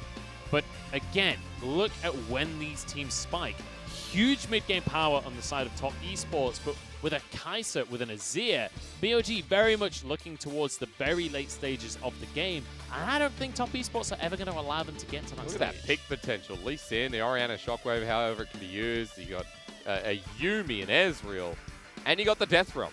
So if you're in front of objective, just to single out one target, or then force everyone into the circle. That's kind of crazy. Top Esports, we're not saying they're not favored, because they are. BLG, it's good to see them change things up a little bit, but how do they get to this late game? How do they set up for these fights when Top Esports never let them in game 1? I think there's interesting. I think there's going to be a lot of priority around this top lane for that, honestly, because, you know, things like I mean, you could try and set up the Kai'Sa, but it's against an Ezreal, so ganking that is going to be incredibly difficult. I'd expect trying to set up this top lane for Kingen, and the same thing from Caster. We easily could see 2v2s up in the top lane with a Trundle and a Lee Sin with these two top laners. Wukong and Mordekaiser, both of them, if they get a lead, can really ruin the day of the opponent's team. So we could well see priority on that top half of the map from both of these junglers. We've seen very much that Mordekaiser likes this matchup here in the LPL. We'll digress, because going into game 2, for BLG, odds stacked against them. But they have pulled out surprise wins so far here in summer. You look across the board against V5, against E-Star, even winning the E-Star series. That's their only series win. BLG need to do something amazing to beat Top Esports, who look to be on form, who once again get Ezreal Yuumi. Now, I am super glad Aphelios has been banned 2 games in a row. But let's go to the next issue. Ezreal and Yuumi is such a good duo at the moment. And you got a barrier for JackeyLove for game 2. Yeah, JackeyLove going with barrier in that bottom lane. Obviously, Yu Yanjia can bring heal to their table, so he doesn't need to worry about bringing heal himself. Do sometimes see the teleport used, but do you want the lowdown on Orianna as the Orianna aficionado? Yeah, you got a tattoo. I do. Tell me. My first Teach tat. me. So, Phase Rush, just on a personal level, feels really good. The ability to proc Phase Rush as an Orianna, as a lot of people will know, this is the most popular rune choice at the moment, outside of what was before with the Airy, and we never really saw a comment that was silly. It was pretty much just Airy. Phase Rush, you auto QW, or you QWE, and get the command protect slide through an enemy champion, and you get Phase Rush, which is insane. It's so easy, and the follow-up trades, when you have dissonance under you, when the ball returns through command protect, the trades and the follow-up, you never not outrun an opponent, if that makes sense. Yeah, it's really nice. It's really good for getting into position as well, especially during those team fights, being able to step forward a little bit quicker, get your shockwave off if you need to. Do you think me having a tattoo of Orianna makes me an expert? Arguably. The argument is, who knows, could be a little I bit like the strong. word arguably, because you can argue just about anything. If I got to challenge her with Orianna, then it would be pretty much the way to go, right? People would be like, I got respect for this guy, as Jackie Love doesn't have respect for Shinmo. Yeah, if you were a challenger player that one-tricked Orianna, I would respect your opinion on Orianna. But otherwise, that's actually. I mean, a I don't loaded disagree with anything you said. I agree. Phase Rush feels really good on Orianna. Okay. Airy used to be the rune that we saw a lot of people. I mean, Airy is still good on Orianna as well. Like, What else? There was bolsters a the time shield, where, but- like, for some reason, people were doing like electrocute for like a patch. Yeah, that was while kind of ago. when the runes first came out, though, and it's. I guess you could run it if you were being really aggressive. Oh, no. Kingen is in. Kingen might have to flash this over the wall. Sonic Wave is going to be up in a second, and the execution available. The flash burnt first into the kill. First spot secured before BLG bring the rest. So remember, during Champ Select, I was like, look, these Top. junglers can really focus on the top side. Casa didn't even focus on the top side. Kingen just walked into him in the jungle. He wanted a deep ward, and he got punished for it. Yeah, Casa was already there, and, well, easy peasy lemon squeezy. Already had the red buff, so slowed down. 369 was able to come down as well. I don't know what's happened with the individual members on this team. BLG in week 1 of spring 2020, they looked like one of the best teams in the LPL. They were smart, they were paced so damn well. As Best 16 is going to run in tonight, he might have to flash as well. The damage comes down, the command protect, he holds it. This is also the phase rush bonus. It's so easy to get. Yeah, and don't forget as well, it removes slows, I believe, so it's able to just dash away from the situation. Nothing best can do about that one. But let me come back to the core of the argument. Kingen came into this roster and I thought, wow, Kingen and ADD are both such good top laners. Kingen and Fofo look great with Meteor. And then something happened over the break as Jackie Love is going to dodge away from the dredge line. Gets locked down anyway into a straight line. Doesn't really matter. Shinmo gets traded back. Something happened over the break. And BLG came back in that COVID break and looked horrible. So uncoordinated. They were doing just really dumb things. And we're stuck in that BLG phase where we're like, what happened to this team? And why do they look like a bottom 3, bottom 6? You can see I'm aggravated because this team should be good as Jackie Love again. A couple of trades going to come through. Shinmo is running out of mana, but Jackie Love and Yu Yanjia still got a bit in their pocket. I mean, there was a lot of stuff happened, I think, behind the scenes. Yeah, for we this know team. that. I'm obviously not going to say that on broadcast, but I'm not going to, but like, hang on. if you're going to ask the question, we all know what happened to this team. Wings is running Jackie Love's skin on Kai'Sa. Do you think that qualifies as BM? Nah, I think that qualifies as respect, honestly. Really? It's kind of like saying, look, like if you wear the skin of your opponent, you're kind of saying, look. Wear the skin of your opponent. Hang on, yeah. Yeah, you got to think about that. I got a little bit Hannibal for a second there, but like, I'd say that is like, look, I'm against a beast right here. I know who I'm against. I respect that you're the guy for this. If you beat someone on their skin, that feels like it's trending towards BM. But it's important to remember, Jackie Love chose the Ezreal here as the first pick, so it's not like Wings took the Kai'Sa away from him. And when they win Worlds this year, he can get an Ezreal skin. True. Yeah. I'm expecting Jackie Love to go for an Ezreal skin if they win Worlds. What do you think the color theme would be? Because with top esports, FPX, it was like red and what's the other color? Like white, red and white. What would top It was esports? like orangey, wasn't it? Yeah. Like red orange. Top esports would just be I think red, it'd like be SKT. Like red and black, probably. That's like or like SKT. orange and black. Orange and black with the logo. Because what way SKT? Red and I'm yellow? hoping they dress them all as knights, right? Because that's the whole point of the top esports is it's like a knight's helmet. But if you're a player on top, if you're like Jackie Love, you're like, I don't want to be dressed like Knight. I want to be myself. Why would you want to dress like a player? And then he kind of takes the credit for it, right? Yeah, I mean, I feel like Jackie Love will get the credit for his skin. even if it has a helmet on it. We'll have to wait and see what they're going to go for. If they can win Worlds, let's bear in mind, we're only a third of the way through. No, you got to stick out your guns. If they're going to win LPL, then win Worlds. Like, I firmly believe they are the favorite as of right now, but there's a long time until Worlds. Like, there is plenty of time. We've seen teams looking promising and implode in the past. Pillar's going to do nothing. Best can't get in here. First strike did go the way of BLG. We've kind of been chatting away here. Let's kind of recap on where we're at. Top Esports building a small gold lead for themselves. But important to mention, the Herald will be coming up in a minute and 15. And that's how Top started their snowball in game number 1. Knight flashes away. That's a good flash. Kingen was coming in with ulti and flash himself, so that forced out Knight under a bit of pressure this game. He doesn't have TP either. And Fofo able to shove this wave out while Fakasa challenging against best 16. The whole team's here. And Top Esports are losing out a little bit early. With some good objective control from BLG. Nicely done here from BLG. Obviously, they were well aware that Knight had to recall. He was forced to wait in the mid lane. Fofo still had his ultimate and priority in the mid lane, so no real way for Top Esports to contest on that one. Also, Yuumi early on in the game doesn't add a lot to a fight, so Nautilus, a massive advantage over them in the bottom lane. Especially when he's getting close towards level 6 as well. Folks still coming out in this bottom lane, but not yet have we seen any turret plates go down. Just trying to look at the screen. It's very far away. Nope, no turret plating. So a much better start for BLG. You have to say, 10 minutes in the game. Last time around, Top Esports were up by about 1,000, 1,500 just through the lane state. Trying to influence that now. There is the first turret plating going down to 369 with Knight challenging. You wouldn't expect him to be in here, but best 16 gets the prize. Yeah, and I like this from Top Esports. They basically say, look, you're going to take our red buff, we're going to take yours. We've got priority up in the top side. Obviously, Wukong struggles in this matchup, doesn't have the MR from his passive. It's only going to give armor and health, so 369 able to get a pretty significant advantage up towards the top side, and he'll continue to build a CS lead for himself. That means Caster can start this one off. However, Fofo and Best are going to answer here. Spotted out on a ward, so Caster goes back to his own jungle, but he's spotted out here as well. The Herald's like, it's that's Tinder Herald, right? He sees the blue buff and he's like, you know, hey, it's Shelly versus Harold, the blue buff. Yeah, I guess. He swiped right on that one. Yeah. But then Harold swiped left, so he walked back to the Because pit. if you think about matchups, that would be perfect. The blue buff and the Herald getting together would be gorgeous. Yeah.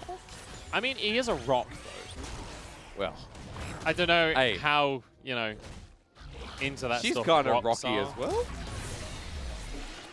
And they both die, you know? They got so much in common. That's not really a good reason Harold to date. and Shelly. We both die, let's date.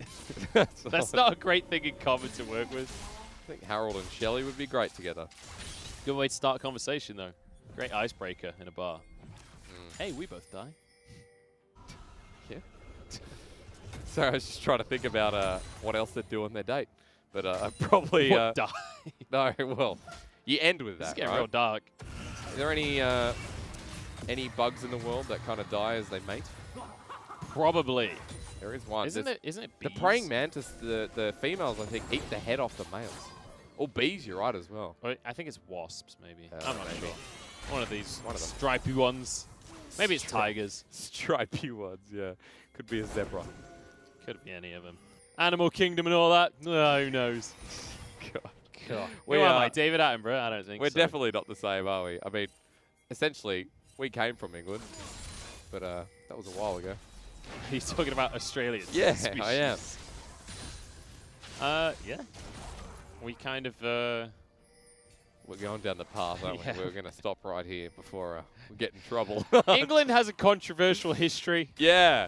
I don't particularly want to visit it on broadcast. Oh, God.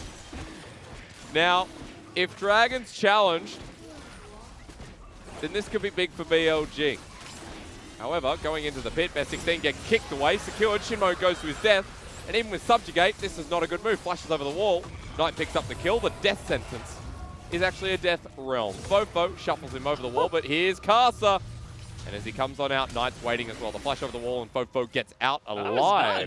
That was nice. nice for the Fofo. Dragon and the kill over to Top Esports. They're 1,500 gold. Look, do you know what? In this matchup between Top and BLG, I'm okay with just accepting a nice play. right? I'm not expecting BLG to be able to take much away from Top Esports in this series. But if we get some nice little outplays, we get a couple of little mechanics coming out, I'm going to take that. Okay. So, again, we see Top Esports here able to get themselves the Drake. Ultimately, do you know what, Jake? I'm not an analyst. I'm not really sure why they were the ones that were able to get the Drake. That's okay. I don't feel like either of these compositions are super strong right now, but Cast are the one on the scene. We can go back. That's what matters. Maybe the red buff and the blue buff are the ones that date. That's wrong of me. Shelly's the third wheel. Herald's going to go down. Now, the gold should be going over to Fofo. He is close enough. Actually shared across the board, but the turret will not drop. Still looking for first turret blood. Yeah, obviously Best is going to get his fair share of it as he's the one that used the Herald. Jackie Love jumps away, keeps himself safe. And we kind of have a bit of a reset. Jackie Love nearly getting 3 plates for himself already this game. And we're starting to see that gold lead that we saw in game number 1 build up for the side of Top Esports here. About 1,500 gold ahead as it stands right now. Knight not gonna, he could have took a turret plate there, but he wants to try and force Fofo out of the lane. He's going to get it on the next wave. What's the thing you miss the most in League of Legends? I miss Feral Flare. That's my example. You miss Feral Flare? Yeah, that was fun. It was pretty freeload with Yi. Good time to be a Master Yi player. Feral Flare sucked. I miss Riddle's land. Oh, Yanja caught out. That's the Yumi. Shockwave, 3 members. The ultimate and Ignite. He's dead. But the damage has already been done. It's a trade onto Fofo. Knight just doing what Knight does. That was beautiful, right? We get to see the Shockwave coming out from Knight. Cast is there to answer, so it's a kill for a kill. Support from mid laner. That means that complete control of the bottom half of the map is going to go the way of Top Esports. I mean, even top side. There's turret plating's going out. Sorry, I spat on you, Joe. Turret plating's going to be coming out here as well. Yeah, I mean, 369 has had control of that top side this entire time. Wukong not going to be able to offer much in the laning phase. You expect him to really come into his own once we get to these mid-game fights. As Wings kicked against the wall. That's pretty easy. True Shot Barrage, but the Killer Instinct used. Not sure what Castle wanted out of that, but I guess he got it. Well, Shinmo wasn't there at the time, and then as they go in, Shinmo appears, and they're like, okay, maybe we don't go for this time. Top Esports are 2k gold ahead, though. Turret plating not as extensive as game number 1, but there's still a little bit to go around. While for BLG, a lot of it went down through the mid lane. So this next few minutes, the next 5 to 6 minutes, are going to be deciding a lot for this game. These next 2 Drakes especially, because BLG, as we mentioned before in the draft, they have a lot of late game scaling. They've got this Azir, they've got this Kai'Sa. Late game team fights look amazing for BLG. But when you look at how hard Top Esports are going to spike in the mid game, once again, similar thing to what we saw in game number 1, is Orianna is going to look great in the mid game once she gets sort of 1-2 items, spikes incredibly hard. The Shockwave now at level 11 as well, going to do tons of damage. Jackie Love on 2 items, on 3 items, is going to be able to tear through people. And once again, we have this issue where unless Shinmo is able to find a hook onto Jackie Love, which I really don't see happening, it's all down to Kingen to set up kills onto that. Honestly, I feel like it's who engages first, right? Because you talk about 369 ulti, Shockwave. If BLG are in a position to respond, Killer Instinct and the Dreamer Shuffle, then they could be in trouble as Jackie Love is now flashing away the last chapter lined up. Maybe it's the final one as the top laner comes on in and Kingen does the job while Fofo gets solo killed. Knight gets his second solo kill of the game already. That was beautiful, though, from Best 16. The pillar was perfect. There's only a tiny little spot that you can get a knock-up like that with, but he finds it against an Ezreal. That is really nice to see. This BLG are trading something here, 15 minutes in. They get the turret, second turret of their game, while Kai'Sa gets topside, or rather it's 369 and the Herald. See, if Fofo doesn't die here, this great. is a nice play from BLG. Because Fofo dies, they lose pressure in the mid lane. They lose top lane because Trying to come down. Ori damage at this point. He just flashes, There's that phaser she was talking about. Gets the movement speed, finishes it off. It's just such a nice fit. And now, because obviously Kingen moved down, TP down, it meant that 369 can finish that tower. Knight gets a bunch of damage onto the mid lane tower as well. BLG are trying to start this streak off, but I feel like Best 16 could just get flash ulted here from 369, who walks into his death. actually puts the Death Realm onto Shinmo, but he's going to come out into 5 people. The True Shot Rush comes in the field from Kasa. The ult from Fofo misses as well. 369 survives. The Shockwave is still available, folks, and they're in a group. Knight has the movement speed alongside Yuumi and is ready to lay it down. Pulls back in Shinmo, picks up an instant kill, while Kasa sends everyone out. And Top Esports do it again. I love watching Top Esports play. That Dragon Steal was so well orchestrated. Kasa hits this Q on the Dragon and just waits for the True Shot Barrage to come in. Times it beautifully, goes in at the exact same time so they can burst it down from 1,000 health.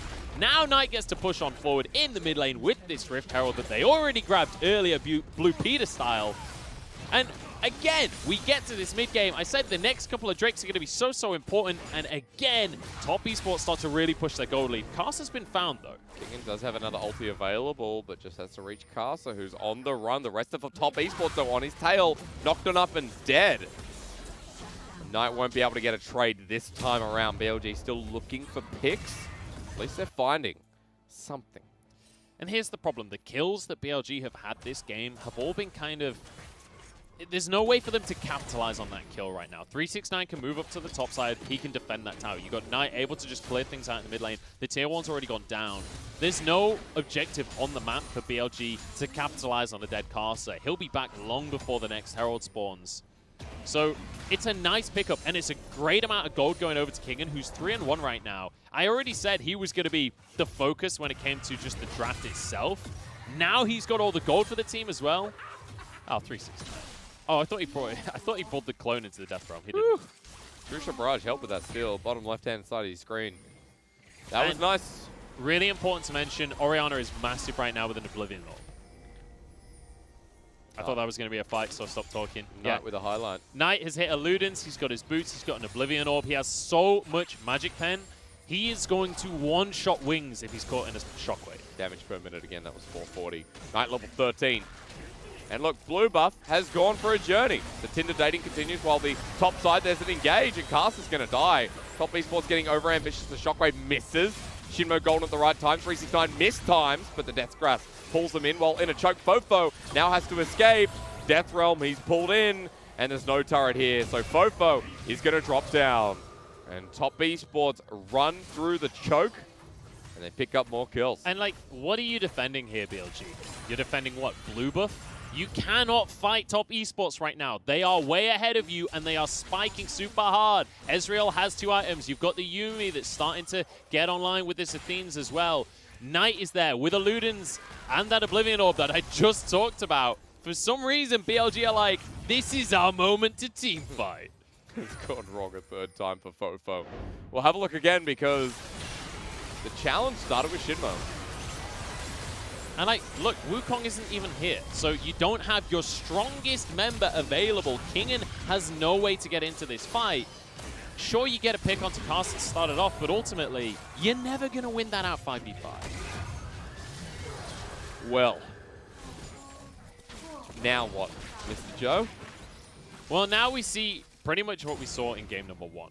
Top Esports have themselves this early lead, about 4,000 gold as of right now. Next Drake going to be spawning in a minute and a half, but it's going to be the Herald first. And Herald is exactly how Top Esports snowballed game number 1. We saw they got themselves a fantastic lead. They got themselves a couple of extra towers over their opponent, went for the Herald, and immediately took it to a tier 2 to continue snowballing.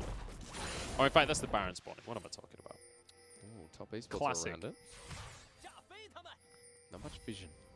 Is there a ping in Baron? Is there a ward in Baron, I should say? I would say I don't think they can do Baron realistically. No, They're of far course enough not. ahead where they probably could just do it. They've got a Leandris. He can threaten it, right? The point of Baron is threatening with no vision. Top Esports have cleared out the vision in the pit. Consider the Baron that they did last game, right? They didn't have damage. It was a slow Baron, but ultimately they had an Ezreal, so they just took it down slowly but surely. It's going to be spotted by Shinmo here, so they decide to back away. Drops another ward on his way out as well. So Top Esports aware of that one. Jackie moves back to the mid wave. He only arcane shifts forward. There you go. Kingen gets tagged out in half health by the 2 items on Jackie. And you can see best 16 is on the top half of the map. Kasa's just recalled, and he's making a beeline towards this dragon. There is no way that BLG can contest this one unless there's some kind of miracle play out of Kingen. But realistically, you don't need to contest this Drake. It's the next one you've got to worry about. As BLG, what you want to do right now is just try and get some vision control of the Baron area while they do the job. I'll ask you a question. With Cloud Soul on a Wukong, does it proc? Because it's like 6 seconds. Does it proc on the second part of the ulti as well? So it does it twice. Yep. Because you have 12 seconds to reuse your Cyclone. So that's fun. Actually, that's a really cool interaction. Zoom it around. And especially, obviously it procs while you're spinning as well. Yeah. So it's very difficult for anyone to get away if you don't get the initial knockup when you first press the button. Does it do it while spinning? Because you know that the part of the Cloud Soul is waiting till after the ult channel. But the Cyclone itself is the duration. Although it's just on cast, right? Well, for example, like, what's a good example? The Shockwave, it'll happen after the Shockwave has been used, not as you press R. Yeah, but the difference is the Shockwave has a wind-up, whereas Wukong's ultimate has no wind-up, right? It's like, you're not, like, the cast is like 0.1 second or whatever. Yeah, I was thinking of a better champion, like Syndra. After all the orbs are down, that's when you get the movement speed. So it's kind of fun, these little interactions. I know Cloud Soul is the least popular. But either way, we don't have to worry about it, because I don't see any universe where BLG are going to get themselves a Cloud Soul this game. 4K gold behind. I can tell you, 369 is going to be real speedy in the Death Realm, though. You'd look towards Cyclone. Kingen goes on in. Big knock-up. Almost dies in the process, but Jackie Love is healed massively. The kick back sends Fofo away. And Cast is now by himself, but doesn't care because Knight's on the tail. That's a big pick. Kingen goes down, and it's a 4 versus 5. Look, there are 4 letters that are relevant to that engage, and it's T-I-L-T. Kingen trying to force something that realistically he just didn't need to. Top Esports now have a window to go towards Baron. TP is available for Kingen, so it's possible that he can find his way in, but there's no... Oh, there is a deep ward behind the Baron. We're doing this once again. Knight, Jackie Love zoning them away. Arcane shift away for the first time in about 10 years. As alongside the Yuumi, this is what happened in game 1. Yeah. The big problem is there's like no Baron damage on Top Esports, so this is incredibly slow from them. Kingen has respawned. He's going to TP to the mid lane. And BLG are going to look for the fight to try and salvage this game. Best 16 is a level ahead of Shinmo. Misses, is bursted down, flushes away. Jackie Love over the wall again on top of wing. Oh, he stole it! Stolen! I told you the level of difference was there, but with the Shockwave, Top Esports now need to take the fight. 369 takes him into the death realm a little bit late while Kingen respawns to get the kill. 369 will follow up as well as Jackie Love goes forward.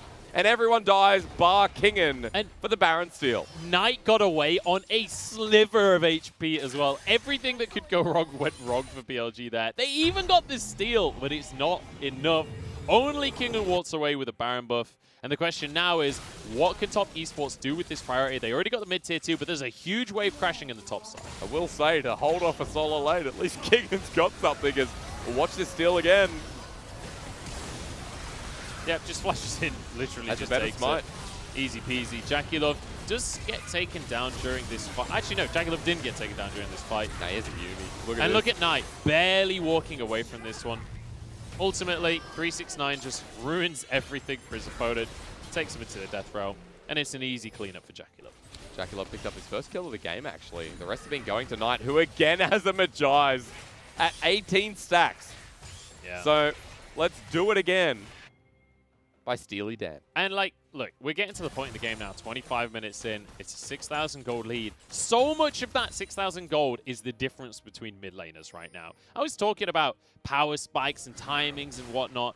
When you have this level of item difference, look at the scoreboard right now. 18 stack Magi's, a needlessly large rod, as well as your Morellos and the Ludens. On the other side, Fofo literally has one completed item in his boots. Finally just picks up a Banshees as well. He is so far behind on this Azir. The conversation of scaling does not matter at all. Because they can lose a Baron, make that mistake, and then take the fight anyway. It's crazy how things happen. And look, Soul's coming up in 40 seconds. The question is, what can BLG do about it? Because they have no teleport anywhere, so 369 doesn't even have to be here if he doesn't want. He's going to recall. And to be honest, you can send off 369 elsewhere if you want, but you don't need to. Just have him in the fight. Kingen, not faking this one, gets kicked away immediately by Carter, locked down, and will die. On top of best 16, Knight picks up a kill, and pretty sure he's maxed his Magi's. Fofo at half health, poked away, and Jackie Love alongside Yu Yanjia is going to head this one up. Forward they only go. Another kill over to Jackie. Knight definitely fully stacked now, and 369 adds another. This game, much like the first, is in the books for top esports. And realistically, there's just nothing you can do. Kingen trying to force these engaged, trying to find something for his team, but it's just not working out. And this Ezreal Yuumi, as soon as you are on the back foot in a fight, they will not let you go. In the meantime, while this inhibitor is under pressure in the mid lane, Cars is going to be able to go for the dragon. Jackie Love is perfectly safe to just go for this one. Best cannot contest this on his own. The death time is timing on down. With Kingen there, maybe Jackie Love has to back away. Maybe not. They're just going top lane. Hey, you got a Cloud Soul. 369's going to go bot, set up that wave, and it's going to feel pretty nice. I wish, as a Yuumi, with your ulti, you gave the movement speed to whoever you're attached to. That'd be cool. That'd be a cool little Cloud Soul interaction. Kingen tried again, but Cast is always on him. I'm not going to lie, Historics, I don't think Yuumi needs any buffs right now. I'm quite happy with how she is, without any kind of extra damage. Could you imagine if Yuumi ult and you get the movement speed? Actually, that sounds a bit OP. That would be insane. That sounds a with bit things like Taric. No, hang on. Yuumi Taric, that doesn't work. Things like Kassadin. Yeah. Things like Olaf. Imagine Olaf when he Ragnaroks gets movement speed. As soon as it times out, Yuumi ults as well. Yeah, that's too OP. Get that out of my game. Oh man, I'm so sorry I haven't suggested that. Yeah, Yumi's, I wouldn't say fine where she is, but Yumi's there. Yumi's really strong, but Yuumi is only strong in specific compositions, which I think is fine. I honestly think it's okay to have really strong champions, so long as there are very clear weaknesses. Yep. Like, Yuumi is not particularly strong during the early game. You concede a lot of pressure in the lane. Like, Ezreal Yuumi, in almost every matchup, loses priority, aside from obviously jungle influence and things like that. Like, ultimately, if they have a AD carry, if they have a Felios, for example, you're never getting lane priority with Ezreal Yuumi. It's just later on that it becomes strong. Still, the healing could do with a touch-up. You know? Just a bit. It is pretty good. But I would argue this is more of an issue of Death's stance being really good. It has been nerfed on 10-13. I'm really curious if that's going to reduce the presence of Ezreal Yuumi. It's interesting, you're talking about 10-13 a little bit today. I have not looked at it because it'll just confuse the heck out of me. Like, there was a time last year when I would keep up with the patch I'm playing on solo queue, but because the LPL's always behind a patch, it's just so confusing. That's actually been better than usual this year, hasn't it? A little bit. I feel like we're pretty close to... But Chinese solo queue is still behind the rest of the world at like a week, I'd say. Where LPL's kind of like 2 weeks behind. We do have a siege in the mid lane, though. In the top lane, sorry. Cars's kick went a little bit wrong. No, maybe. Fofo didn't flash. He just pressed E. So it was a nice little dodge away. Hang on. Did Carson get behind him, then flash to the wrong side of him? I'm not sure. I think he might have. Maybe he expected Fofo to flashes. Kingen is dealing with 369, who hasn't died. That's a good push in. Fofo with a great ulti, but Jackie Love's back to full health and alive. Death Dance with Yuumi, that's right. Still looking strong as top esports, they don't die at all. The Cloud Soul helps.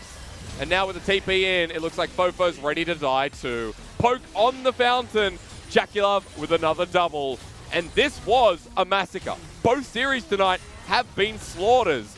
But it was top esports delivering BLG to an early grave to finish off your Wednesday night. And Knight looks damn good on the Orianna, 8-0 and 13 in the end. I feel a little bit bad for Karsa. It was his job to start these fights, so as a Lee Sin, you're not that tanky. He does get burst every single time. He died 4 times that game, but it was him dying to set up the rest of the squad, to set up Knight, to set up Jackie Love, to carry in 369 as well in the top lane, looking dominant in that 1v1. I mean, this series was like Challenger versus Gold. The clear level difference between BLG and top esports right now is massive. And it goes to show you not only a BLG, not really a middle tier team, but top esports are so far ahead. Question remains, who will challenge this team? Because LGD, yes, within the series, a bit. JDG couldn't. OMG, 1 game. It's got to be FPX, right? FPX were the ones that went to the final with them at MSC. I'm hoping that FPX can maintain form and improve from what we saw at the end of spring. It felt like FPX were falling off a little bit at the end of spring, but then MSC, they looked a lot better. So if they can keep form in summer, I expect FPX to be the one that is challenging top esports. But let's take this in context here. BLG, not the strongest team right now. Not a team that you're looking at climbing the ladder, really. So top esports, this is very much an expected win. I don't think that this individual win says much about top esports other than they really know how to push a lead. I think that's the key thing here, is that when they draft for mid-game, they will crush you in the mid-game. Absolutely will. It's hard to get past a team like Top Esports. Been singing their praises a lot. I know we will talk a lot more about TES. I do want to touch on BLG and where they stand at the moment, because 1 and 4, we've seen moments of brilliance, and then we've seen this. BLG right now, I would pair with the likes of maybe LNG after what we saw. LNG is a different boat. Maybe, who's the bottom? OMG, DMO, and maybe between them and LNG. So, I don't know. BLG is the thing about this team, ultimately, is I don't think it's an issue of mechanics necessarily or anything like that. I don't think that these players are the best in their role. Warriors, but ultimately, I think that this is a matter of not really understanding how to execute these compositions. This game is a perfect example of that. Multiple times, we saw this team trying to force 5v5s while you are significantly behind and your opponent is literally at the strongest that they're ever going to be in the game. That is not the way to play League of Legends. That is not the way to win against a top team. And it feels like maybe it's an issue of shot calling, maybe it's an issue of communication. Some of the engages felt a little bit lackluster and a little bit disjointed between This is what they lose when they lose Meteor, because Meteor was the voice on this team, and back in 2019 when we saw him in his debut year, he was alongside someone like Kuro who could play out these champions like Azir, and he would be very mechanically sound to the point where fights would look great. ADD the same as well. Kingen and Fofo are great players, but on this team, I mean, best 16 I don't think is strong enough to what Meteor was in 2019. And it's the leadership that Meteor brought as well, I think, is a key thing. He's a ping pong champion. And he is a ping pong champion. I think a key thing as well is, as you rightly said, Kingen playing incredibly well. That game, Kingen played pretty damn well on the Wukong. He had a couple of really good moments, but ultimately, we kept on seeing, there was 2 times that stood out to me in my head of Kingen going really aggressive, trying to start a big fight, getting a Wukong ult onto multiple people, but they're either not being enough follow-up from the rest of the team, they're skirmishing elsewhere, they're just not on the same page. A time they should never fight, because we got towards those fights later, it's that's a great ult, Kingen, but you're so far behind. Think about it like this, right? You're running a Kai'Sa composition. Can you think of a time during that game where Wings had a good opportunity to use Killer Instinct?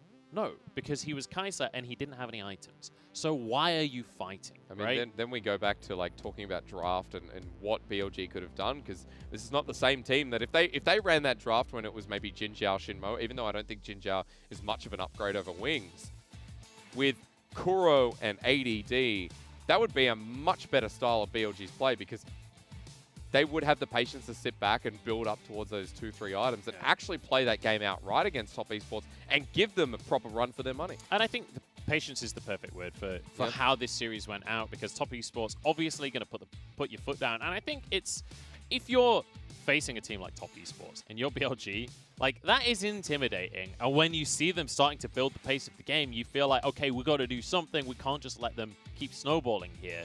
But it's the point at which you have to decide when you actually want to do something and what you want to do about it.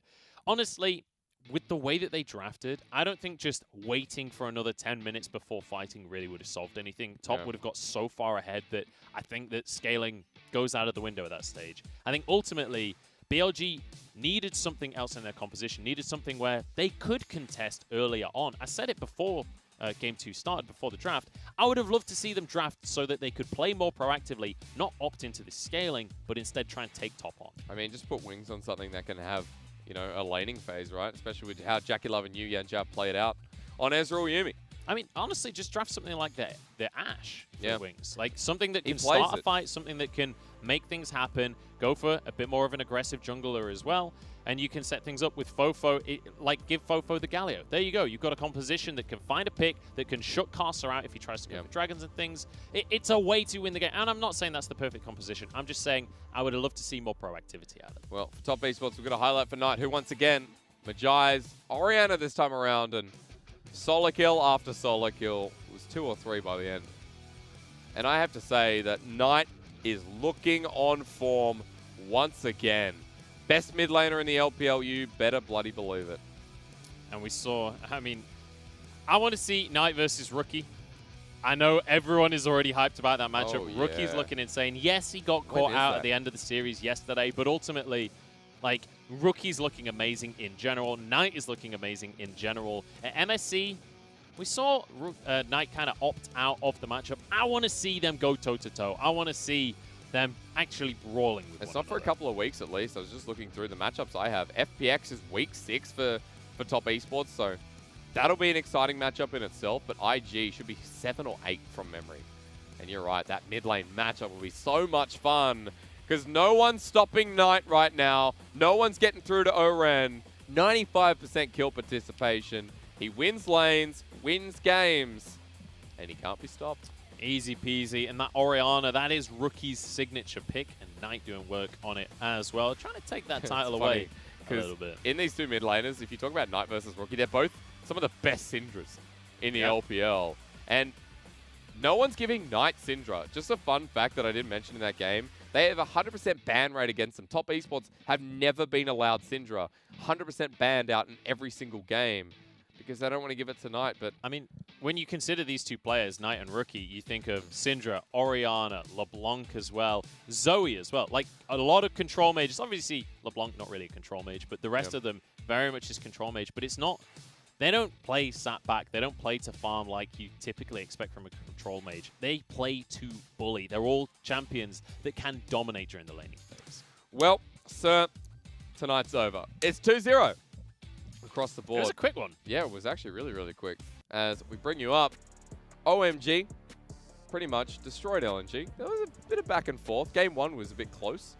Kind of sad to see how LNG have risen after. Yeah, I'm RNG and disappointed. FPX. I'm disappointed in LNG, honestly, off of the back of that A usual series. feeling for Snake fans, to be quite fair. Yeah, no, true. dead sit. Like, Snake, since its inception, has made playoffs, I think, twice, if I'm not mistaken. And they've always gotten towards the hype and then let the side down. So, Snake fans, I'm sorry, but there you go again. Yeah, unlucky for them. OMG, signs of life, though, as we move on. And then Top Esports, obviously rounding things out, got 2-0 over BLG. A very expected result. The first series, though, I honestly was expecting that to be 2-0 the other way. I thought LNG were going to look a lot better, but I'm glad that we got to see Curse showing off in that series. Yeah, it was good to see his Fiora come out in game number 2 and really style on Flandre, who made his appearance for summer. But we're going to bring you on to Saturday because, folks, tomorrow and Friday, there is no English broadcast, but when we return on Saturday, E-Star and FPX. That is going to be That's a matchup to watch. That is going to be insane. Suning and DMO as well. I mean, I would expect Suning to take that DMO one pretty did not look comfortably. good. But E-Star versus FPX, not only are they both good teams, but they're both aggressive teams. You expect just once you get to that mid game, both of them are going to be drafting compositions where they can move around the map, make things happen in other lanes, and you expect them to be trading on both sides. And with how Xiaobai started to look as well, I think Xiaobai has really grown as a top laner going up against Khan, who you expect in that series because we still haven't seen Gimgoon. FPX have found the foundation towards that top side. I think E-Star might be challenged a little bit. And you think of Xiaobai, you think of Wukong, right? He was one of the first top laners in the LPL to be bringing that Wukong out. Khan is the kind of player that if you go for a Wukong, he's going to go for a lane bully and he's going to punish you before Wukong comes online. The Hecarim matchup that a lot of top laners like and talk about. But ladies and gentlemen, big thank you to Munchables for stepping in. Lyric was sick. I hope I didn't say anything too stupid. Is fully sick. I'm Asterix. This is our English production team. Of course, here with you all English broadcast days. We'll be back on Saturday for more English broadcasts. It's bye for now, but not forever. Ciao for now. How dare you?